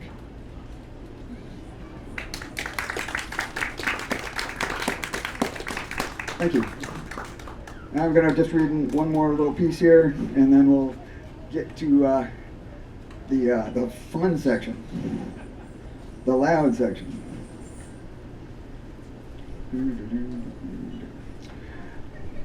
This is a little bit of an autobiographical piece, loosely called The Slow Crossing. It's about Arlington, Virginia. There's this picture of Richard in my mind. He's in black, jeans and a t-shirt, the same black his brother always wore.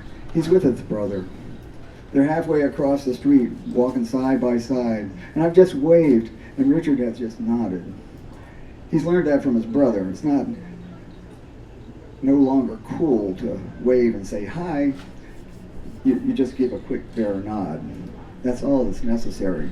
I tried this on my mother and got slapped. This is the last picture I have of Richard. This is the last time I saw him. I don't know about the first time I saw him. He came with the neighborhood, and I came to the neighborhood before I could remember, way before kindergarten. We lived 3 houses away from each other. We played in the same sandbox. We always played Rat Patrol or Cops and Robbers. We wrapped ourselves in the branches of the weeping willow on the corner of Quincy and 17th and pretended that the headlights were searchlights, and that if you were shined on, you were shot. We always got shot. We always fell and rolled. We were students of the slow, agonizing, slow-motion deaths as seen on TV. We fell and died in the warm summer grass and talked. The headlines shone over us, and finally, we couldn't help it. We'd jump up and get shot again. What was the point in hiding? Our main contribution to the world of American children at play in the early 1960s was to follow TV plots for our stories. We always called each other Bud. We always went up against incredible odds. Our wounds made us stronger. We lost in the beginning and we won in the end. And if we didn't have time to play out the whole episode, we played the scenes from next week's show. That way we could skip all the stupid parts and get to the action. This is the way we always played, except when Bobby joined us. Then he wanted to be the other side. He wanted to be the bad guy, and the bad guys won. Me and Richard looked forward to being by ourselves. One night, Richard's mother sent the kids up to stay at our house. Their father was coming home. Usually when he came home, he was drunk. They were excited and talking. My father just wanted the kids to shut up and go to sleep. Richard's mother said, "Oh, don't worry, she'd handle it and she'd be back." My father hated aggravation. He called the police. The police came by, asked for a description of Richard's father, and said everything would be okay. Still, my father didn't let the kids go home until morning after they'd gotten breakfast. The pajamas always smelled of thick cigarette smoke. "Damn it, Sue, we're moving," my father said. "Don't curse in front of the children," my mother replied. By that time, Bobby was calling himself Spider. And he said he'd gotten recruited into a motorcycle gang, but not the Hells Angels, because the Hells Angels were sissies. He had the tattoos on his arm and written in blue ballpoint pen. He said the swastika was just an ancient backwards Indian sign. He was the born and sworn enemy to all teachers and police and principals. He was 12 years old. When I was 8 or 9, right after my brother was born, we moved to a better neighborhood. And I remember on the last few days before we left, me and Richard would sit on the stoop and we'd take turns calling out the makes and models of the cars that went by. Richard wasn't very good at it. He thought every car was a Chevrolet. I made the mistake of thinking the act of not caring was the act of being dull. I don't remember saying goodbye to Richard. I just remember making one of the worst lopsided, horrible trades I ever could have done. A full set of Batman cars, which is probably worth about $1 million now, for a beat-to-shit Tonka truck, which I later smashed to pieces with a hammer. In my mind, there's this picture of Richard and Bobby, and they're frozen in this picture. They're frozen halfway across the street, like the Beatles in the Abbey Road album. And you know, this is the way I always see them, frozen, held up, nowhere to go anyway. But I wish they'd take a few steps in that picture, and I wish Richard would just leave his brother and get out of the way. It's such a slow crossing, and there are the headlights of 1 million Chevrolets coming up over the hill. Okay, so I'm going to invite Julian Douglas and Kyle Quass up.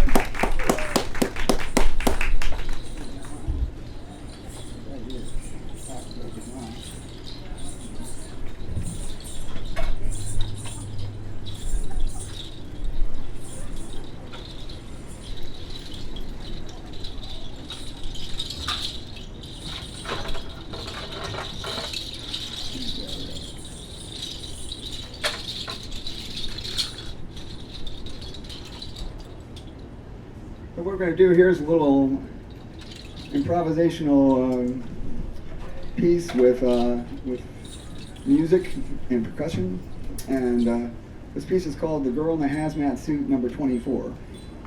There's a lot of girls in the hazmat suits in my world.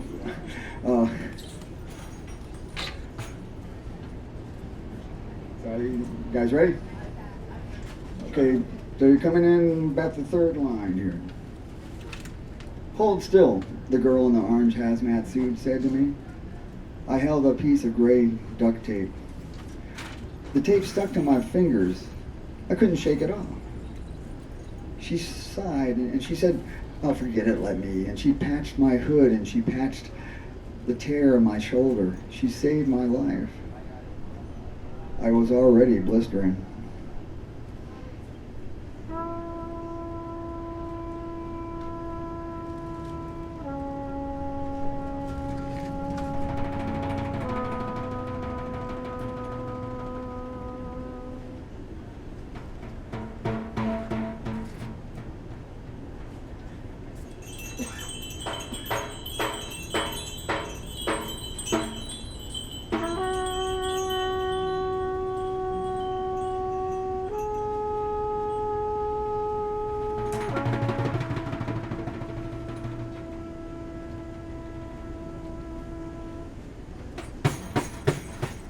Sometimes the sky turns upside down. Sometimes the sky turns inside out. Sometimes there's no sky. This is where I believe the girl in the orange hazmat suit comes from. You hear that banging way off? You hear that banging? Can you hear the banging?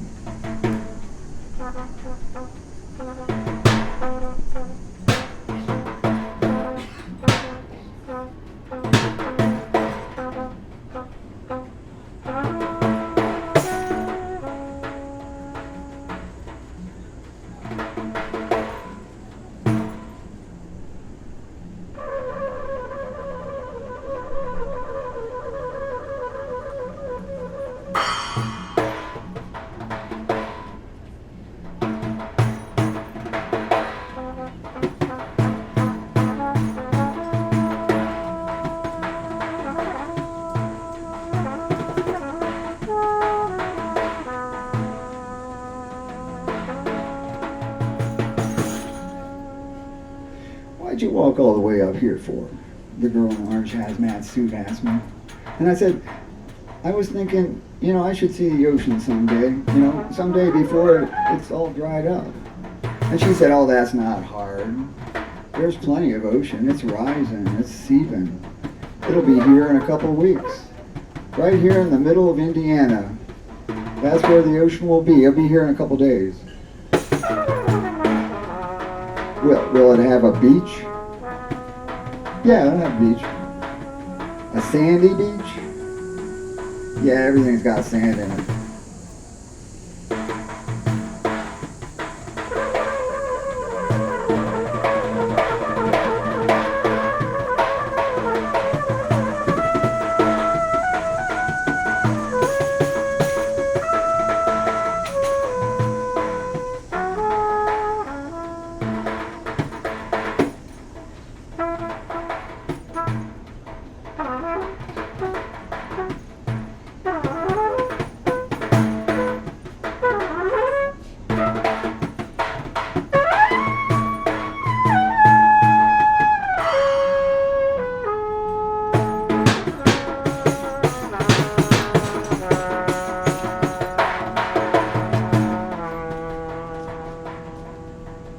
Banging sometimes sounds like bashing, and the bashing sometimes sounds like banging.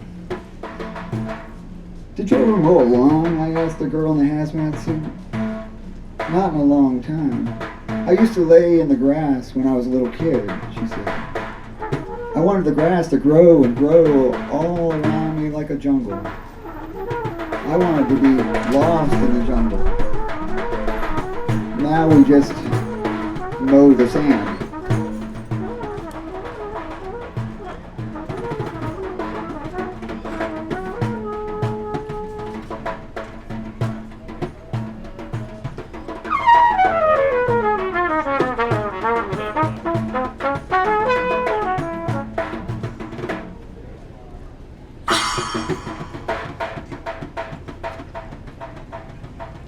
The girl in the hazmat suit, she walks in, she presents her papers, she pays the title fee, she collects her claim and she walks out. A reeking guy leaning against the wall says, I'm going to find out what's under that suit. A couple days later, we found the guy duct taped to the yellow yield sign on the way out of town. He was a big guy, stupid and big, and it wasn't just that he was duct taped. He was duct taped with his feet hanging 4 feet off the ground and his arms stuck out like Jesus.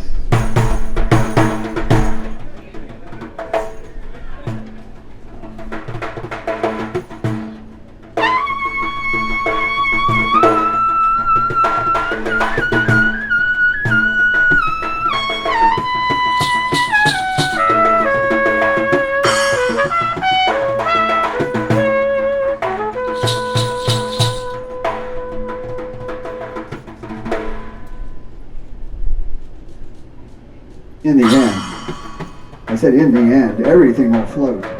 The sand, the asphalt, the refrigerators, the ice trays, every thought, Every dream, every disappointment will float. Language will float. Every word will float and float away.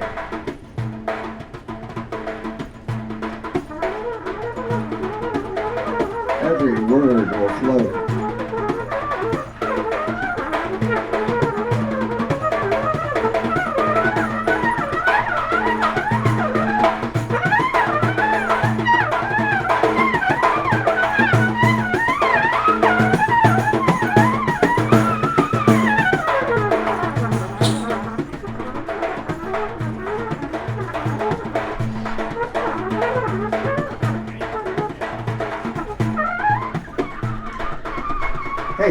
Hey, do you want to go banging? The girl in the hazmat suits asked me.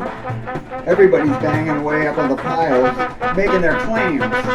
They bang on the piles of washers, dryers, microwaves, AC units, refrigerators, Whirlpool, Speed Queen, Samsung, Frigidaire. The pile of appliances is 5,000 feet high, rising out of the Indiana sands. Not as high as old radio out in California, which is 12,000 feet high of ball of tires. Not as high as the styrofoam hills down there in Tennessee, but it's high. Dented and tossed appliances, as high as you can see, white, off-white, kitchen, green, brown. And the girl in the hazmat suit, she hands me a baseball bat, and she keeps the crowbar, and we start to climb.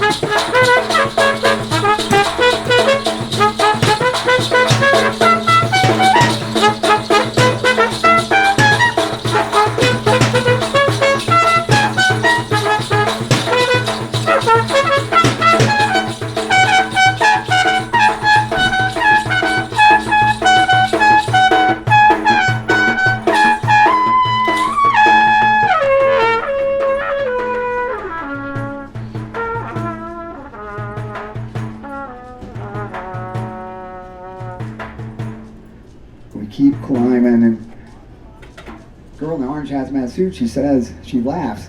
This is better than sex, she says. And she bashes and she bashes. And she keeps bashing, and I hate to think there's something better than sex, but this bashing is pretty good. I like bashing. I think we'll keep bashing because there's treasures up in these piles. That's what they claim. That's what all these claims are about. They say in one of those refrigerators and one of those washers, there's $1 million or a string of pearls or the beating heart that somebody would pay $1 million for. There's amulets somewhere in those appliances.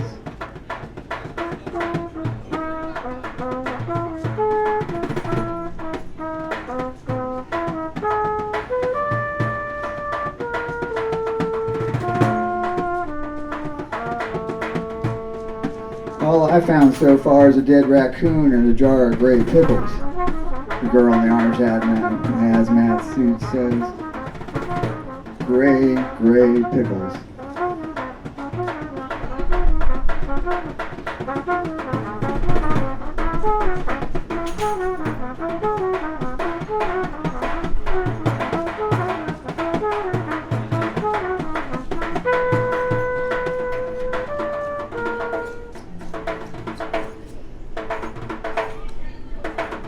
The rains are purple and sharp. The drops stab into the roofs of the abandoned warehouses.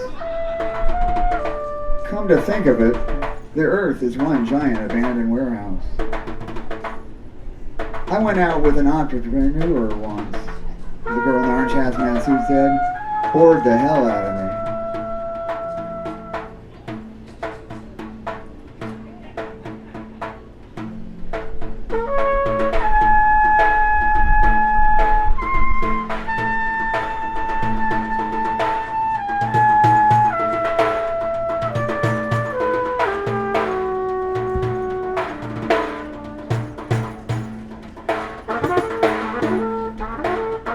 Anybody else out there gone out with an entrepreneur? Raise your hand if you've gone out with an entrepreneur. Nobody? No? None of you? Okay.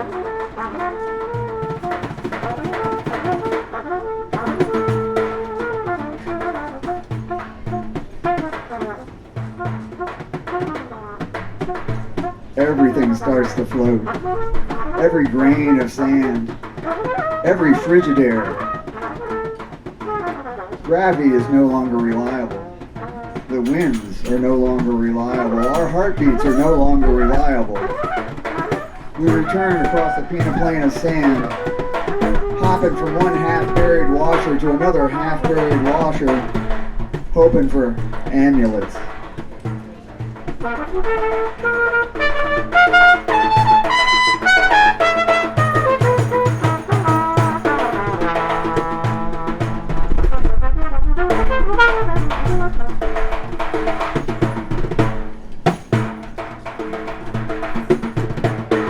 There in the sand is one of the many hazmat men, and he's in pieces.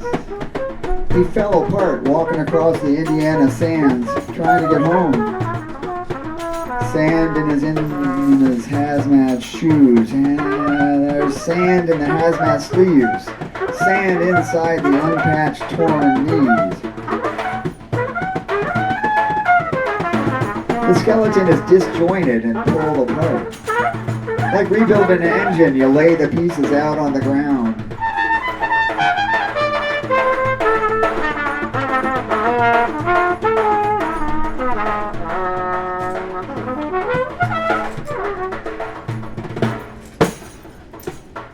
The ankle bone is disconnected from the hip bone. The hip bone is disconnected from the rib bone. The rib bone is disconnected from the jawbone. All those bones laying on the desert floor.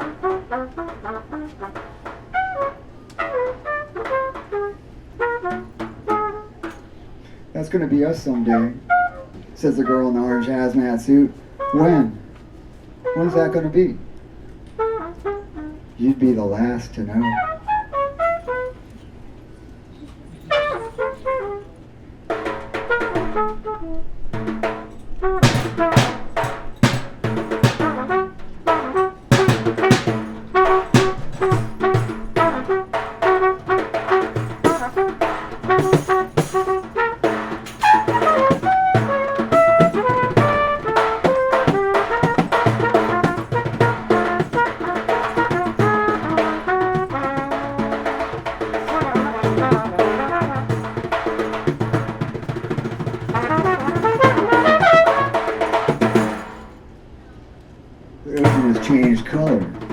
It looks like mustard. It smells like mustard. Just regular mustard, not fancy mustard. And so I'm looking for the girl in the orange hazmat suit. She said she'd wait. She has a scar on her cheek. She's missing 2 fingers on her left hand. She is beautiful. We'll lay down on the beach together. The sand is sharp. It's not nutritious, but everybody eats it anyway. We'll strip naked and burn.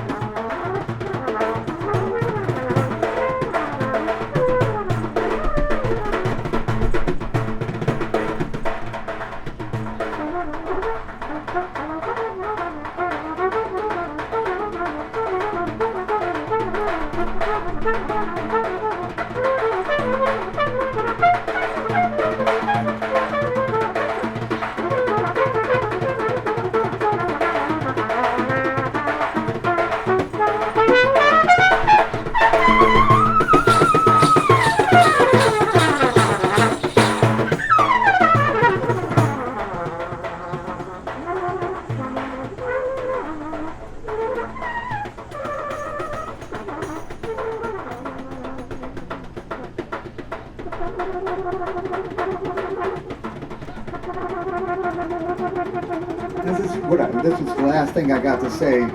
This is my little story. It was early on. One of the first times I met the girl in the orange hazmat suit. And I said, "You're the girl in the hazmat suit." And she said, "You're the boy with a chip in his head. I bet your chip's bent. I think your chip's bent because your mama dropped you when you was a little baby." "Well, who says that?" I said, all indignant. "Everybody says." "Well, it's not true. The part about you having a chip in your head or your mama dropping you on your head when you was a baby." "Well, neither. Both." "What do you mean?" It's not true. I only know what I read on the dark web. I only know what I read in the funny papers. It's most likely, she says, that you've got a secret clandestine chip. I don't have a chip. I don't have any chip in my head. You'd be the last to know, she says. And she whispered it. You'd be the last to know. And she smiled out from under her orange hazmat hood.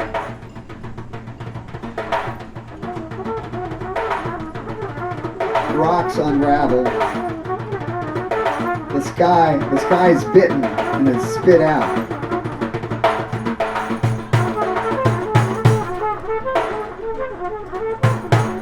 Where are the amulets? You'd be the last to know.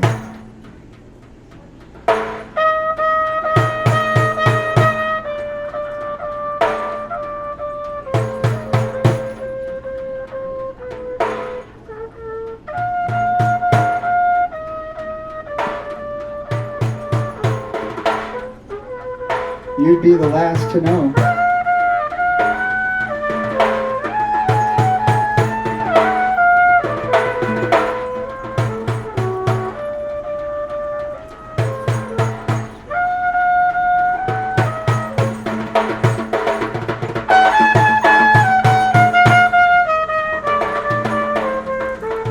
That's right, you'd be the last to know.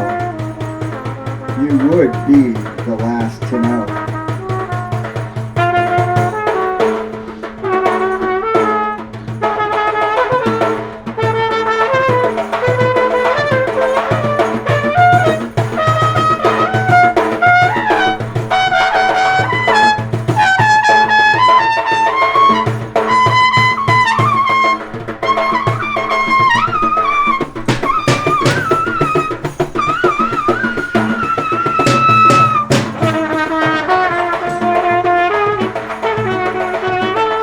Be the last to know. Thanks very much. Thanks for listening to our little experiment there. Julian Douglas, Quass, and I'm Brian Price. Thanks very much.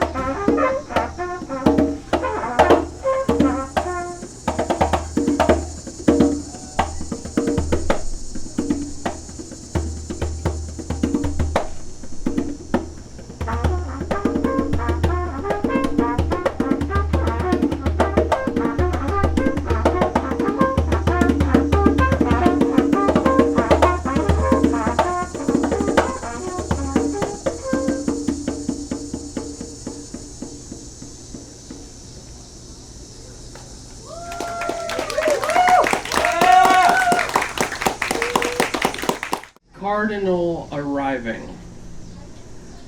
The father chirps excitedly. His son waits on the vine. Next to the nest, a chick, for one last moment, until he lifts a wing and pushes off, beating his wings to a song that was written on his soul. On a branch he lands, panting slightly, proud fledgling. Hello everyone, I'm Tyler Lewis. I'm going to be reading you a variety of poems. Thank you for being here and listening. This is called Estrando magnifique. Clayed Horatio dots dots, reading an extended newspaper. Now and again the days return and flow back away with the high tide. This one makes a little bit more sense. Let me love you like an artist. Like I hover a centimeter above anyone who isn't an artist. And you can too if you be my patron saint. My friend said, fall in love with a nerd because they'll really care about you and they won't cheat. I asked her how she met her boyfriend. She told me he was the best friend of her previous boyfriend. Let me love you like an artist, like I can paint you, but not photorealistically. Sing your praises after a night of drinking. Make a sonnet out of broken promises like a kintsugi cross-section of who we are across phases of we. An artist like I can starve for you and thank you for feeding me by waiting behind the door for 11 minutes to scare you when you come home. Like only I can engage in a philosophical debate about where in the arduous journey of a word as spoken did its meaning flee its casing of sound, arriving like a ghost at the point of impact where the brain can't tell the difference between something that is said and the hollow noises that enshroud it, where we all have a box with a beetle in it, and everyone can only see their own beetle, but we say the word beetle as if that carries the empirical data and not just an interchangeable perception.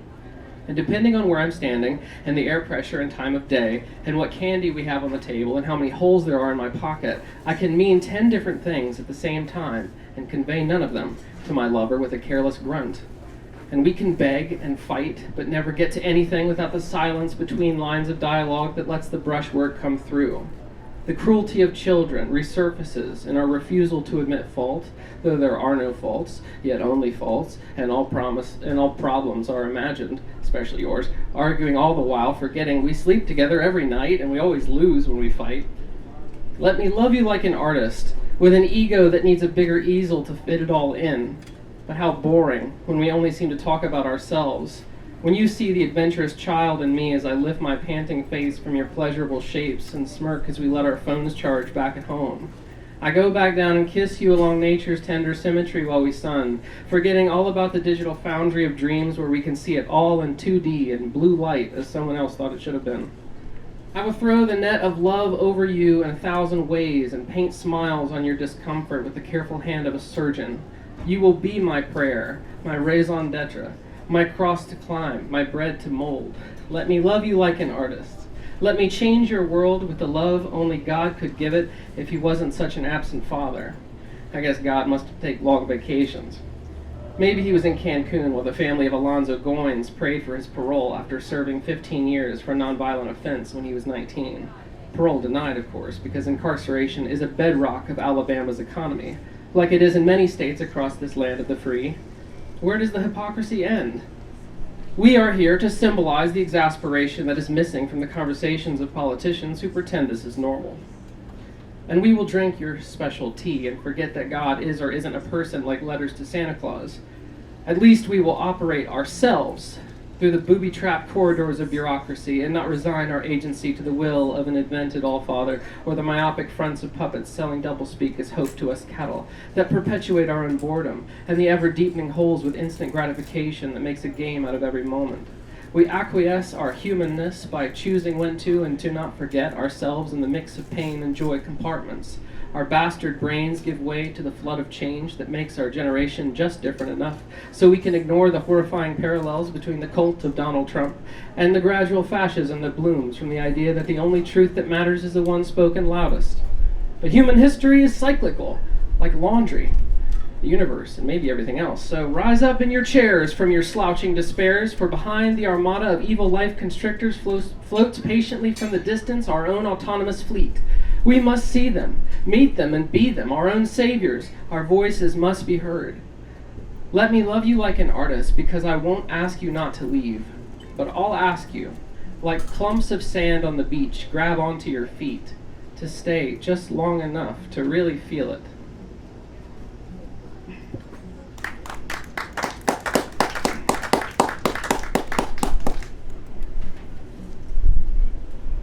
Gently fold the mix into the meringue. Coat in butter and sugar the ramekins. Introduce 4/10 of the dessert, plus 1 teaspoon of cold milk. They don't save well. Don't wait around. The art of the souffle is in the rise, light and fluffy. Throw dark chocolate over the boiler, mix in the roux, and incorporate the yolks, tempered.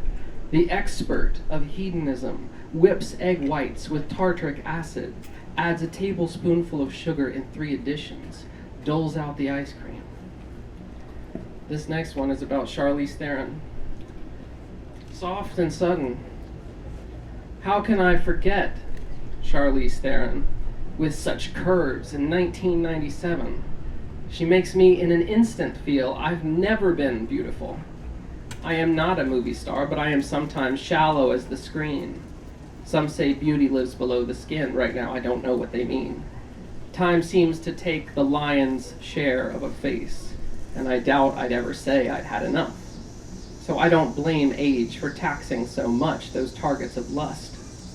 My biology haunts me in ways I don't choose. Oh, it tortures me, black and blue. Love may be a theory none can finally prove, but life is a game we all come to lose. Picture a person captured by a camera that somehow makes its viewer feel the phantom. The brain knows the illusions pixels pander, but it doesn't help the body understand them. It would be easy to get stuck there, on the closed end of a stair, had I not forsaken my dreams to start living them. This next one is, so far, my only award-winning poem. This is called Under a World. Every stain on your off-white coat. Far older than I look up to my sky and think that it's almost tragic. Your purpose but served until I pinned on you stars, and then in darkness, magic. The subject of stairs still above as I slept, my limits, my potential, my ceiling. I step out to look at it whole, the home that's housed my old days, supporting the gray trapezoid which many echoes of thunder deflected. A useless chimney like decoration, a pipe or cigarette. Shingles which felt the casual frisbee or that time the firework went the wrong way. The gutters that had to be cleaned by my dad before I admired work as merit. The overshot basketballs, and the times I climbed onto you just to feel like I could go somewhere else. Nothing special about my home, nothing really, but a box that often held back the stream of rain, but a box that I grew up under, one that drove me insane, a box that I screamed inside, and where I learned my last name. For a while, my only home, under galaxies, God, country, government, state, city, street, number, roof, ceiling, blanket, eyes. And I stayed there. I thought of the violence. I thought of the hatred. Now I am becoming myself. And the roof looked at me and smiled. Said, we've known each other for a while. And if you ever left, I don't think I could make it alone. This one is in response to that. Written like 4 years later. Different body. I know I abandoned you, swaying drunkenly at the ragged edges of the mind, shedding who we were before the shot rang out and time became too thin. My tongue has gone mad, desirous to navigate through bipolarity, to arrive dripping blood like bad humors over the thirsty gate. It cries and must be locked away as memories. We changed like the city when I left behind the soldiering culprit, the anorexic boy of clay, and the nervous mother. So, I became a colonel inside the future's frock, a mystery tanned and fatigued by blubber, a dog interned as another minuscule drama to devour at the freak show, the indefinite heartbeat of a promise kept. And in the chill of stagnant loathing, dilapidation quickens. Now the ceiling rots. But by tomorrow the pain will have dried and cracked. By tomorrow, I'll be one day closer and one day further away. Thank you. So now I'm about a third of the way through, and I'm going to tell you a tiny bit about myself. I'm from Springfield, Ohio. I make poetry zines. These are I have only a few, but they will be available for purchase afterwards for $5. This is volume 7 and this is volume 8. It's mostly poetry. There's some short stories in there too. It's me and my friends' work. That's enough about me. This was a poem that I wrote in honor of my friend Tori. It's called Red Panda Jamboree. A score and 10 Julys ago, carrying the name of the blue jay, a new kindness struck out of the wilderness. I was wearing the armor of proactive sorrow when I chanced upon one who'd never begged or borrowed. The eye-reddening smoke broke the yoke of complex allegiance. Then it cleared, and right here I found those bright eyes of deep brown. She reminded me I was beautiful and handed me a cutting of stylishness. She never winces when I mention how fragile life is. She knows, and having seasoned knowing, her spirit stays unbroken. She cooks with love, a cut above. A favorite is wine. Maverick Daphne is mine. Always bearing gifts and refuge, she makes the world feel bigger, field-tested and proven with an earthy charm. You remind me that I truly want to do no harm. With a lust for life aging like a fine rhyme, brave as daredevil tree standing cliffside, the sunsets make sense out your windows, and the wind that invades the old drafty house out in the country by Honey Creek speaks a dead tongue bathed in orange light. To forgive and be forgivable is to stretch out the hours, because any plot is measly without the grace of open eyes and ears to hear the hearts inside. Such shelter as home is a measure taken to fend off the weather of time. Maybe happiness is caring and wanting nothing more than anything shared with another that cares. We shared a decadent decompression over Starlight Walker, and even the vultures are endangered, you mentioned, while they congregate. Maybe we'll be wearing Ray-Bans past those vultures in Congress and that Death Star of a post office, smoking cloves and playing at France just like a couple of stone-cold killers on offense, doing jiu-jitsu and harnessing the solar system, humbling the gods as we tastefully diss them. Or we'll go to that place where time can't take anything away and patiently wait for a velvet day. Friends, each a candle burning, like jewel mines along Indra's net, or tired cranes tugging boulders from the trenches to preserve the crumbling causeway. I promise it's laughter I'm crying, though the blue fire flood of hugging a close friend is the element of humanity for which I fight, and you are a most distinguished post in the disaster of life. Thank you. This one is called Water Garden. It's kind of I guess it's a haiku. The butterscotch drop slowly shrinks on my tongue. In the lingering minutes before the conservatory will close, my boyfriend and I notice a butterfly floating on the water. A blue morpho laying closed on the koi pond, folded in limbo between two worlds, meant for the air but with wings too wet to lift him. A fish of white, red, and black nibbles at the ornate insect, but withdraws once the morpho flaps elusively. Drifting aside, still unable to fly, the butterfly savors his last seconds as the determined koi circles back. I break the drop between my salivated teeth. Delicate and vibrant, blue morphos like living paper lift us with their lightness. This is Expressions of the Sky.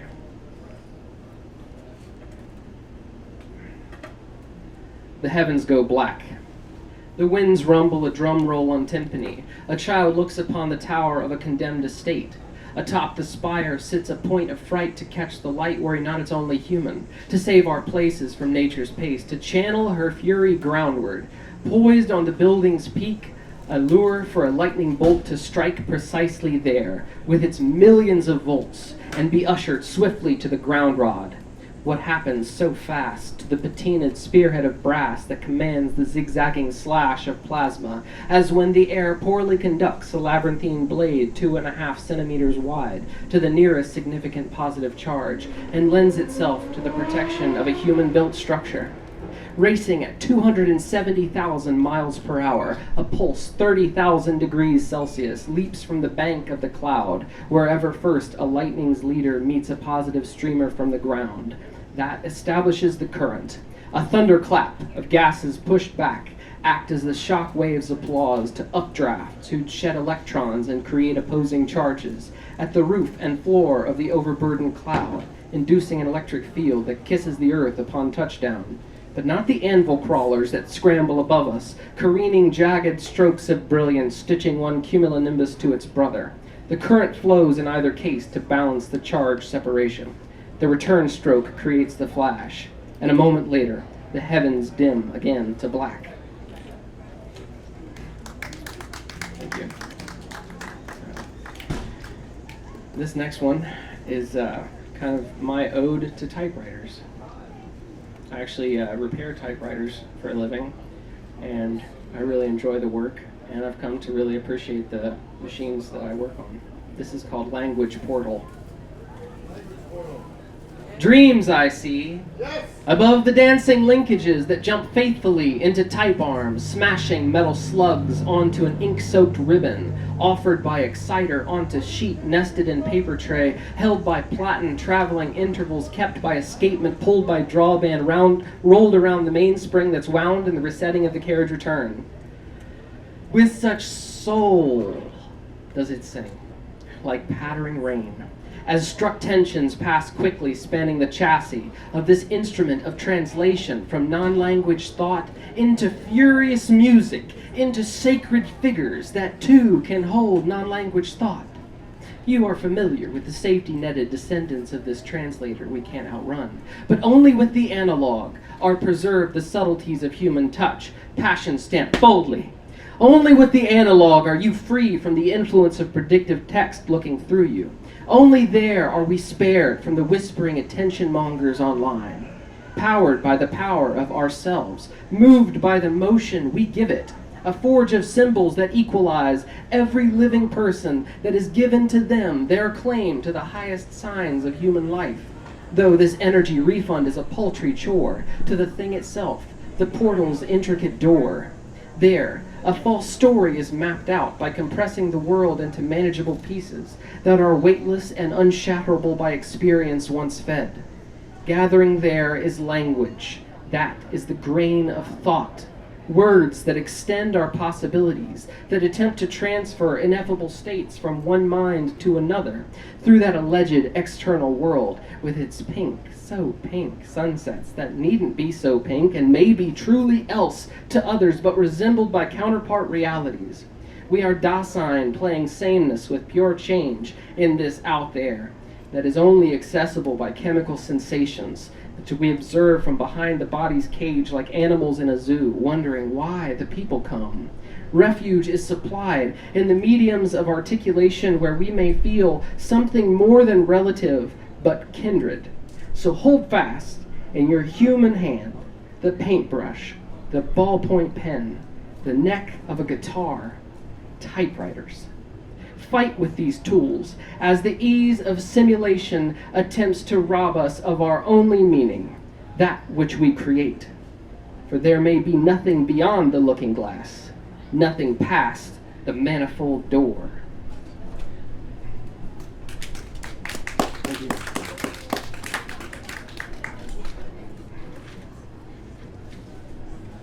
This one's called Winter Exile. On slick streets shooting sparks, stars frozen like eyes in contact pay homage to the oeuvre of human silence. We swaddle to slaughter our promising, hooked to relief that gleams for darlings like lighthouses. The untried meet lackluster lessons. Is dependence their blessing? Forgotten ferocity heirlooms rest so heavy. Lost city of Brooklyn. Oh, destroyer of worlds, Jaded against the mad, mad beatniks, I am blind to my faults from seeing only faults, and you are too calm to see what you feel and the way you feel it. It may seem nice to meet me, but I laugh at everything you laugh at, and I just might hate everything you hate. I will consume everything you offer me and smoke what you smoke, as I scour the contents of your floorboards and your past, looking for ways I'm better off. I have been undercover for 6 months, and I still can't read the glyphs of ancient Brooklyn. This next one is called The Conductor's Last Concert. Orchestra tuned, audience settled. Every eyelid into darkness nestles. Dr. Lung's baton stirs the artists already lost in prayer. To coax the creature of song, they first sway, building with calculated dalliances and focused like statues amid an earthquake. Sound sculptors deftly shake the air. Drums rat-tat-tat-tat-tat-tat-tat. Bows rise and fall in marching unison when humming ominous or screeching operatic cries. Violins spit fire, a triangle chitters, the conductor's head sternly held high towards the brass, whose horns swell and flying, frantic hands of flesh tremble over tension in a congregation of excellences concerted for this compositional resurrection. Cherry lips agog, the pianist's sleek hair is thrown back in bursts of soft black as the music dances through her jolting body, leaping across keys to fill with fingers every space of sunken ivory. Empty dresses and suits cradle the tools of their 50 vanished operators, possessed into oblivion by currents of music chasing through them, trying to meet halfway the beauty ever latent in their instruments. Riveted to tears, we know the finale by its madness. Lung's overexpressed face rests as he goes unfurling from a strikeout pitch that hurls the beast back outside. A standing ovation that at once lowers the portcullis and sanctifies his hallowed chamber one last time. This next one is a little early, but it's coming up, Thanksgiving. This is called Thanksgiving Prayer. Whether there is a God above or nothing much to speak of, whether there is a God inside, dwelling in the makeup of every single atom, or just the stuff we've seen there in mostly empty space, between space, between space, between space, either way, our predicament is not a bit less miraculous.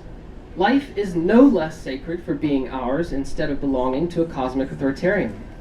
I doubt that we beautiful, minuscule ephemera with eyelids to protect our jelly, with teeth to chew all sorts of food, which later we turn to waste, that we must defecate.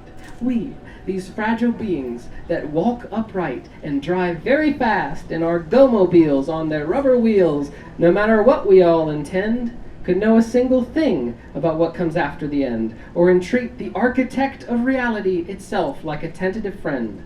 If something could be so peerlessly advanced and sophisticated as to create the billions upon billions of worlds, I think it would be an insult to such a powerful something to suggest that we could comprehend even remotely how it moves, how it could bend to our hopes, if only we go down on our knees and beg the various colorful depictions. But prayer, I maintain, is not really for gods. Prayer is what we do with hope in a universe of chaos. Prayer is a humbling way to approach the universe that is so much greater than us. Whether a prayer falls on no ears and does or doesn't get received by a conscious heart, let us bend and join in prayer. Let us transmit our humble message of thanks to a deaf cosmos merely to bring us closer to the truth of our luck. Thanking itself is more than a human convention. Reciprocity can be observed in the animal kingdom. What do we have to be thankful for? Whatever we have, I suggest. Whether we have riches or stitches or the most arresting pain, whether we have just 2 teeth or stained sheets or a priceless collection of silver spoons, we have something and are something shining, even in an empty room. Even when we grow old and find ourselves waking up each day to all sorts of aches and pains we can't yet even imagine, or maybe we can, we still will have something, an experience, even if suffering is still our own, is still life, is still something. They may complain, but those old broken down bodies still remain.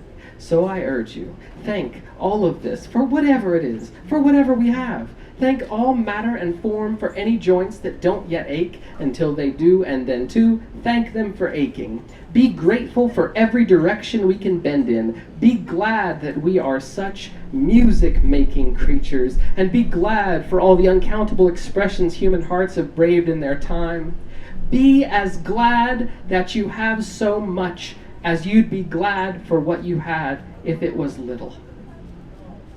Be as glad that you have so much as you'd be glad for what you had if it was little. Show thanks for those who've helped you by helping more others too. Think of all the life that contributed to every single bite of food and make a prayer of thanks when you chew. Savor every morsel and moment and ability this universe affords you, because it does not require itself to be consistent nor magnanimous.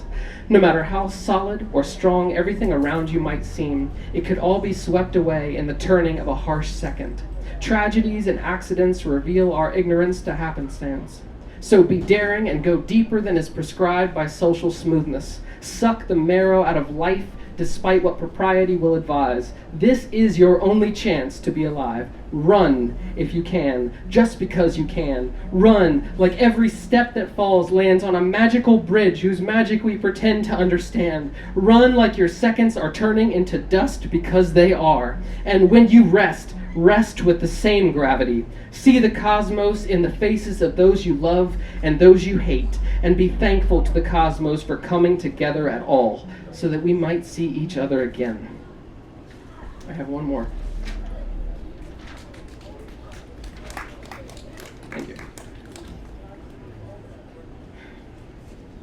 Vertigo. Where did you go? Funny face.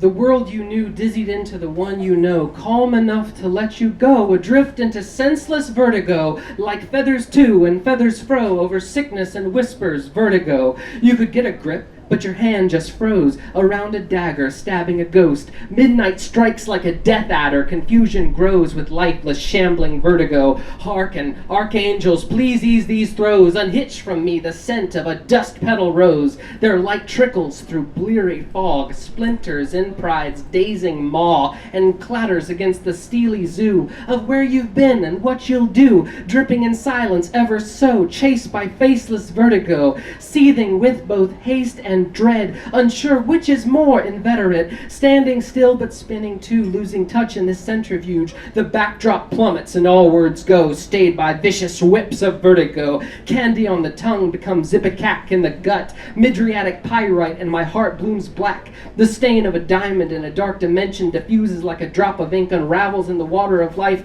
Potential is lost in habit to boredom, and youth gets old in its race to die. Where is my funny face? Misplaced in the same long week 200 times, righteous rambling turning slow as fists unclench, vertigo, whirlwind heart, tear me apart, bare as the stench of a beast-filled barn, spiraling to tatters, madness without charm. I'll be a statue wrapped up in concrete arms, straight-jacketed by men, burly like cakes with frosting garlands. Frantic into cabal and chain, we gain the minds to self-betray. The high tide subsides with the gratified instant, so shuffling the brunt off to the near distance, plagued by ramshackle sleep and fold-away dreams. Some kind of freedom sails just out of reach. Unexpectedly, on a windy day, perfect for letting go, you look out at everyone's sky, fall finally into breath and recompose. From relentless bits of vertigo. You see it now. Your soul is only your own. Thank you. I'm going to do something a little different today.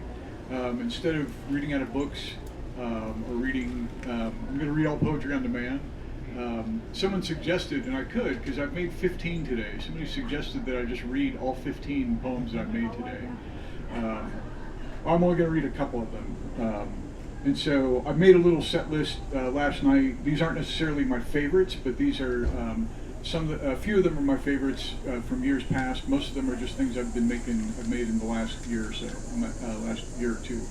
And I have put them in reverse alphabetical order, so there's no rhyme or reason to it. I just kind of threw them all together. So here we go. So this is from today, and I'll do a little bit of commentary on the ones that have little stories, but I'll try and keep it short so I can get through it, so I can plow through a ton of them. So I have a lot of recurring clients, and one of them is a couple that comes to 4th Street every year, and they've come for like 3, 4, 5 years. I'm not sure how many, and they always give a one-word prompt, and it's always the same word. And I have made at least 3 of these poems, and the word is lobster. So the title of this is The Horror of Seafood Long Shots. A lazy throw, and the one who tosses, angry, screaming in its boiling, next to the climactic frog who doesn't know the earth is dying. Our red soldier fighting in his pot is aware, makes his Hail Mary to escape, but the tongs.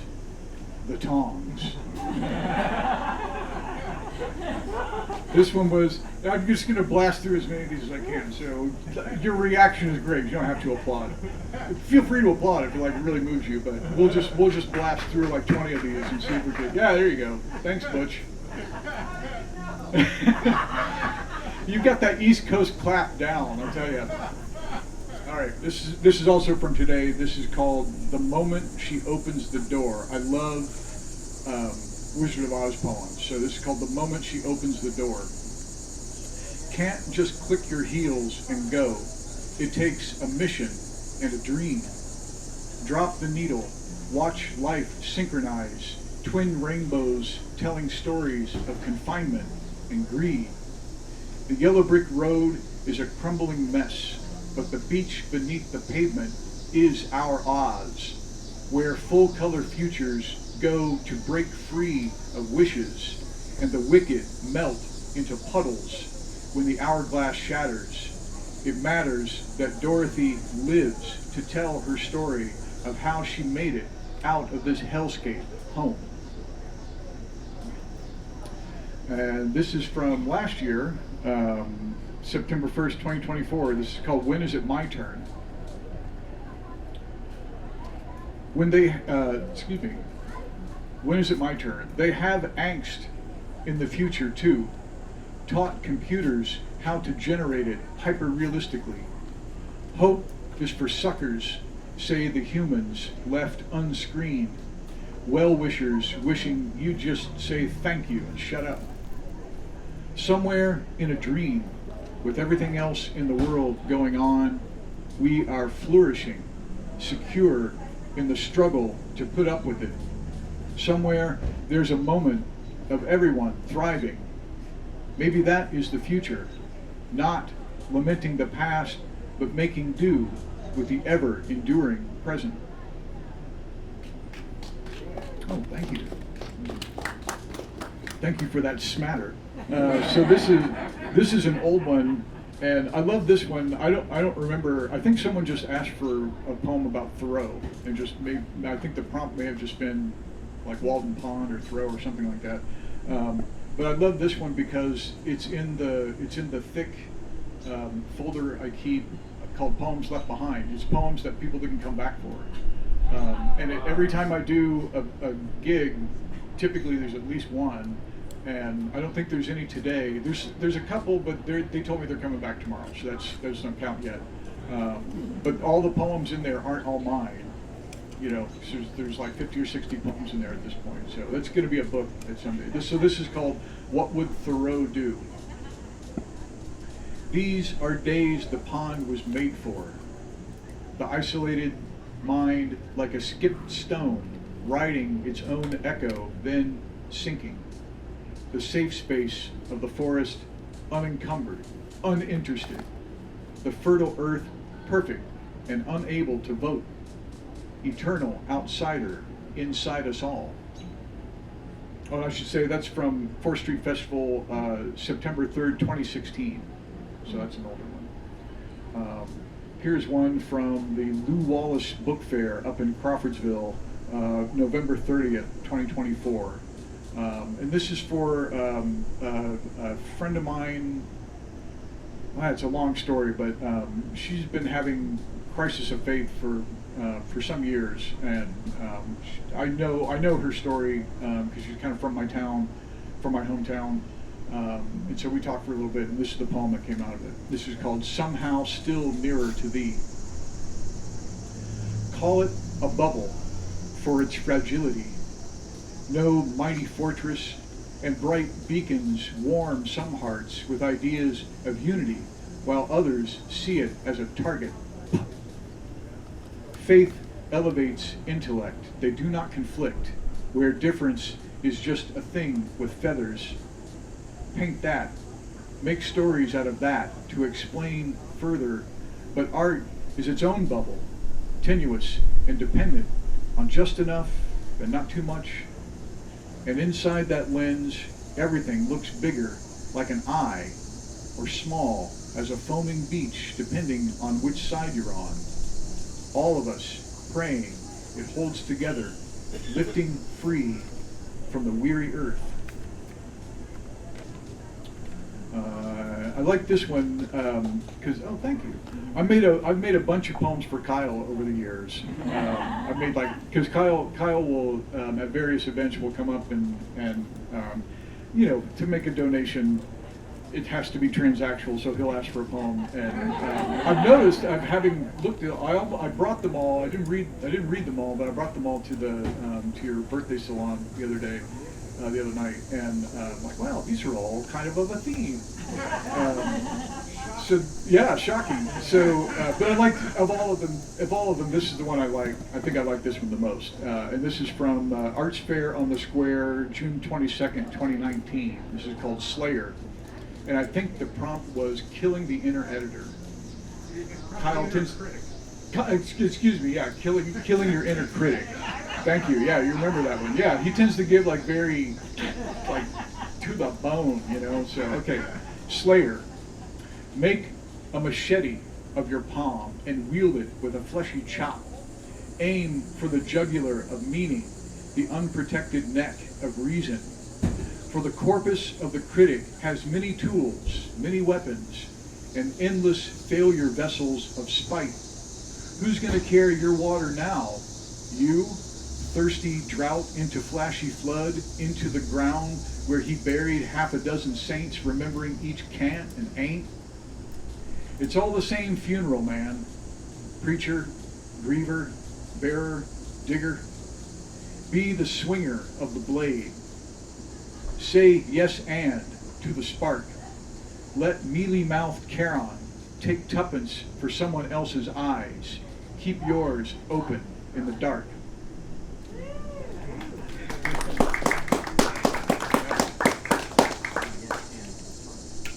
This is from earlier this year. This is from April 3rd. This is from a First Thursdays on campus at the Art Circle. Except we got rained out and they put us in the auditorium instead. So this is called, this is from April 3rd, 2025. And I like this one because a student asked for a poem and she didn't know what the poem was going to be about. And I said, well, what are you studying? And she said, I'm kind of studying law. I'm like, kind of? What book are you reading right now? And so she pulls out this book, and the book was called Roman Water Law. And so, and she was flipping through it. And so this is called Roman Water Law is a joke. And it's late enough in the day that I can get away with this. So don't try this at home, kids. Roman Water Law is a joke. 1, don't shit in it. 2, don't let your donkey shit in it. 3, don't wash clothes in it. 4, don't get caught, otherwise run amok. 5, don't be a donkey or ass. 6, don't drink it when there is all this wonderful sea-colored wine.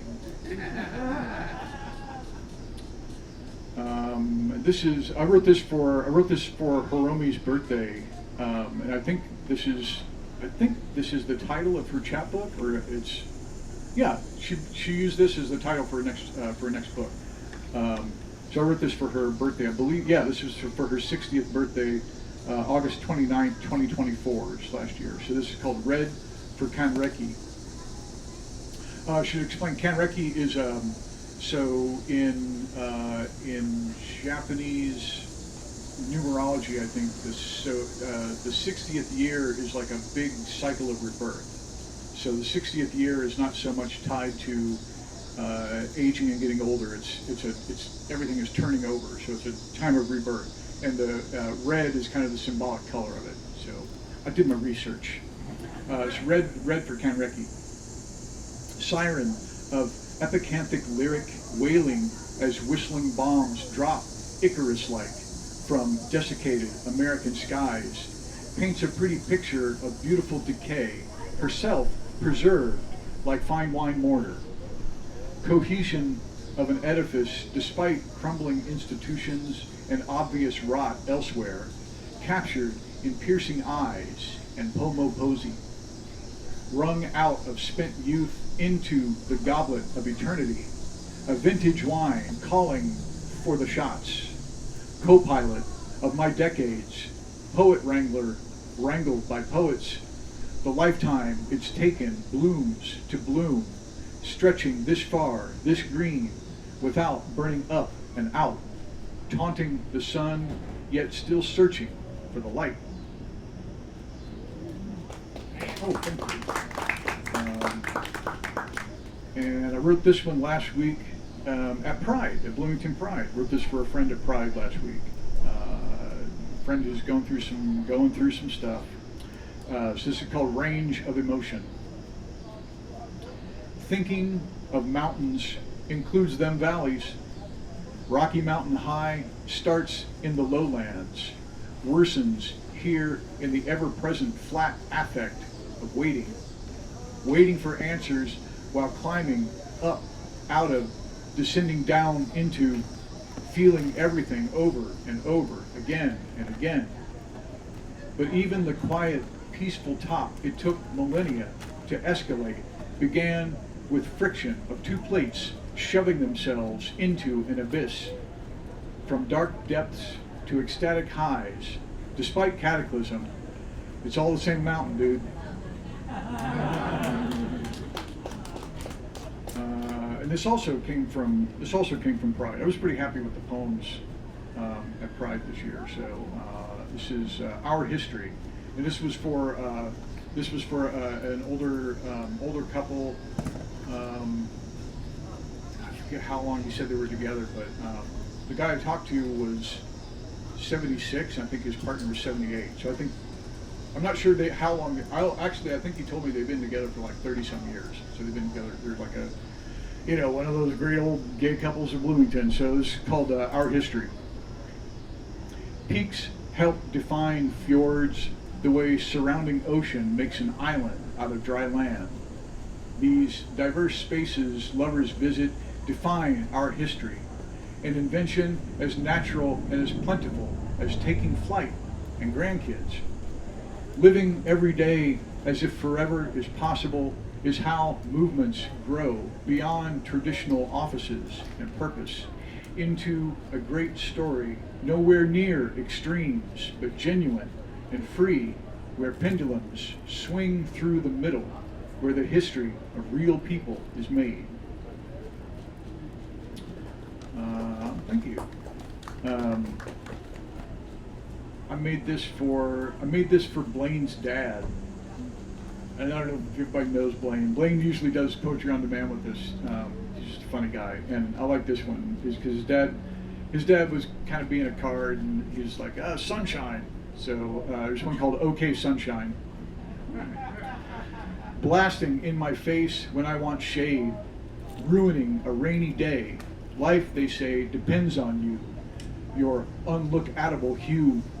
You're no chicken, but they rise and squawk, as regular and reliable as the cricket approach at dusk, as you sink beneath the horizon, slinking away like a hot villain stealing the day. That was from, thank you, that's from 4th Street, August 31st last year, 2024.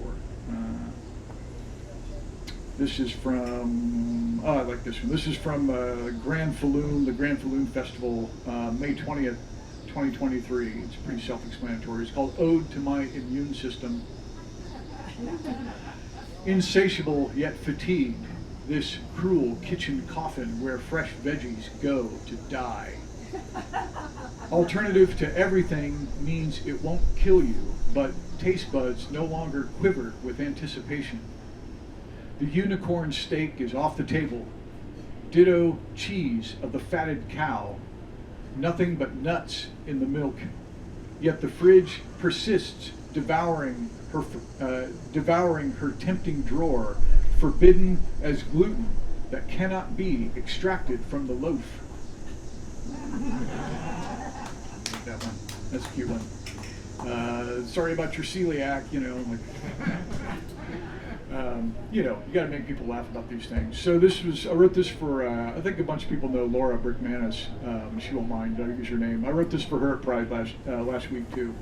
And she just gave me a bunch of stuff. She's like, I just want a happy poem. And she gave me a bunch of stuff that made her happy, and gave me a couple of things that don't make her happy. So this is called My Happy Place. Yeah, this is actually pretty clean, I think. So, if you know Laura, that's kind of,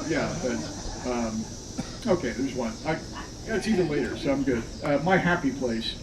Nothing beats the freshly iced cupcake of life, shuddering under private fingers, slathered with shameless bacon, beside the cat-guarded pool. And in the other hand, perfect, dirty Facebook shit, soberly deleted, unposted. Not even summer's acceptance and lack of regrets, washed away like a warm, white privilege-free bidet.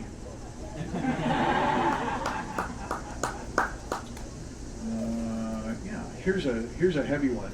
This surprised me, but so back in January 18th, 2025, just back in January this year, I did a thing in South Bend called Artists Rise Up, and Poetry on Demand, it always surprises me because most of them are pretty light, most of them are pretty, if anything, because there's a big student population, I get a lot of requests, I think we all get a lot of requests about next stage in life, graduating soon, what am I doing next, who am I, there's a lot of searching and looking for an identity and trying to figure things out and figure out life, and some people have got it figured out and they have something very pointed and poignant to ask you. And this was a request from someone that works in a suicide hotline. So this is called Lifelines. Artists Rise Up, January 18, 2025, Lifelines.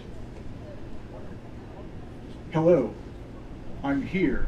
No matter what else anyone says, even the mean inside voice, you can't shut up. Thumbs battering screens like desperate reeds clinging to sad roots in a crisis wind. We are capable because we do not sink. Rising dark souls shining in the night, and it is always night on the other end of the phone. Here because no one was for me. The complicated gift of myself, you open, setting us both free.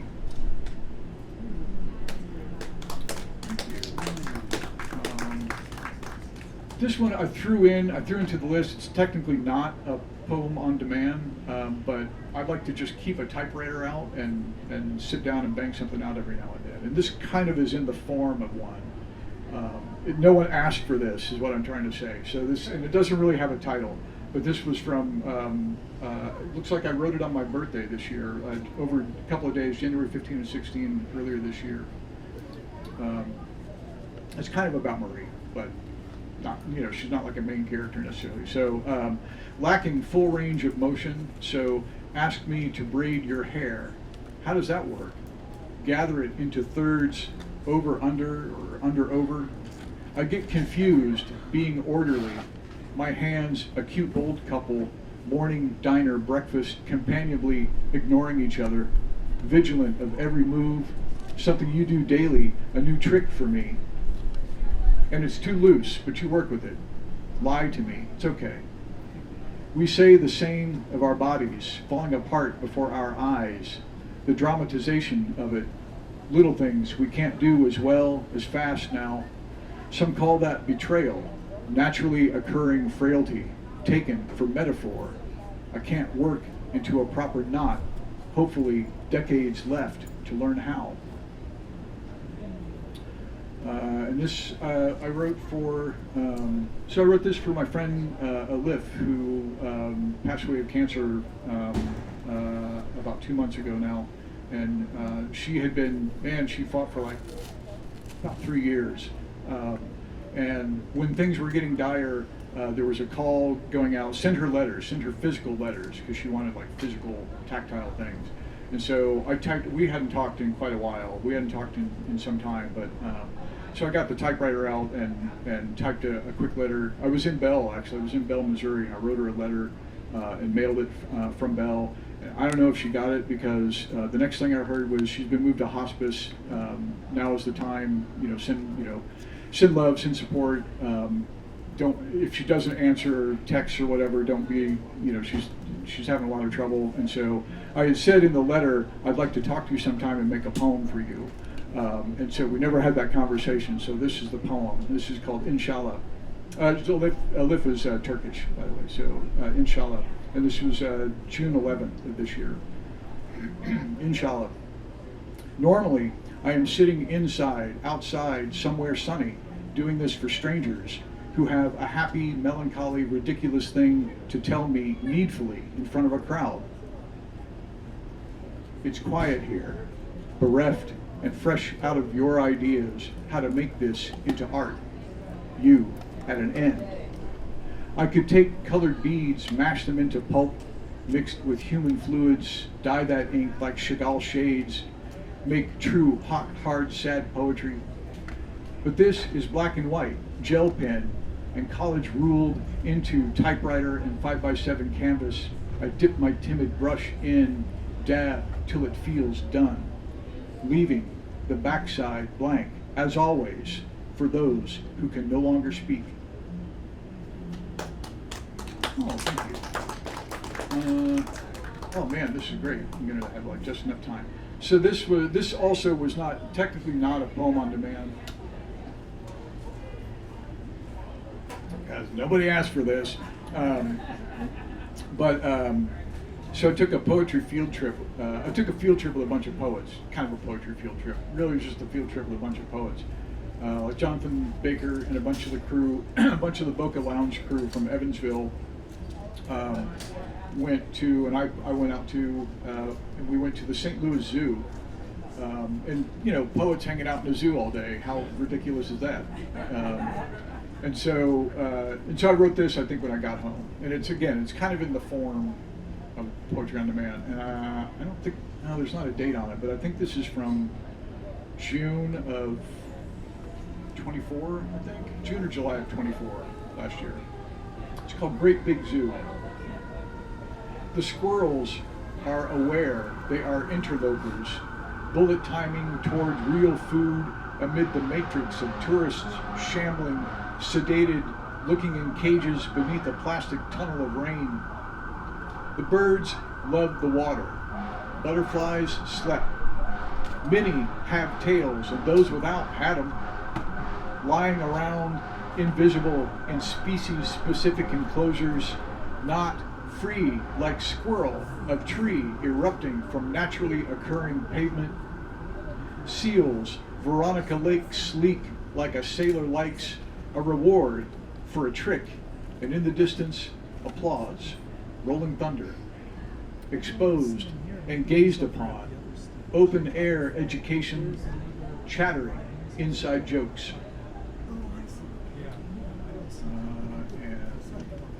Oh man, that's awesome. I got 2 left.